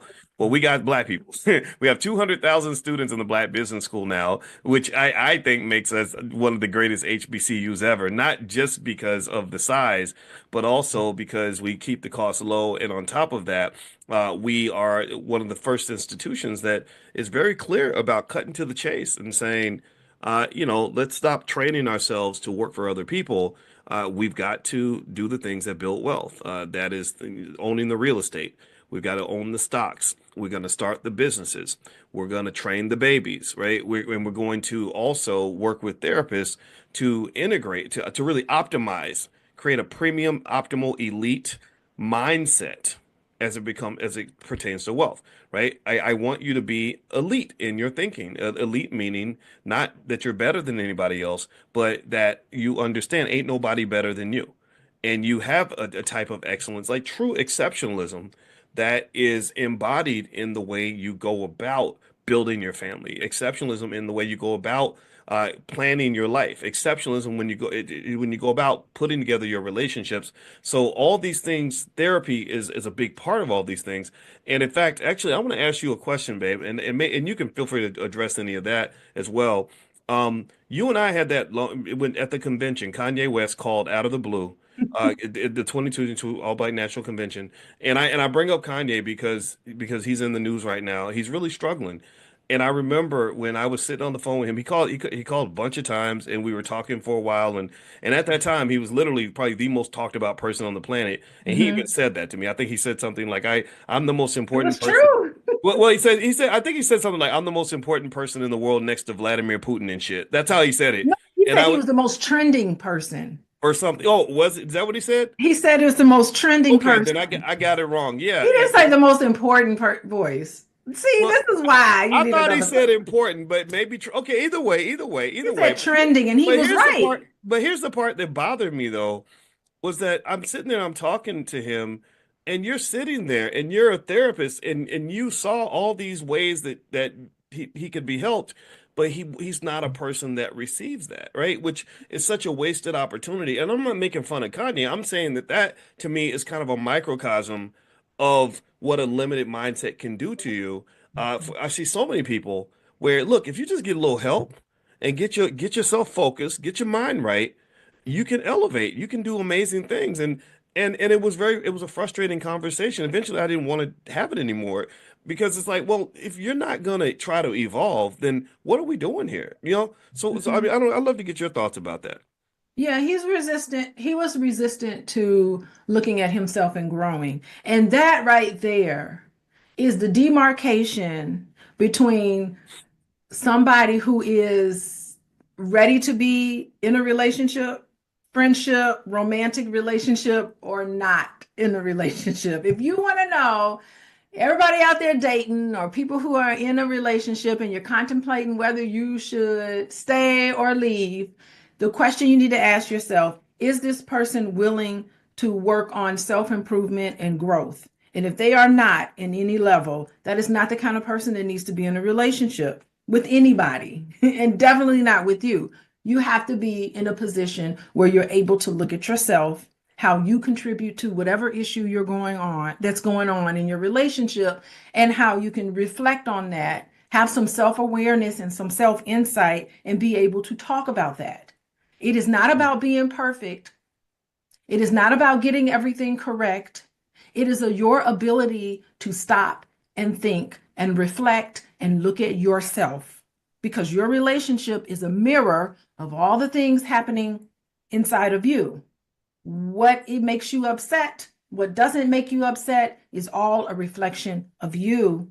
And people who refuse to look at themselves should not even just be by yourself, be alone, because you're going to wreak havoc on whoever decides to feel sorry for you and take you in as a partner. That's so interesting. It's funny. I was talking to our youngest, Taylor, about that yesterday, actually, because I was giving her a credit for the number of I want to say spins, but it's not spins. It's turns. Turns. That's the proper dance term. I keep saying spins, and I'm just messing it up. Can't But be a dance dad and get that wrong. right. But she did the little spin on the turn, Turns. the turn on TikTok, and she kept just twirling, and it was the first time she'd done that many turns, and I was, and I was like, "Good job, that was amazing! Oh my God, how did you do? How did you learn to do that?" And one of the things I remember her saying was she talked about things that she was good at and things she's not good at. And what I said to her is I said, never forget that whatever you are is not nearly as important as what you're becoming. You're always Yeah. becoming something. You're always becoming something. And so that awareness, sort of saying, okay, this is where I am, but I'm an evolving being. I'm not supposed to be like the person I am right now. I'm not supposed to be that person 3 years from now. You're not supposed to be. And if you are, that's a problem. That means you're stagnant. Like, like think about anything else, any fruit or any food in your refrigerator that's stagnant and stale and sitting there and whatever, or a vegetable that's not growing is stagnant. Like that's something's dying there. There's death there in stagnation. Life and growth comes from evolution. You understand? So evolution, I think, should have intentionality with it. It should have a commitment. You should be fierce about that, like really down, 10 toes down on that. Like I'm evolving. God is not through with me yet. Like, I ain't perfect. I am flawed, but I'm working on it and I'm getting better every day. And that is what defines me. What defines me is not what I am. What defines me is what I am working to become. That is everything. That is so I mean, even mathematically, it's like the position of an object is not as important as its derivative, right? And what I mean by that is that a car, where a car is located, doesn't matter as much as where the car is going and how fast it's going there. So you are a moving car. That's my point, right? So in therapy, to me, helps your car move faster. It helps you target where you want your car to go. And the beauty of that, and I'd love to get your thoughts on this, I'm talking too much, is that once you gain that superpower of saying, look, I'm not only am I going to decide where I'm going to be, but I'm going to decide how quickly I'm going to get there because I've got all the tools required to reshape this thing called my mind. You become almost unstoppable. I don't know. What do you think? Yeah, and not only that, but you need to get to know the car. Where's the carburetor? When does the oil need to be changed? Yes. What is going on with the engine? Do the tires need to be replaced? You need to look at the conditions outside of the car. Is it snowing? Is it raining? Is it ice? Should you stop for a little bit? And if you get into an accident, are you just going to point the finger and say it was all y'all fault that my car is damaged? Are you gonna take some responsibility for the accident, for the collision? Some people just go through life doing hit and runs. Runs. Driving with no insurance, going 100 miles an hour with a blindfold, you drunk and high and ramming into people and running over children and just like bumper cars. Yeah, I mean, but you got people that live life that way. And then blame it on the road conditions. It's modern society. These modern women, these alpha men, these toxic masculinity, all this other stuff. You want to look at everybody else and not you. Mm. Well, that's a word, ma'am. That's a word. I want to mention really quick before I forget. Some of y'all asked about it. Don't forget that first of all, number one, if you're a member of Coin, which is the Certified Options Income Network, we're gonna meet tonight. Tonight is the next class. We're doing this 12 straight weeks of stock options. So if you all want to learn stock options and get a certification from the Black Business School, you can apply. Go to drboycecoin.com. We have the next cohort, though, will be in a couple of months, but you can apply for that now at drboycecoin.com, COIN. Number two, our financial slumber party is going to be Friday night at 11 o'clock. And we're going to get together at 11 on a Zoom and just act stupid and wear your pajamas, bring your popcorn. We're going to play music, have fun, but then we're going to learn finance because I want you to have financial fun. I don't want you to just think of making money and building wealth as something that has to be serious all the time. If you've been to our financial slumber parties, are always fun. Also, it's a training, right? The training materials are free, and the cost of entry is $69, and you get to keep that training for life. That is yours and your family. You can bring your whole family for the cost of one person. So feel free to join us there. I'll text out the link later. Make sure you're on the text list. Text the word morning to the number 87948 on your phone. Text morning to 87948, and I'll send you the link. And those of you who've been to our financial slumber parties know how much fun they are. But you're going to learn. Like this one, the theme of this one is called How to Make Money on Monday. And what I'm going to do is go through a couple of stock options plays that you can literally apply on Monday that can generate money on Monday. I could literally show you how to do this. So I just have to have a little bit to invest to be able to buy some stock, but I can show you how to do that. So anyway, you've been to our financial slumber parties, right, babe? I Have feel you? like I've been to them. I've been to many and over the years. Yeah, I think they're fun. I always wake up with a hangover the next day. Do you? Yeah, you get over 50, staying up till 1 o'clock in the morning, you're gonna be tired the next day. But it's all right though. It's worth it though. I always wake up with a smile on my face. So let's and I'll send the link out to you guys later on via text. If you aren't in the country and you can't text the word morning to the number 87948, just go to drboyceelevate.com. And once you sign up at drboyceelevate.com, you'll get the email. I'll also email this out a little bit later on today. So let's talk about just generally healing and sort of what you've been doing there. Now, one thing I want to throw out to you is a couple more facts and just piece of information from some research that I did here. One thing that isn't discussed much as well is the physical effect of financial stress. Actually, there are studies that show that unemployment and financial strain are also associated with higher rates of cardiovascular diseases, somatization. I don't know what that is exactly. I know what that is. Oh, you can please explain, Okay. and other health related issues. Can you speak to that in terms of that mind body connection and how know being able to create financial peace in your life and in the lives of your children actually helps people live longer, please? Yeah, it's the effects of stress. A lot of people will have like ringing in their ears, somatization, headaches, stomach aches, and there's no medical cause for any of those things. Mm. And that's a somatic, it could be considered a somatic response to how we deal with stress and worry in our life. So it is there. And, it doesn't, it, it doesn't work to help the situation at all. When you are confronted with a hard issue that could be painful for you, how you respond to that has a big effect on the results of that. So how you deal with stress, do you have a self-care plan? Does it interrupt your sleep? Are you putting yourself and your health and your mental health and physical health first? It Having that together is like armor against the stress. And let me tell you, stressors and problems will always happen. We agreed on this when we were sentient beings who have decided to be born. You're agreeing to have hard times will always happen to you. But if you have a safe place of which to process what's going on with you, if you have a good self-care mechanism, and it doesn't cost a lot to have self-care. It doesn't cost anything to just close your eyes and meditate. No one's taking anything from you to do that.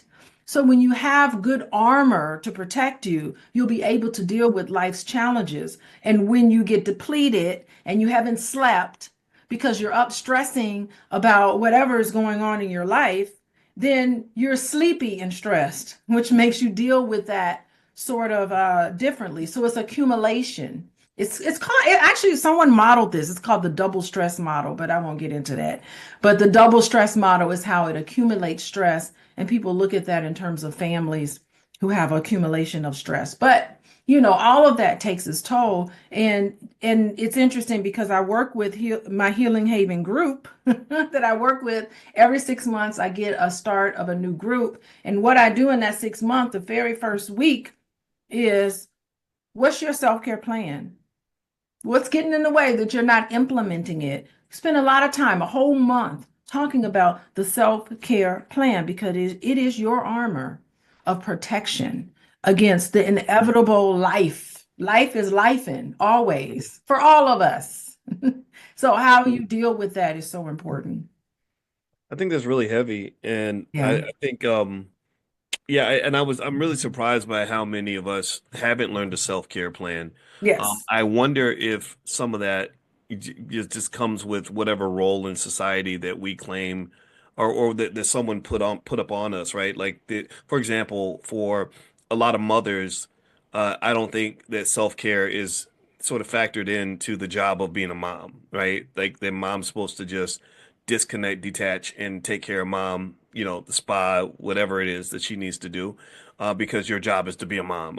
And then you look at fathers too, right? Like, your fathers provide, protect, all this other stuff, but there's nowhere in the job description that says, oh, you got to take some time just for you. And I think that just that alone goes a very long way because I remember you taught me something that was really interesting about how just literally that no matter what's going on around you, if you can follow certain techniques, you can get the stress out of your body or something like that. I think you said something like that. You can correct me. You said something like that stress doesn't exist in an unstressed body or something. Can you please talk about that so I don't say it wrong?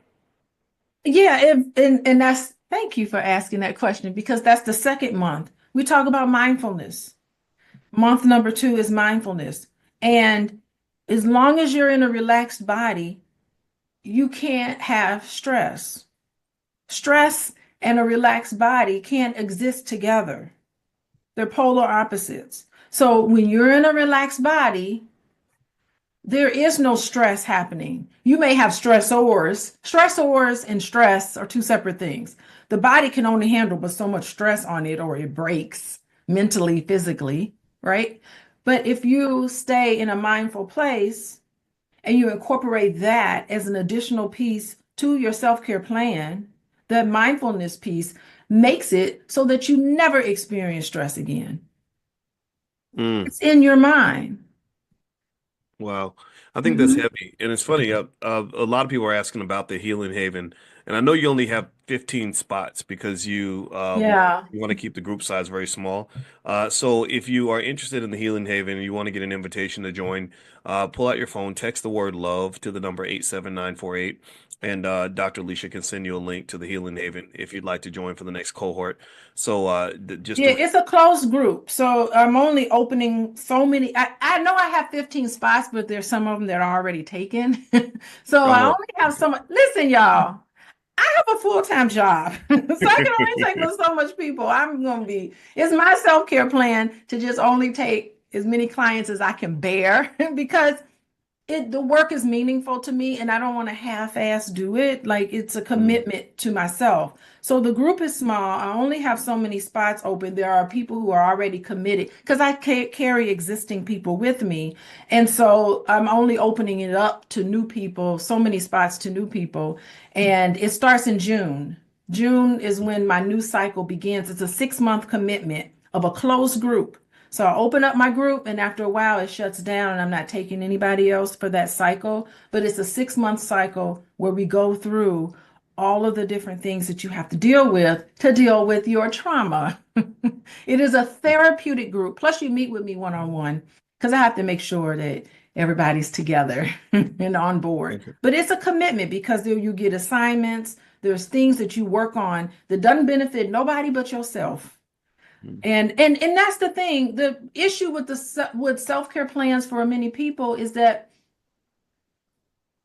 if you grew up with developmental trauma, you're already taught that you're not worthy enough to take care of yourself, to put yourself first. One of the things that is a demarcation between people who have experienced painful memories growing up that has been unprocessed is that you don't value yourself. You put everybody ahead of yourself.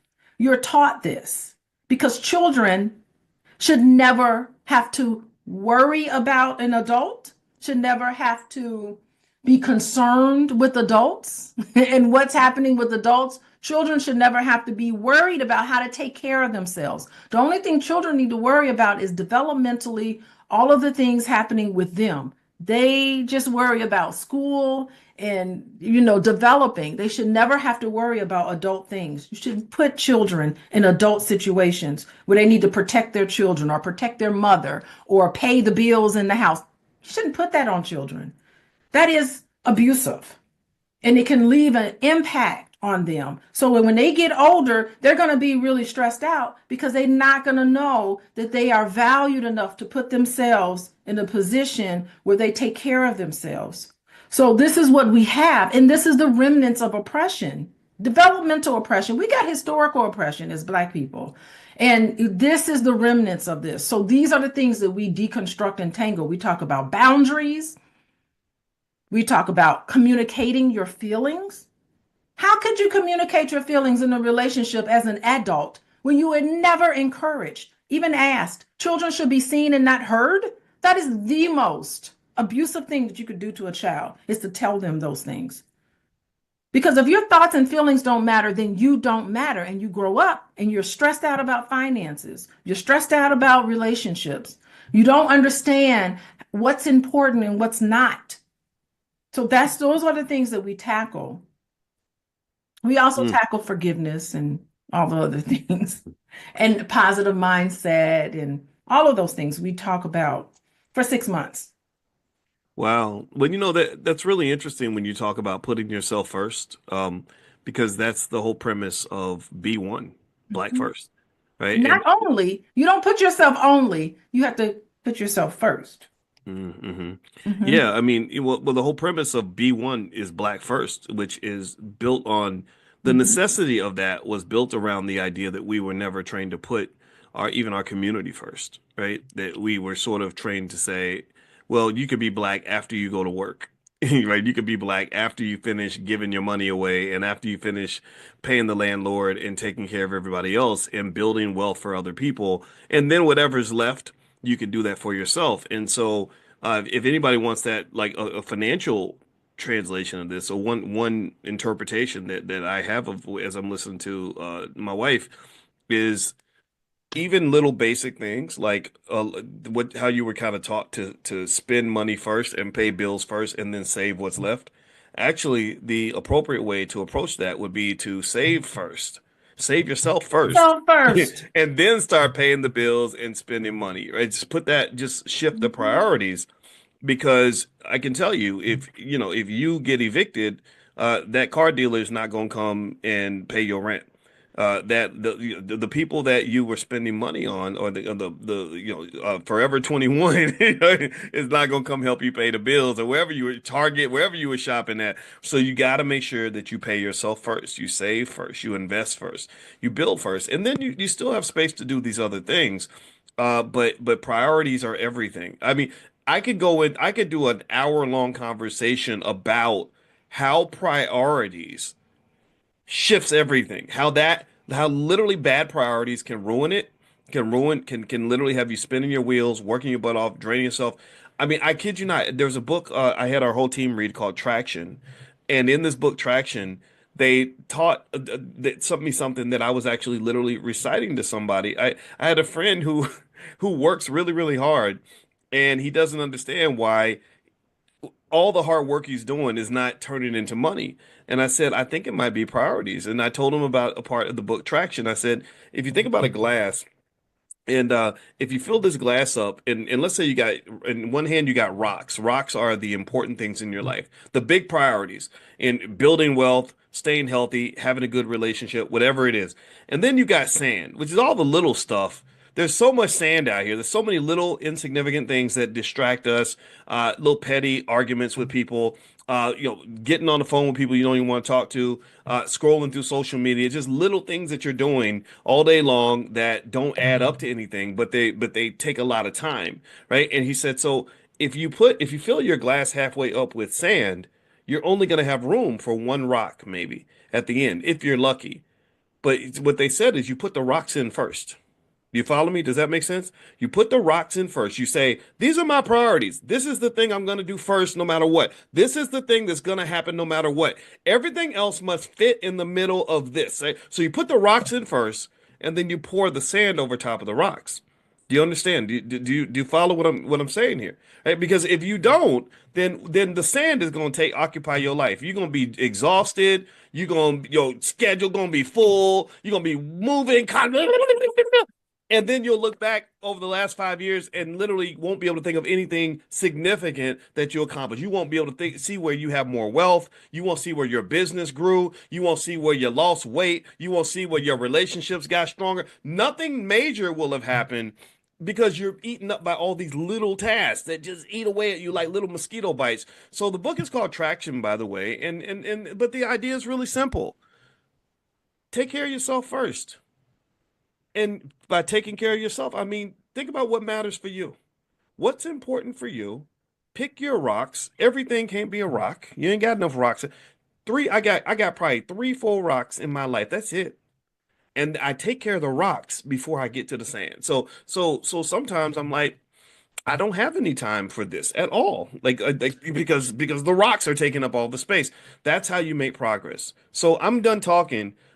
Just in as a FYI, a couple things. One, the Healing Haven, if you want to be a part of it, I know a lot of you were asking about Alicia's healing. It's really good stuff. So if you text the word love to 87948, you'll get information from her. Also her website, if you want to make an appointment with her, and she does see some clients on a limited basis, go to coachingwithdralicia.com. That's coachingwithdralicia.com. Somebody type that in the chat, please. Coachingwithdralicia.com. Also, the other thing too is in terms of the financial stuff, Prime members, those of you that are in here, we're gonna have a Prime meeting on Monday. And Prime, in case you don't know, is where we talk about ways to sell stock options to make income. And making money is a big priority for a lot of us. And I know the market's been very volatile. So on Monday, we're going to address that. And so you should have gotten a link to join on Monday. And if you have an interest in learning more about stock options, you could text the word options to 87948, and I'll send you an invitation to do a trial in Prime to see if you like it. Anyway, have a good day, everybody. And it was great to see you. And thank you very much, Alicia, for coming in today. It's always fun it's really cool. I'm gonna tell you. See, some of y'all fellas out here, y'all just go chasing the women because of what they look like and all that stuff. First of all, I think my wife is gorgeous. She's the most beautiful woman I ever met. I literally saw her across a crowded room and I was stunned. I never forgot. I wrote about it in my journal. But you can get the beauty and the brains, right? So you get the brain and then the work ethic, the beauty, the brains, and the work ethic. I mean, come on now. So you can't go wrong with that. So me and my wife, not only do we love each other, but we work together. And I think that just kind of creates like a really meaningful journey. So I encourage people to find others in your life that maybe you could be working with and maybe stimulate that. Or if you do bring people in your life, look beyond the superficial. Don't just not just the silly stuff. Dig into the real stuff. That's what's going to make your life into something meaningful. So God bless you, everybody. It was great to see you. We'll be back tomorrow morning. If you're not on the text list for this class, just text the word morning to the number 87948, and I will send you an invitation. And I hope that this was worthwhile and a worthy use of your time. So I'll see you all tomorrow, and take care, everybody. And thank you, babe. Appreciate it. Bye. All right. Bye-bye, y'all. Bye. Hey, everybody. How you doing? Come on in. So good to see you. Welcome to our Powernomics training. My name is Dr. Boyce Watkins, and this is what we do every Wednesday. And if you will give me 1 second, I realize I have to run and do something really quick, but get comfortable. And if anybody comes in and says, "Where's Boyce? Where did he go?" Just say he went to the bathroom real quick and he had to go do something. So I'm gonna be right back. So give me 1 second, everybody.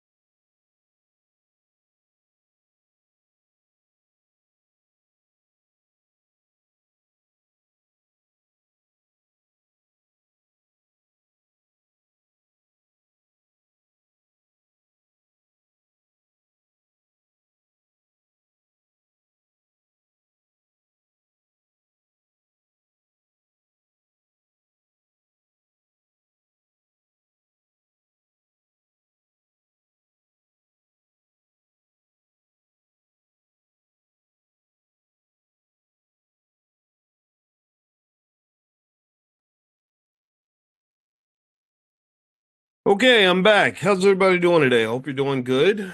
Welcome, welcome. I hope somebody told everybody where I was, because what always happens is if I step away and I do something, somebody comes in and says, "He's not here. I don't see him. What's going on? There's no sound. What happened?" So if that ever happens and the screen's just wide open, you like that, just know I'm coming right back. So anyway, I hope everybody's doing good.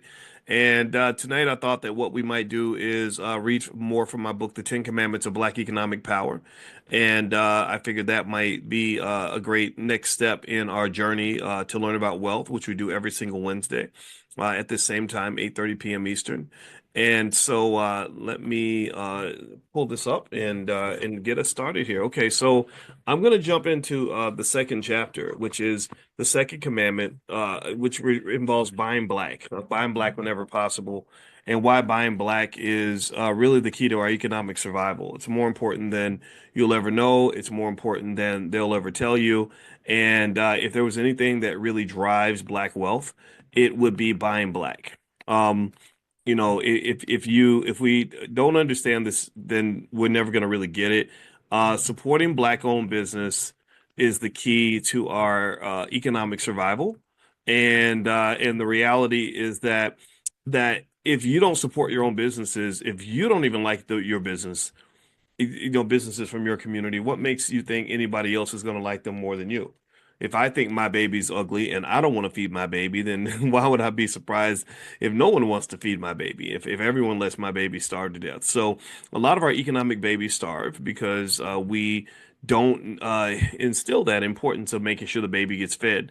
The one of the reasons that supporting black-owned business is so important is because you have something in economics called a multiplier effect. And what the multiplier effect basically says is that $1 is not $1. $1 is not $1. $1 becomes as many dollars as you want it to be. Think of a dollar like a pair of underwear, right? So imagine a person who buys underwear, and every time they buy a pack of underwear, they wear them one time and then they throw them in the garbage. Right, just like I bought me, 3 packs of Fruit of the Looms that got me through 2 3 weeks, and then I'm gonna throw them away, and I'm gonna just buy new underwear every 2 or 3 weeks. I'm just gonna go buy new underwear, right? Think about how much money that person's wasting, right? Think about how ridiculous that sounds to buy clothes or underwear or anything and throw it away. Allen Iverson used to do that. Allen Iverson used to buy clothes in a city, and he literally would just throw away. He would leave all the clothes in the hotel room and then go buy a whole new wardrobe in the next city, which is crazy. I mean, it's absolutely ridiculous. And but here's the thing, you know, if you want to talk about what's going on with the black dollar, then that's pretty much what's happening in America. That's why you run out of money so much. That's why it's so expensive to be black sometimes, from an economic standpoint, is that we haven't really understood the importance of our dollars. We haven't understood the power of our dollars. And if you want to talk about the power of the black dollar, a lot of the black dollars are lost. A lot of black dollars get lost because the reality is that if you don't if you don't value something, you're not going to protect it. It's that simple. If you don't value what you have, then you're not going to take care of it. Just like if you have a rental car versus a car that you own, you're not going to take care of the rental car like you would your own car. If you talk about a child with low self-esteem, they're not going to value their body. Maybe they become promiscuous because they're thinking that whatever they're giving away to the world is not of value. So we become very promiscuous with our dollars because we have low economic self-esteem. And that low economic self-esteem becomes very costly because that money that could stay in the community, that those dollars that could be recycled, refueled, reused, redone over and over and over again, they never get reused. And so, really, if you want to understand the quickest way to multiply black wealth, like the quickest way, if somebody said, "Well, what's the fastest way we could grow our wealth?" And one person says, "Well, we got to get more DEI. We need more white people. Give us more jobs." I would say, yeah, that might help. I mean, I'm not saying there's anything wrong with that, and I had nothing against DEI. I just don't think that would be the best thing the most immediate impact. And then somebody else might say, no, we need reparations. I would say, yeah, absolutely. We deserve reparations. Reparations are owed. They've been stealing our money for all these years. You better give it back. But it's deeper than that. I would actually say the quickest way to multiply black wealth, the quickest way to see black wealth literally skyrocket, quadruple, quintuple, is to love ourselves, right? And to value ourselves and to value our dollars and to really kind of know, like, hey, my black dollar means something. And you see a lot of this maybe happening with economic boycotts and things like that being used. And I'm not against any of that. I will say though that what's interesting about the boycotts is that things are not symmetric. They're not balanced. And what do I mean by that? Well, what I mean by that is that when you look at our boycotts, we will, if we get mad at somebody, we might boycott them for a few weeks or even a few months. But they boycott you every single day. They boycott you by default, right? The default condition, the default economic state for the black community is to have no money going in your direction, right? That's the normal state of affairs. That's not, so there's nothing special or significant. Let me know if you get what I'm saying. Nothing special or significant has to happen in the world for black-owned businesses to be boycotted. They just boycott them because they just want them to die anyway. And you had no business owning the business. Why would your black butt even think that you should be a business owner? You're supposed to be somebody's employee. And not only do others think that about us, that's one thing. It'd be bad enough if others felt that way about us. But self-perception and self-worth is kind of a two-way street. So what really makes it sinister is not that other people feel that way about us. What makes it sinister is that we feel that way about ourselves. So because we feel that way about ourselves, because we see ourselves as subservient to others, because we see ourselves as kind of the economic losers in the game or the subordinate class or the weaker class, we train our children to work for other people. And so as a result of that, trillions of dollars, trillions with a T, gets thrown out of the community every generation because we raise our children and say, hey, make sure you dress nice and you learn how to speak proper and you go to school because at some point there is a white man that you're going to ask for a job and you really, really want this white man to like you. And what's interesting is that I don't know many white people who raise their children to expect that they're going to work for a black person, right? Now, isn't that strange that most black people expect to work for a white person? Right? Most black people kind of assume, like, if you have a job, if your friend says, I got a new job, and someone was to say, okay, let's take a bet. Do you think that they work for a black-owned business or do you think they work for a white-owned business? What do you think they're going to bet? Like, who do you think that they're going to expect that person to work for? Right in the chat. Okay. So if you want to talk about this, I think it's a little bit, I think you got to really, really, really, to analyze a problem, you got to question the assumptions of the problem.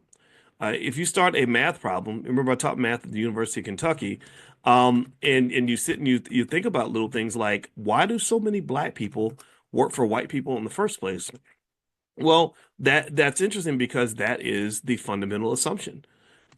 We pretty much assume, we pretty much expect and that you're going to work for a white person. And if you don't, like if you work for a black person, that becomes a big deal. If a white person works for a black person, that's a big deal. No one expects that. So when you're kind of sort of thinking about how to solve these economic problems, you really have to kind of back up and kind of look at the assumptions of the problem and say, okay, maybe if we wanted to really start talking about changing these economic outcomes, if we wanted to have a power shift and we want to talk about building Black Wall Streets and everything else, I think you got to start with the economic self-esteem issue and just ask yourself just basically like, why is it that we are trained to assume that we're supposed to work for other people? But it would be ridiculous, hilarious. It would just be almost ludicrous and almost maniacal, almost seen as insane to think that that your black child is supposed to be the boss and other people's children are supposed to be the employee. But for some families, that's the default. That's the default assumption. Donald Trump, when he raises his children, I don't think Donald Trump raises his children to expect to work for anybody, especially not a black person. But many people will work for Trump's kids because it's a mindset. It's also an economic positioning sort of thing, right? So if you really want to sort of talk about just basic things that will make a massive difference in your wealth status as a community, you got to look at where you're putting your dollars. You got to look at the assumptions that you're making, and then that all those things impact your economic self-esteem. So let's hop into this buy black thing. I'm on page 25 of my book. It's called The 10 Commandments of Black Economic Power. And you can get a copy if you go to drboycebooks.com. You can get copies of my books there as well as our financial flashcards for kids, stuff like that, drboycebooks.com. So the great redirect. What could we buy with $1.8 trillion? I've done over 18,000 YouTube videos over the years and engaged with millions of black people. As a result, I've had a bird's eye view of our different lines of thinking, both good and bad. I've seen the trends and how black economic thinking has evolved over the years. One thing I've observed is a substantial rise in what I refer to as black economic consciousness. Consciousness of any type is defined as, quote, the state of being awake and aware of one's surroundings. That's why we have a class every morning called financial consciousness, right? Because the first step toward improving the condition is to be aware of the condition and the requirements to improve that condition. Another way to describe consciousness is being woke. The term woke is used a lot, but most people who use it are actually asleep. Being woke means being aware of what's happening, seeing where the problems are, and then consciously coming to conclusions regarding the necessary steps to make the situation better. We must ensure that all of us are economically woke. Simply put, being economically woke means that we are aware of where the money resides, how to acquire it, how to grow it, and how to protect it. When we spend our money, we should be aware of who is receiving these funds and what they are doing with this money. Economic wokeness is critical because the black community loses well over $1 trillion per year in wealth that goes into the hands of those who take advantage of the fact that millions of our people are asleep at the wheel when it comes to finances.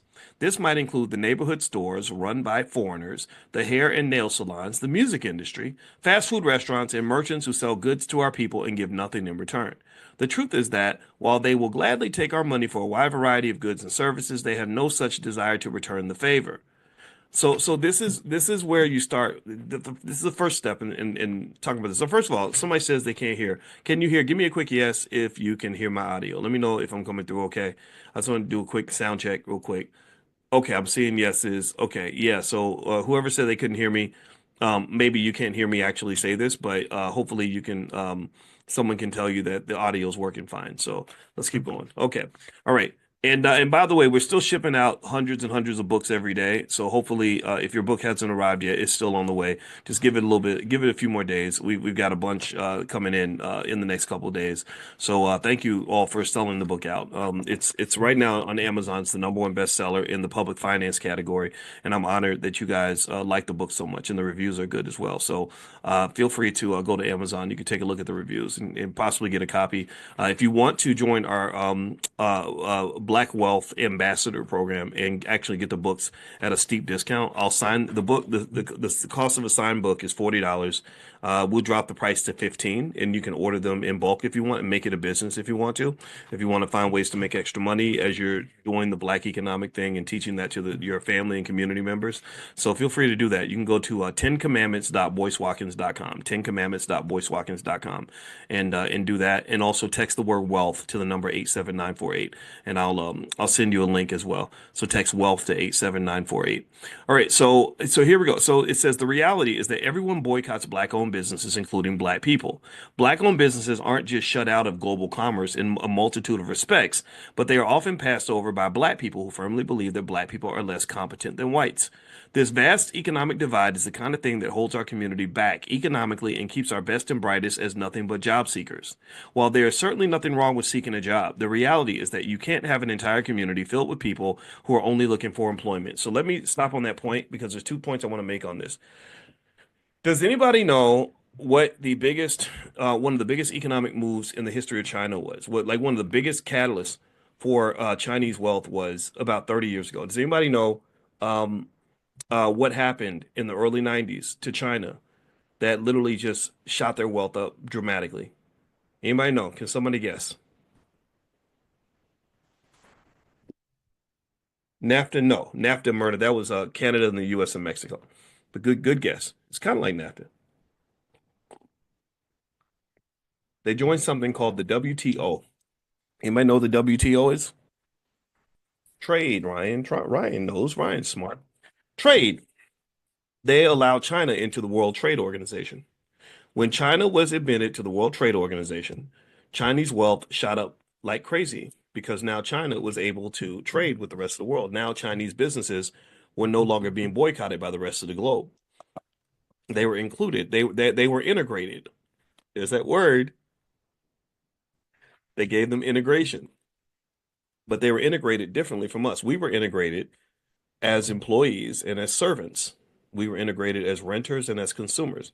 They trained us to believe that buying things was a way to show power. They trained us to believe that our goal was to rent a nice apartment from a friendly white man and hopefully get a job working for that same man or maybe his friend, and that somehow meant that you were equal and you were included. And that is not how integration is supposed to work. The Chinese were integrated as business owners. They were integrated as manufacturers.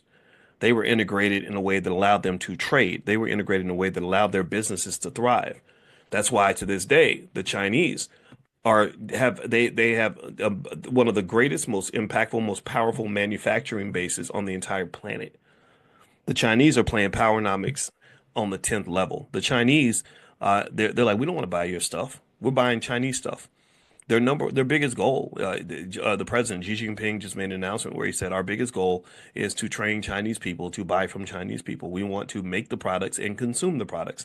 We want to do for real in real life what African Americans are doing kind of in theory, where people like Boyce Watkins are talking about it, but we know black people won't be able to do this for 50 to 100 years.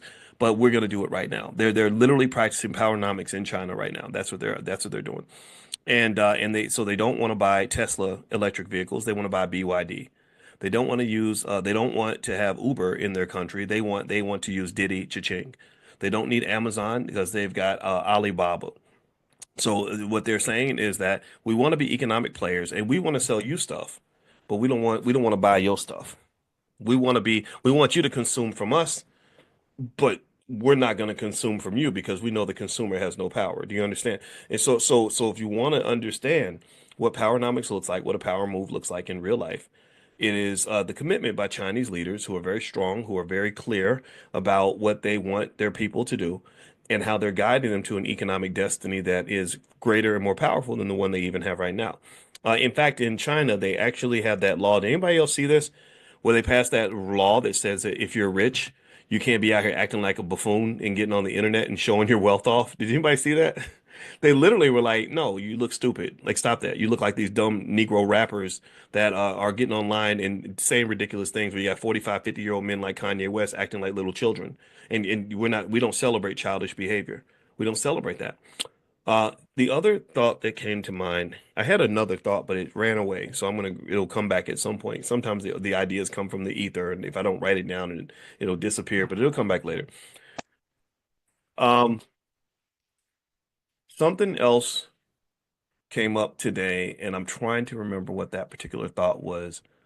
Gosh dang it, I hate when that happens. It'll come back. It'll come back to me. Let's jump back in the book. Let's start reading again, and then it'll come back to me in a second.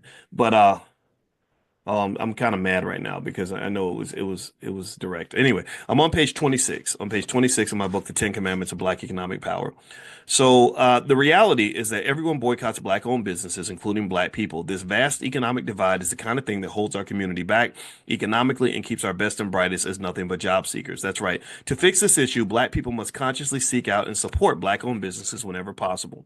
This should start with the businesses being run in your own family and neighborhoods. You start from the inner circle and you work your way out.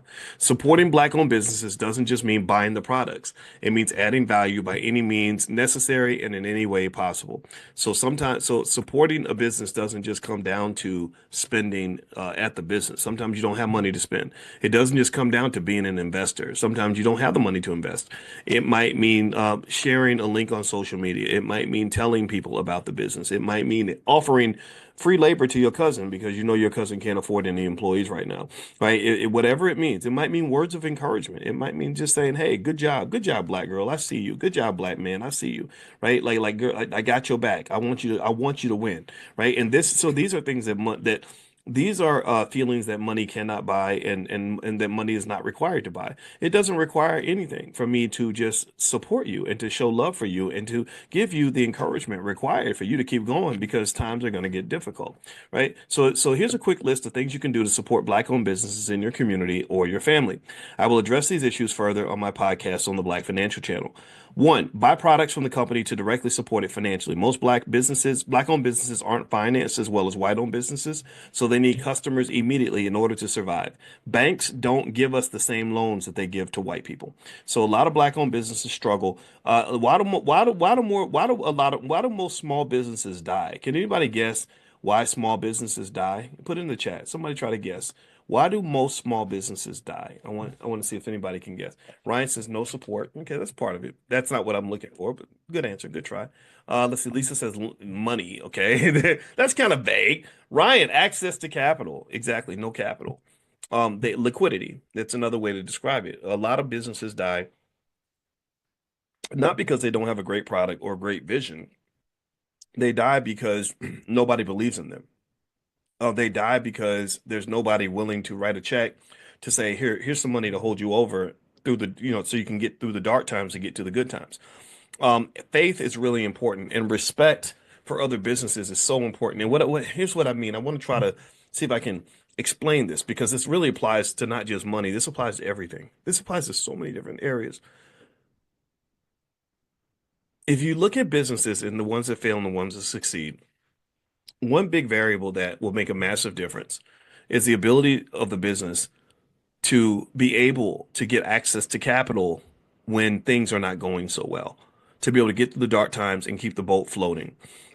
Uber, for example, is a corporation that has had years where it literally has lost billions of dollars. I don't know if y'all know that, but Uber has been losing money for a long time. Uber was losing several billion dollars in a year.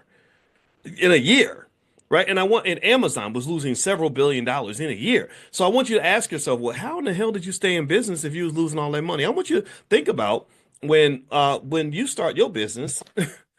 Imagine if you were losing $1 million a month. How are you going to stay afloat when you're losing $1 million a month? Either you got to be insanely wealthy, or you have a massive line of credit, or you got a backer. You have a backer. You have somebody that believes in you.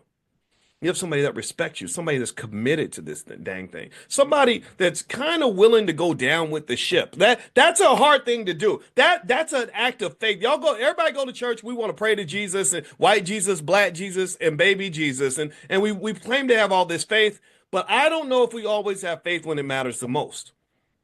I think we have faith in whatever is happening spiritually at church, but I don't know if we have faith in ourselves or our community. And I say that because if you look at a lot of our businesses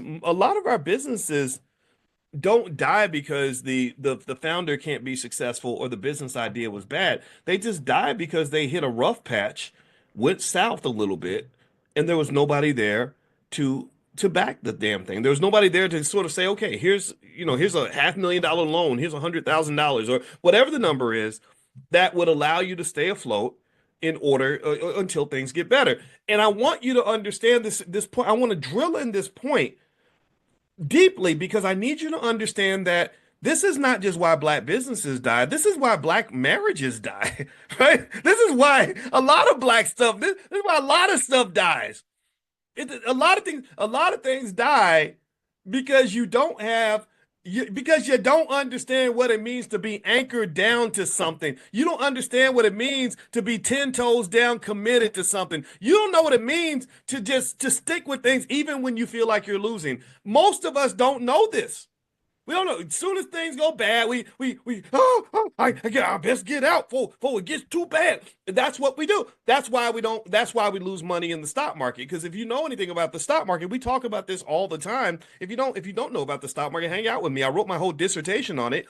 A lot of black wealth gets lost in the stock market because as soon as that sucker dips, y'all dip out, right? As soon as that portfolio goes bad, the trauma sets in, the fear. Ooh, Lord. Ooh, the lack of faith. You talk about all this faith you got when you go to church, but you ain't got no faith. As soon as stuff gets a little difficult, you running away. So this is what happens in business. Do you understand that anybody who ever go talk to anybody who's ever built a multi-million-dollar business, and I want you to just ask them a basic question. Like, was there ever a time where it just looked really dark, like things were just not going to work out? And I bet you they'll have at least 5 stories for you. Go talk to somebody who's been in a 50-year marriage and say, did you ever have times where you just weren't happy? Because everybody just want to be happy all the time. Right? I wasn't happy anymore. Did you ever have like long periods of time where you just wondered if it was going to work out? And I want them to tell you that story, because what you're going to hear is like, oh yeah, this happened a lot. This happened a lot. And what you're going to find is that typically people that can stick to things and get to the finish line of something that's hard, whether it's a business, a relationship, or anything, they had a type of foundation. They had a type of commitment level. They had a type of like sturdiness about them. They like conviction. They had a type of conviction. Like stupid commitment, like stupid loyalty to something, right? Like I when I asked my father, I said, what's the secret to staying married for 50 years? You know what he said? He said, it was easy. I just didn't get a divorce. I wasn't going to ever get a divorce. But what if she was mean to you? And what if she was abused? No. But what if she did? No. It just wasn't going to happen. I talked to another woman recently who's, she's Hebrew Israelite and she loves the hell out of her husband. And her whole position is, I love my daddy and I never stopped loving my daddy, no matter how imperfect he was. And I feel the same way about my husband. I will always love my husband. I'm not going, I'm that there's I'm just here. I'm here. And here's the thing, I want you to pay attention to how many people would listen to that and say, well, that's stupid. You should go find your best life and live your best life and be happy. Okay, and I get it. I understand. We know it's complicated. But see, but the reality is that anybody who's ever stuck to something and built something amazing, like a business or a relationship or physical fitness, to the level of Olympic, becoming an Olympic athlete or won a championship, most of those people had a stupid commitment to what they were doing to the point where they were willing to go down with the ship. Willing to go down with you. Listen to this. Pay attention now. There's a bunch of cryptos out here, a bunch of cryptocurrencies you can buy, but the number one cryptocurrency that I believe in the most, the one that I think has the greatest probability of making everybody in this room wealthy if you're investing consistently. Guess which one it is? Guess in the chat. Guess. It's Bitcoin. It's Bitcoin. And do you know why I believe Bitcoin has the greatest probability of growing through time and always surviving? It's because you have these people in the Bitcoin community. They call them hodlers, hold on for dear life. And these hodlers, they're not gonna sell for nothing. Bitcoin could drop to a penny and the hodlers are still not gonna sell their Bitcoin. They said we're in this 10 toes down, nonstop. Yes, we can stand the rain and anything else, the tornadoes and anything else you throw at us, because we are committed to this thing. We are the captains that will go down with the ship. How do babies survive infancy, even when their fathers abandon them and all this other crazy stuff that might happen? Well, because of this thing called oxytocin, they're wired to the baby. They can't reject the baby could come out with a disability. The mother's still going to be right there. The baby could be sick. The mother's right there. The mothers are willing to go down with the ship. The baby could grow up and become a serial killer, and the only person that will visit him will be his mother, because mothers will go down with the ship, because you're wired that way. You're built that way, right? So when we become the parents and give birth to a business, when you give birth to a dream and you really believe in that dream, I believe this. I believe that the people who are more likely to see that dream to fulfillment are the people that are willing to go down with the ship, the ones who understand the value of stupid loyalty, stupid commitment. I'm talking about where you are so committed to something that people say, why would you keep on being committed to that? Look at it. Look at that. It's raggedy. It ain't working. It ain't gonna. But the people with the stupid loyalty are the ones who make sure that the thing survives. You're the one that keeps the baby breathing, even when the baby's on life support and it's an ugly baby and it's a disabled baby and don't nobody want the baby except for the person who gave birth to it. So my belief is this: look, if you're going to do this damn thing, learn how to do it. Learn from your grandparents, learn from your ancestors, learn from black folks that lived before integration, before we got diluted, before they started putting milk in the coffee and weakening us. Go back to the black coffee days where they were strong and black and committed and 10 toes down, just determined to stick to whatever they started. Those are the people who are successful. And if you study any book on entrepreneurship and millionaire status and all, it's typically that's the one characteristic, that resilience. I'm in this no matter what. That resilience is what makes people become wealthy, successful, and everything else. In fact, let me just tell you, I said something last week, and I said it on Twitter Twitter's a great place. My Twitter is Dr. Boyce Watkins 1, Dr. Boyce Watkins 1. Feel free to follow me on Twitter.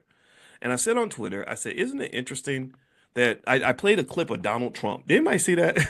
Where Donald Trump goes, you black people built America. African Americans built this country.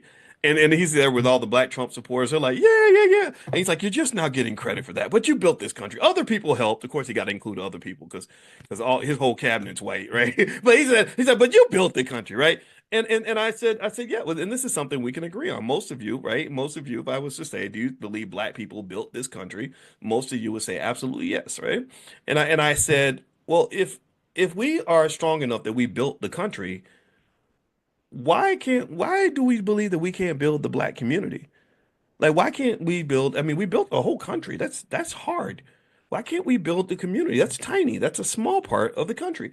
And what I saw is I looked at the comments and I wanted to see how people responded. And of course, I knew some Negro naysayers would pop up. The Negro naysayers, they always find a problem for every solution. They hate solutions. Like the solutions just make them mad. Like why are you solving problems? You're supposed to cry about it. You're supposed to sit back and whine and let the problem fester and metastasize. And so one of the Negro naysayers, and I'm not making fun of him because I get it. A lot of people felt this way. So you know what they said? And this is true. There's nothing wrong with what he said, actually. He said, because every time we build something, they burn it down. We already built stuff and then they burned it down. Would you agree with that? Let's tell me if you agree that yeah, we built black towns, we built black businesses, we've owned land. Your great grandparents were not lazy people. They worked hard. They were not people without dreams. They had a dream for you. They left you an inheritance. Somebody stole it. So let's just be clear about that. We know what happened. We know what is owed to us. And the thing was, though, the problem that I had with the response was not the accuracy of it. It's true. I said, yeah, they have burned down our stuff. I said, but you can't really point to any group of free people on the planet or any group of powerful people on the planet who did not have to fight to defend their freedom and their power. Most successful businesses, most successful countries, most successful communities have had periods where they had to rebuild. See, the secret to building is not just building. The secret to building is knowing how to rebuild.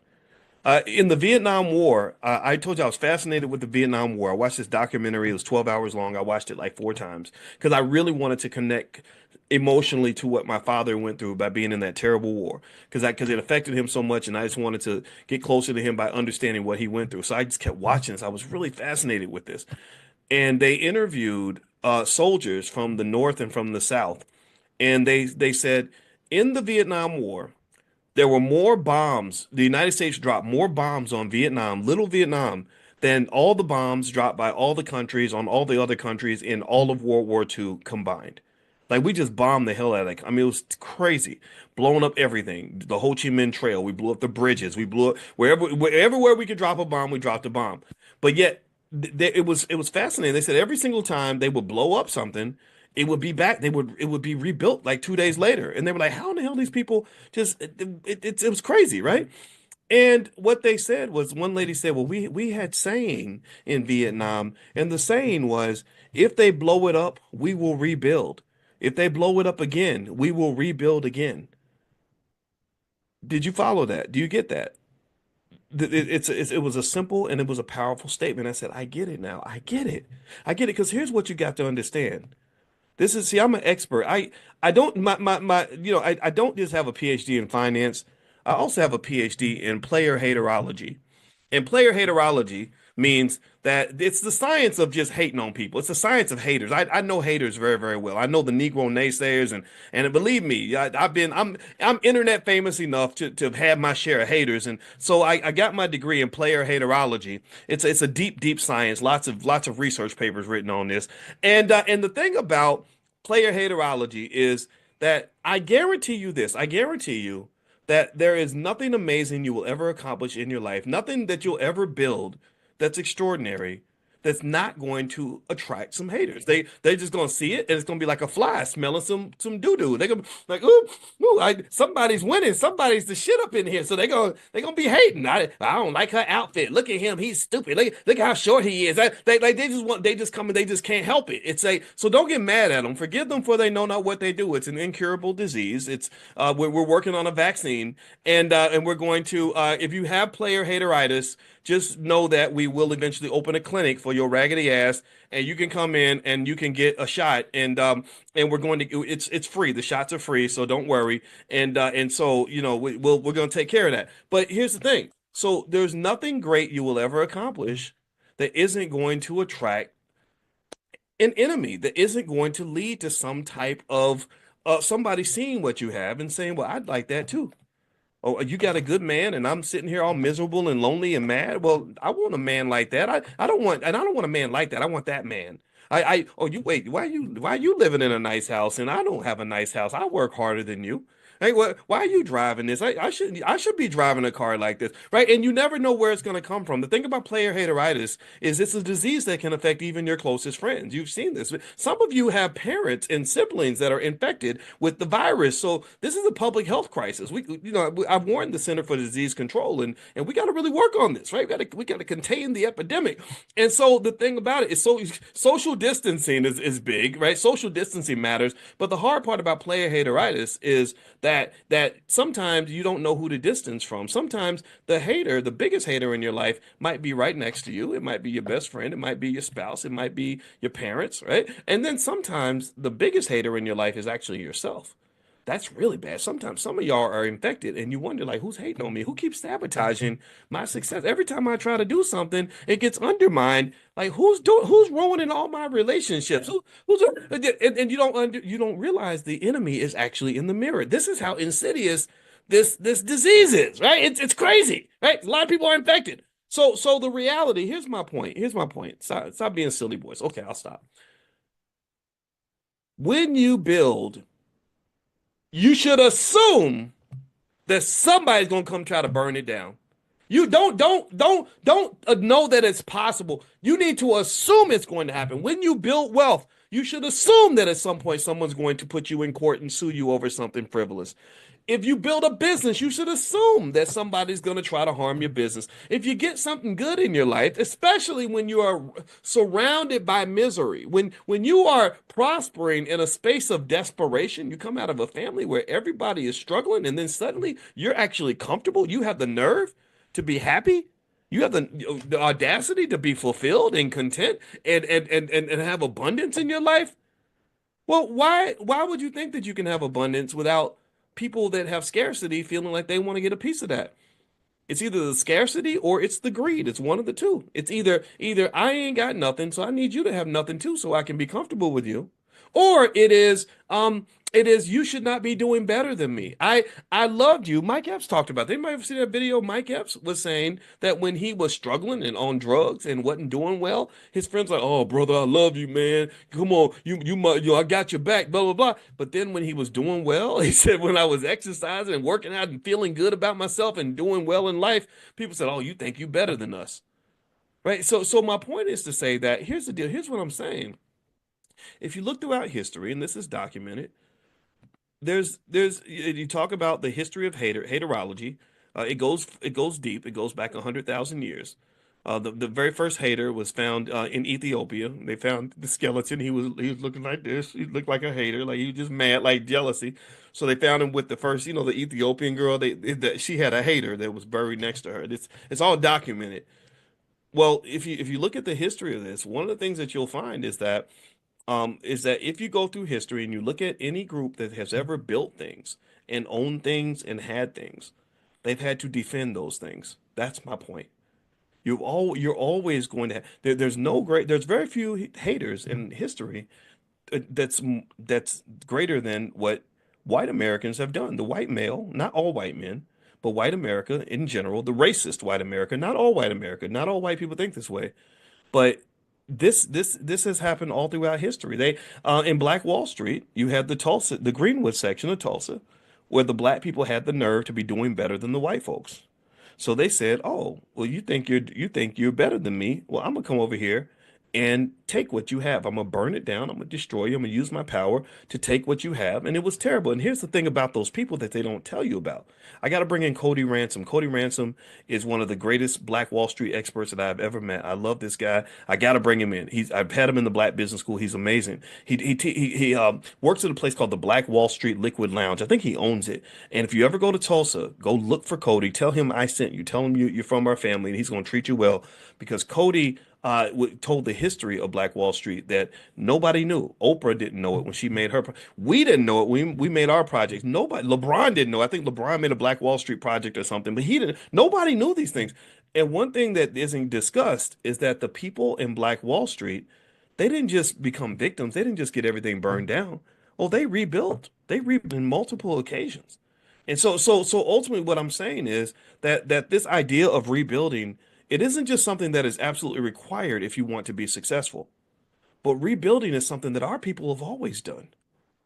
That we've always done that. We didn't just sit back and whine and cry and pray and hope that white Jesus or somebody was going to come and fix it. No, we got up and we fought. So when you build something, I want you to just understand that there will be rebuilding. And in order to withstand all that, you got to have somebody that's a part of this idea that's willing to go down with the ship. Like right now, everything that we built this Black economic revolution. I think a lot of what's happening in the Black community in terms of wealth, it started right here. If you go back to 2007, 2008, I was doing the exact same thing on a regular basis that I'm doing right now, and we were able to get this thing going. And I know for a fact that at some point, and it's happened already, and it's going to happen, somebody's going to kind of try to disrupt it. I don't know if it's going to be the CIA or somebody, or whatever. It's okay though, because number one, I can tell you that as one of the captains of the ship, I'm not the only captain. As one of the captains of the ship, I will go down with the ship. It's okay. I'll die for this. That's okay. A lot of people die for nothing. Well, it's an honor to die for something. And then on top of that, I hope that you, and when it comes to your family, your generational wealth, your legacy, your last name, your business, your idea, your passion, whatever it is that you're building, whatever you're building for those kids, step in and be about it. Be ready to go down with the ship. You gave birth to that idea. You gave birth to that entity. You got to believe in it and commit to it. And commit to it even when it gets ugly. Even if the baby's ugly and the baby's about to die, somebody has to be sitting in the ICU next to that baby and stay there for as long as necessary. And that's what is required actually to build businesses. So you got to ask yourself, are you ready for that? And I think the same thing is also true when you talk about building strong families as well. I think most people have it wrong. I think the reason that families break up at such a rapid rate is because everybody's busy trying to look good instead of actually trying to be good. I saw this thing. I just keep seeing all these celebrity stories that they talk about with, like, I think there's a really pretty girl, Tiana Taylor, and she married some NBA player, and everybody thought they had this beautiful relationship because she's a gorgeous woman and he's 6'8" and has all this money, and everybody talks about how beautiful the couple looks on the outside, but ain't nobody wondering how they're doing on the inside. Nobody's wondering if they actually have the sturdiness to actually keep a family together. And I believe that the reason a lot of families don't stay together is the same reason a lot of businesses don't stick together. It's because we don't understand the value of stupid loyalty. Stupid loyalty is when you're loyal to something even when other people say you're crazy for doing that. And some of y'all have that. Some of y'all have that. And I'm here to encourage you to say it's okay. If you're willing to go down with the ship, then just know the ship might go down. And then the Negro naysayers gonna be saying, I told him not to stick with that business. That business wasn't gonna work anyway. Now look at you. Now look, you're sitting there, you're broken, you're bankrupt. But that's okay. That's all right. You didn't make a mistake. You did exactly what you were supposed to do. Do you understand that the Black business failure rate is damn near 80%? So that means that if 10 of y'all go in 10 toes down, sturdy, committed, willing to go down with the ship, 8 of y'all are going to drown with the ship. 8 of you are going to be in the same position that Nat Turner probably was when he was about to be killed for trying to start the rebellion because he felt like God meant for him to be successful. But the thing about it is that God didn't mean for Nat Turner to be successful. God said, no, you're supposed to die. Sorry, you ain't scoring the touchdown, buddy. You're supposed to block. But tell me this, would you not agree with me that there was a tremendous amount of momentum and history made from the fact that Nat Turner made that sacrifice? Would you not agree with me that Nat Turner is one of the people that set it off. Nat Turner is seen as one of the greatest black men in all the history of the world. And what's crazy about it is that not only did he not get the rewards of his sacrifice, he probably didn't even know that the sacrifice was coming. Only way he knows is if he somehow is wired in from heaven and he could watch the results of his effort. But he died thinking that he had failed.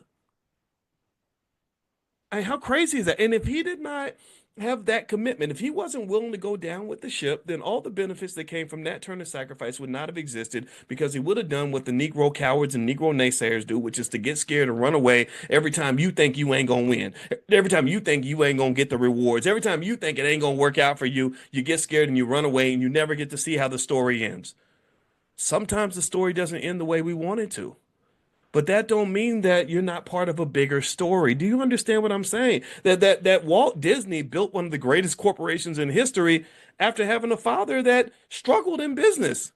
But you can't tell me Walt Disney didn't learn a lot from his father that led to him to create that multi-billion-dollar company. So you might not get what you want. You might do everything right and it may still not work out for you. But don't just know energy is neither created nor destroyed. The energy that you're putting into building the legacy, starting the business, making the moves, taking the chances, and pushing hard. Oh, there's an intergenerational wealth transfer that is occurring, except you're not passing money, you're passing energy. You're passing some sort of spiritual power that your children are going to have. And then when your child is a billionaire in the year 2060, they're going to say, yeah, I watched my father struggle and he worked on his business until he died and he did not succeed. But watching him struggle taught me the things that I need to know how to do more appropriately or in the right way this time around. And I took what I learned from him, and that's what made me great. Do you understand that? Do you understand the importance of generational transfer in this? I mean, we understand generational curses. We understand what it feels like to be in a family where everybody got beat up and molested and all these other horrible things. We know we can see that. But can you also see the good stuff? Can you see the good stuff? And do you understand how much of the good stuff that existed in your ancestors before integration, how much of that was lost? Because we were out here trying to be white. We out here trying to fit in. We're trying to be like everybody else. I don't want to be like everybody else. I want to be like me. I want to be like us. I want to be like this. I don't want to fit into your little plan or your protocol or whatever, because you're losing. Your folks are, a chunk of our people are not winning.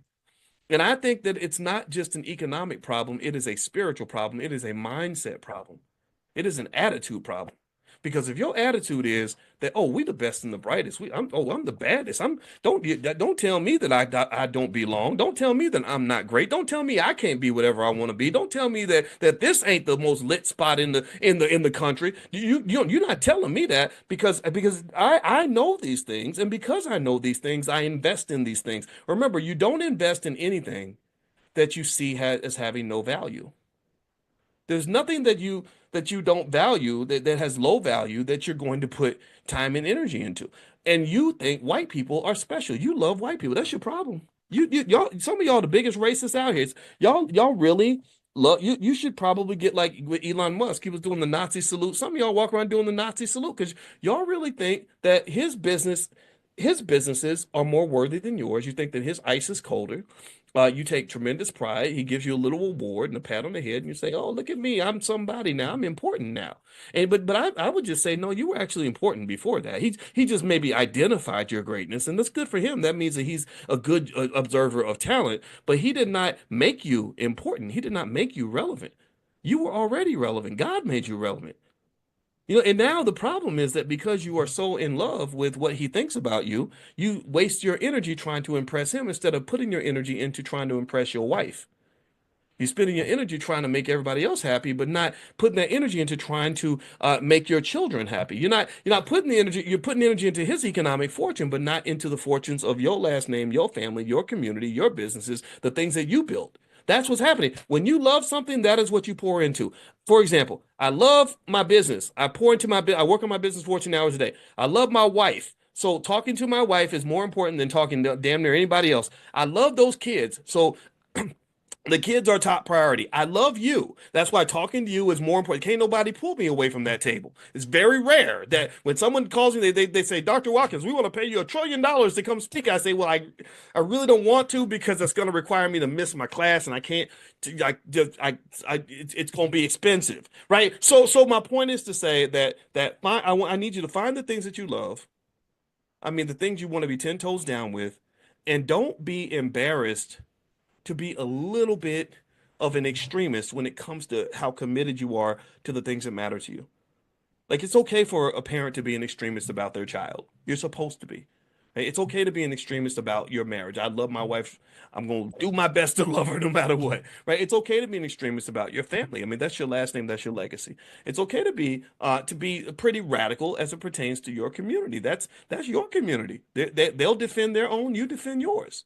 So let me keep reading here. Let me go back here and let me give you a few more ways that you can support Black-owned businesses. Okay, I hope I didn't get too sidetracked for you. I hope that did not throw you off. I hope that there was value added in that part of the discussion because this really, if you don't believe this is a spiritual thing, then you don't understand it. A lot of economics is driven by spiritual energy. In fact, right now, the biggest concern they have about why there might be a recession is because people are spiritually uncertain. They're not committed. The consumer is not sure whether they want to spend. Businesses are not sure they want to invest. And so that sort of uncertainty, that lack of conviction, literally can slow down the entire economy and has caused numerous organizations to reduce their GDP growth expectations for this year because they're saying, look, they just scared. So scared people don't really build anything extraordinary. You have to have a little bit of courage. So let's keep going here. So one, to support your businesses and your family. This is for your family and friends, people that you love that are starting businesses. Number one, you can buy companies to support the businesses. Number two, you can market the business to your friends and family to help them find new customers. A lot of you have great networks. You should share that with people that you love. Customer testimonials and word of mouth marketing is very powerful. Don't just waste time on social media. Use it to help the people you love. This is page 27 of the book, The 10 Commandments of Black Economic Power. I want to make sure that you know this. Okay, so or that you know what page we're on. Three, offer advice or support on how the business can improve. There's a lot of knowledge, skill, experience, and feedback we can give our friends. Why not leave a supportive comment in the chat or inbox on how they might do things better?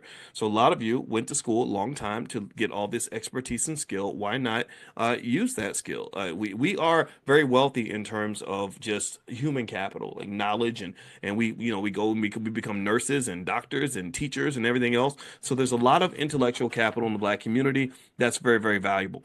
Four, offer free labor to a business being run by a loved one or a friend so they can save on payroll costs. If you have some free time, why not invest in a loved one's struggling business on a volunteer or IOU basis? So either you volunteer the time or you just say, okay, you got to pay me, but we're gonna just keep a tab, right? That's what I did with my cousin. When I first started my business, I couldn't hire nobody.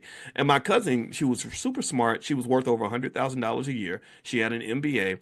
And she said, well, I want to stay home with the kids. So how about I work for you? And I said, look, here's how much I can offer you. Here's how much I can pay you now. And then the rest, if we can put it on a tab, I promise you I will pay you when I get the money. Because she knew me, because she'd known me since we were little, I didn't need to give her my credit score and all this other stuff to get the financing. She gave it to me because she knows what kind of person I am. And also she knew where my grandma lived and where my mother lived and all that. So she knew she could come get me if I didn't pay back. And I did. And it was actually something that helped keep my business alive when I first started.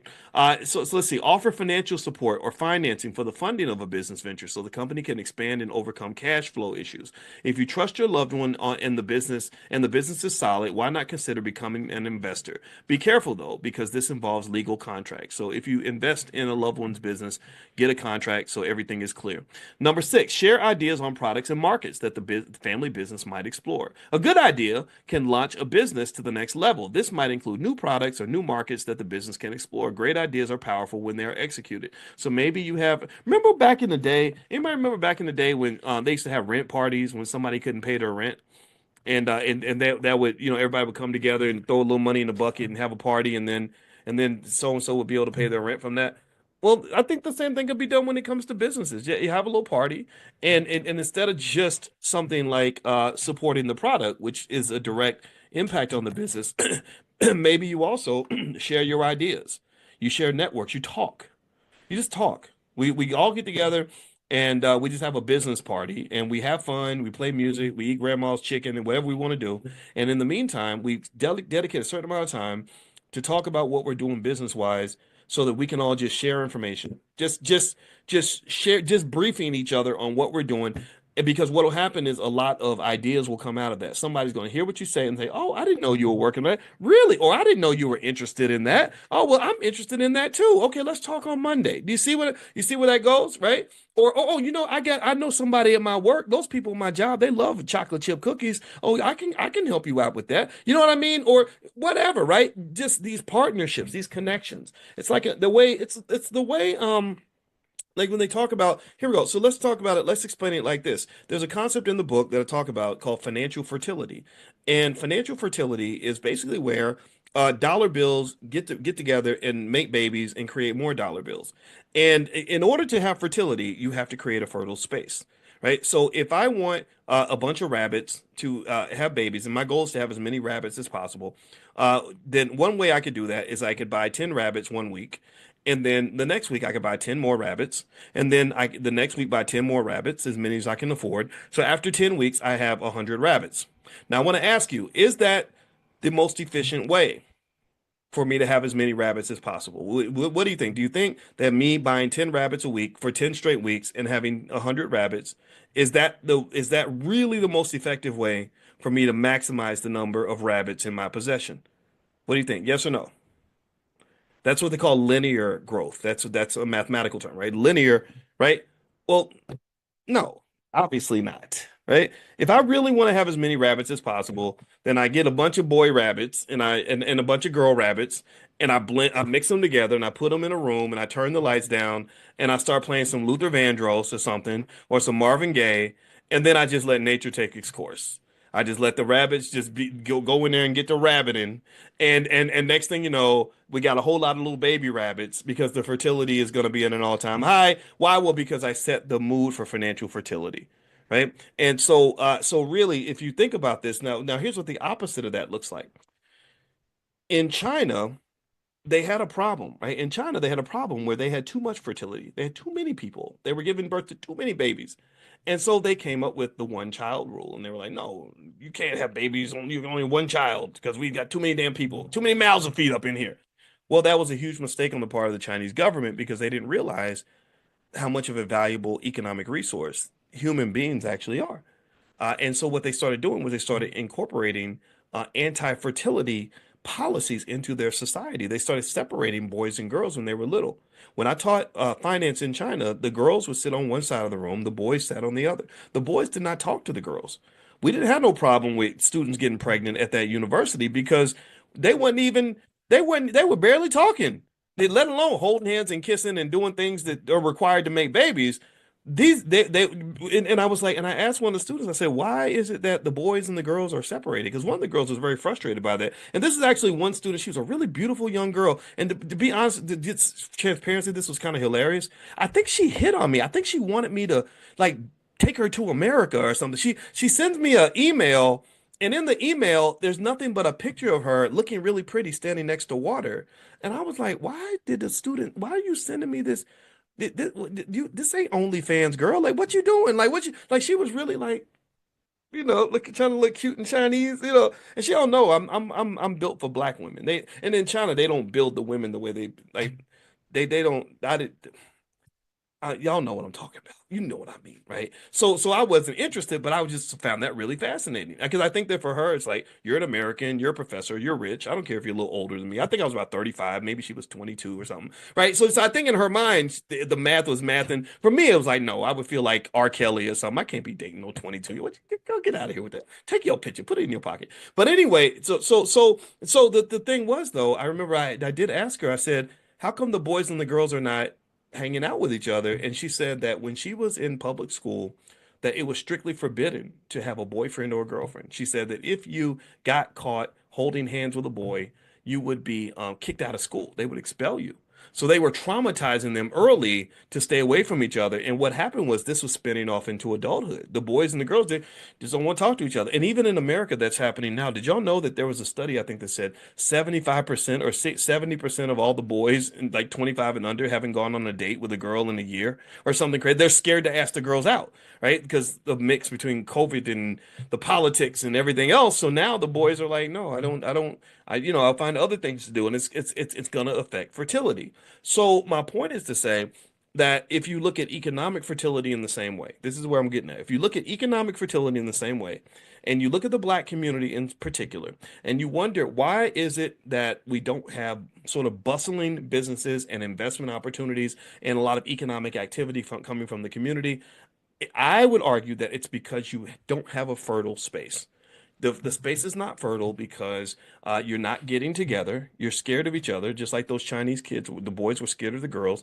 Black people are very afraid of each other. We're afraid because the trauma's high and nobody wants to be re-traumatized, and we traumatize each other. Trauma's a virus that we infect each other with, right? I loan you money, you don't pay me back. Now I'm hurt and mad and screaming, and we fighting. Next thing you know, I'm trying to shoot my cousin. Like that story I told you about the lady who said that her cousin, they started a blessing loom. They called it a susu.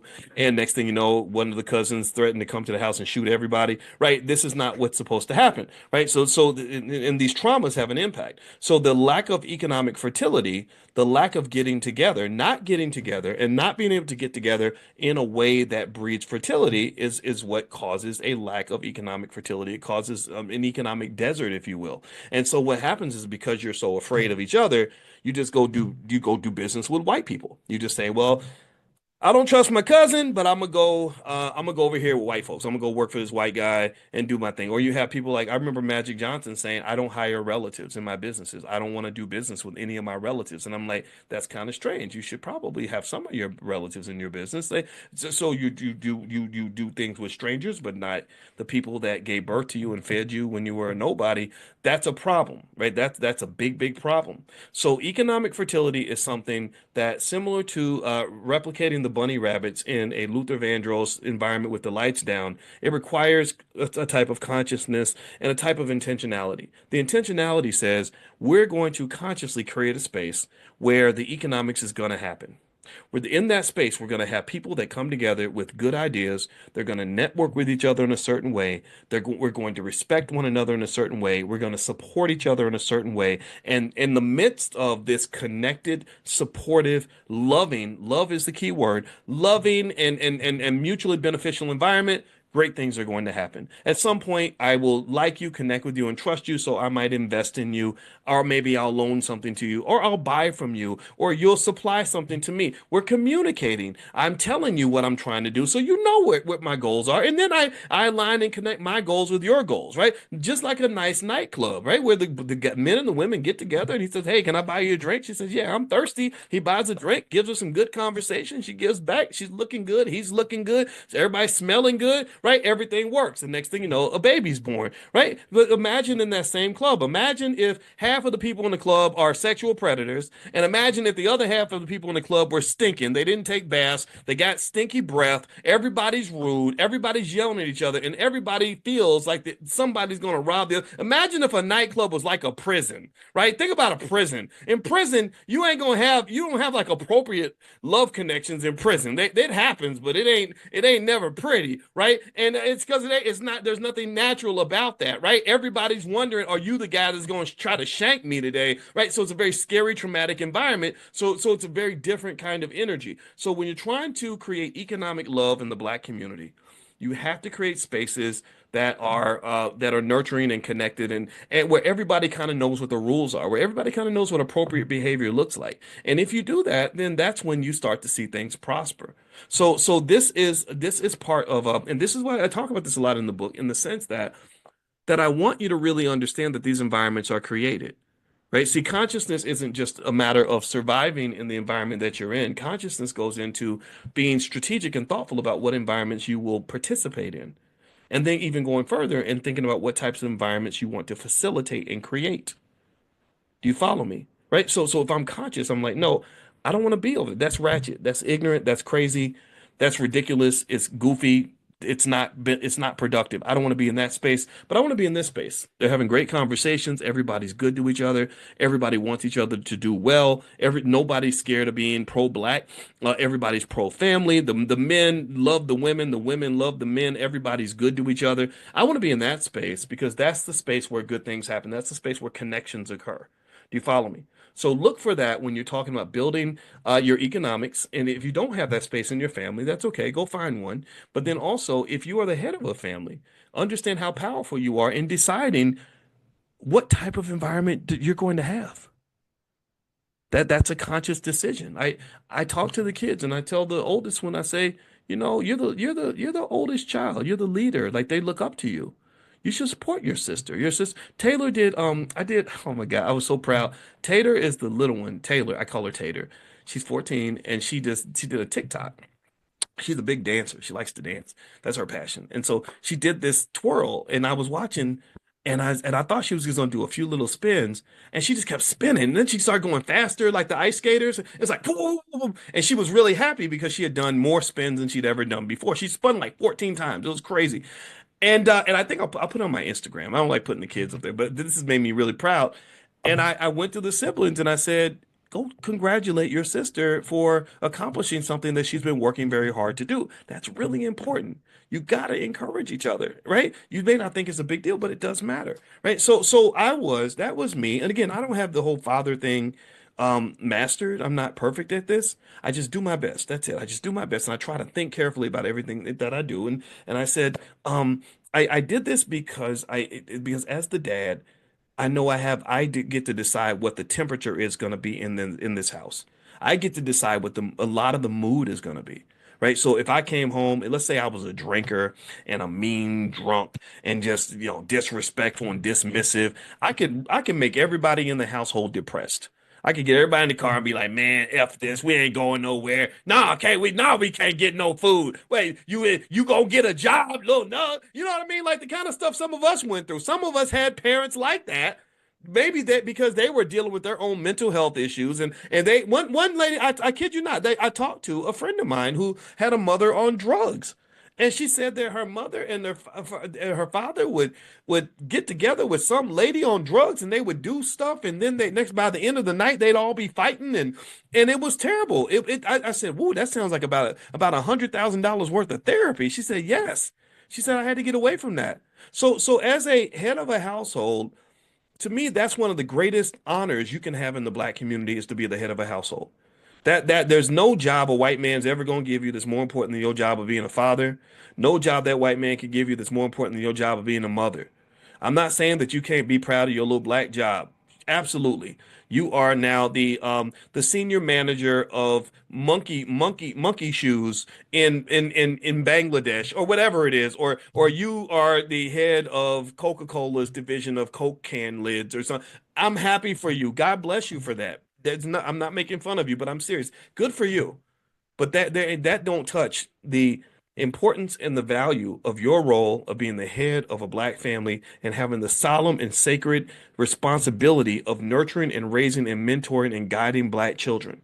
One of y'all has the child that is the ticking time bomb, so to speak, in terms of what they can do for the community. One of y'all got a child that's going to take this little bit. They're going to take this influence we're giving them when they are in the revolution, when they're raised in the movement, and they are going to freaking explode. They are literally they are a sleeper agent, so to speak. They are literally taking in information right now and influence right now that's going to lead to something extraordinary happening in the year 2062, right? So what we got to do is understand what the assignment is.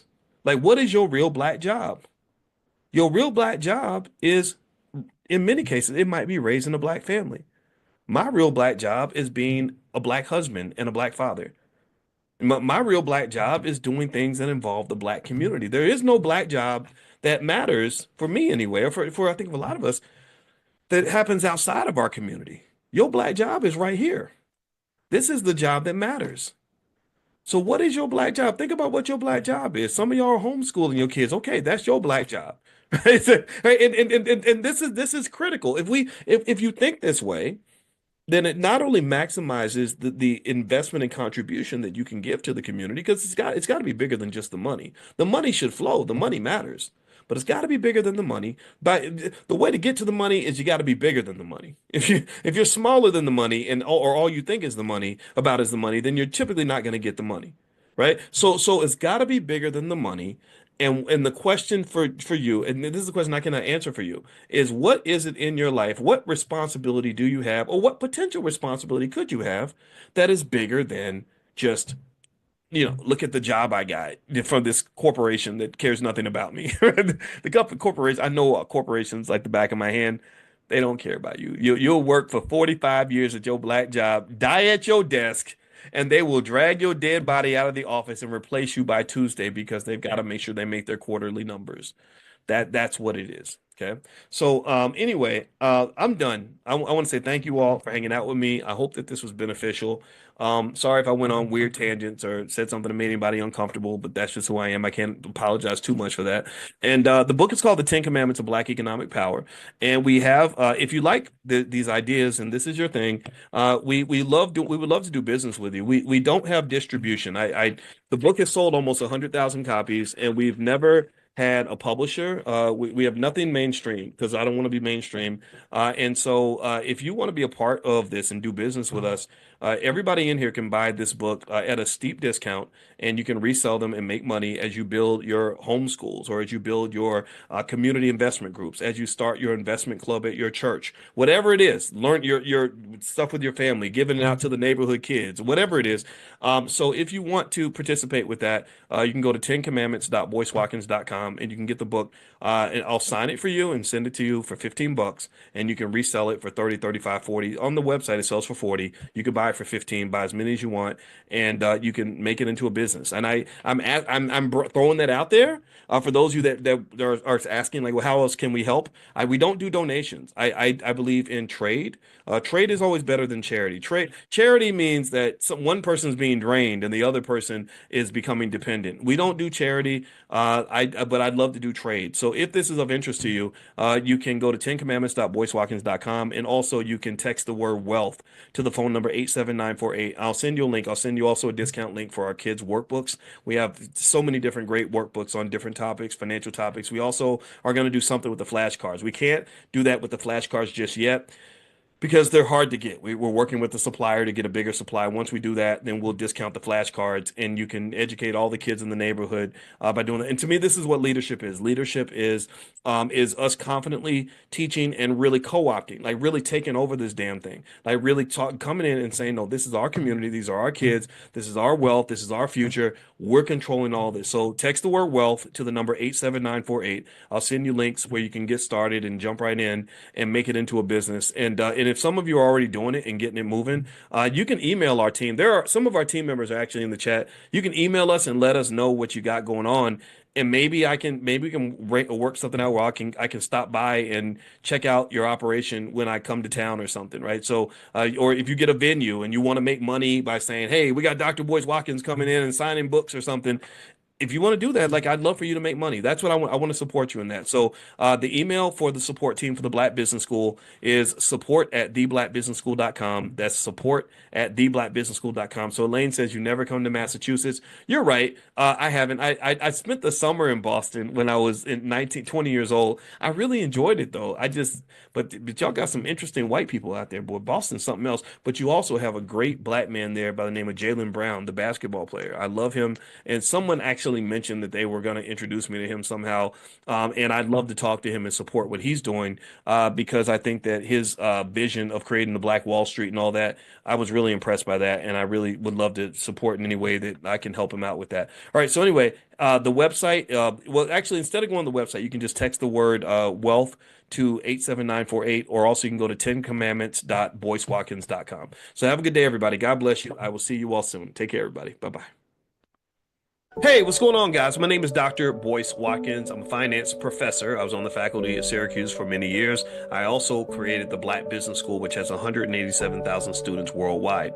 We also want to teach wealth to children because the earlier you get them to start, the better off they're going to be. So our financial flashcards for children cover all different kinds of topics.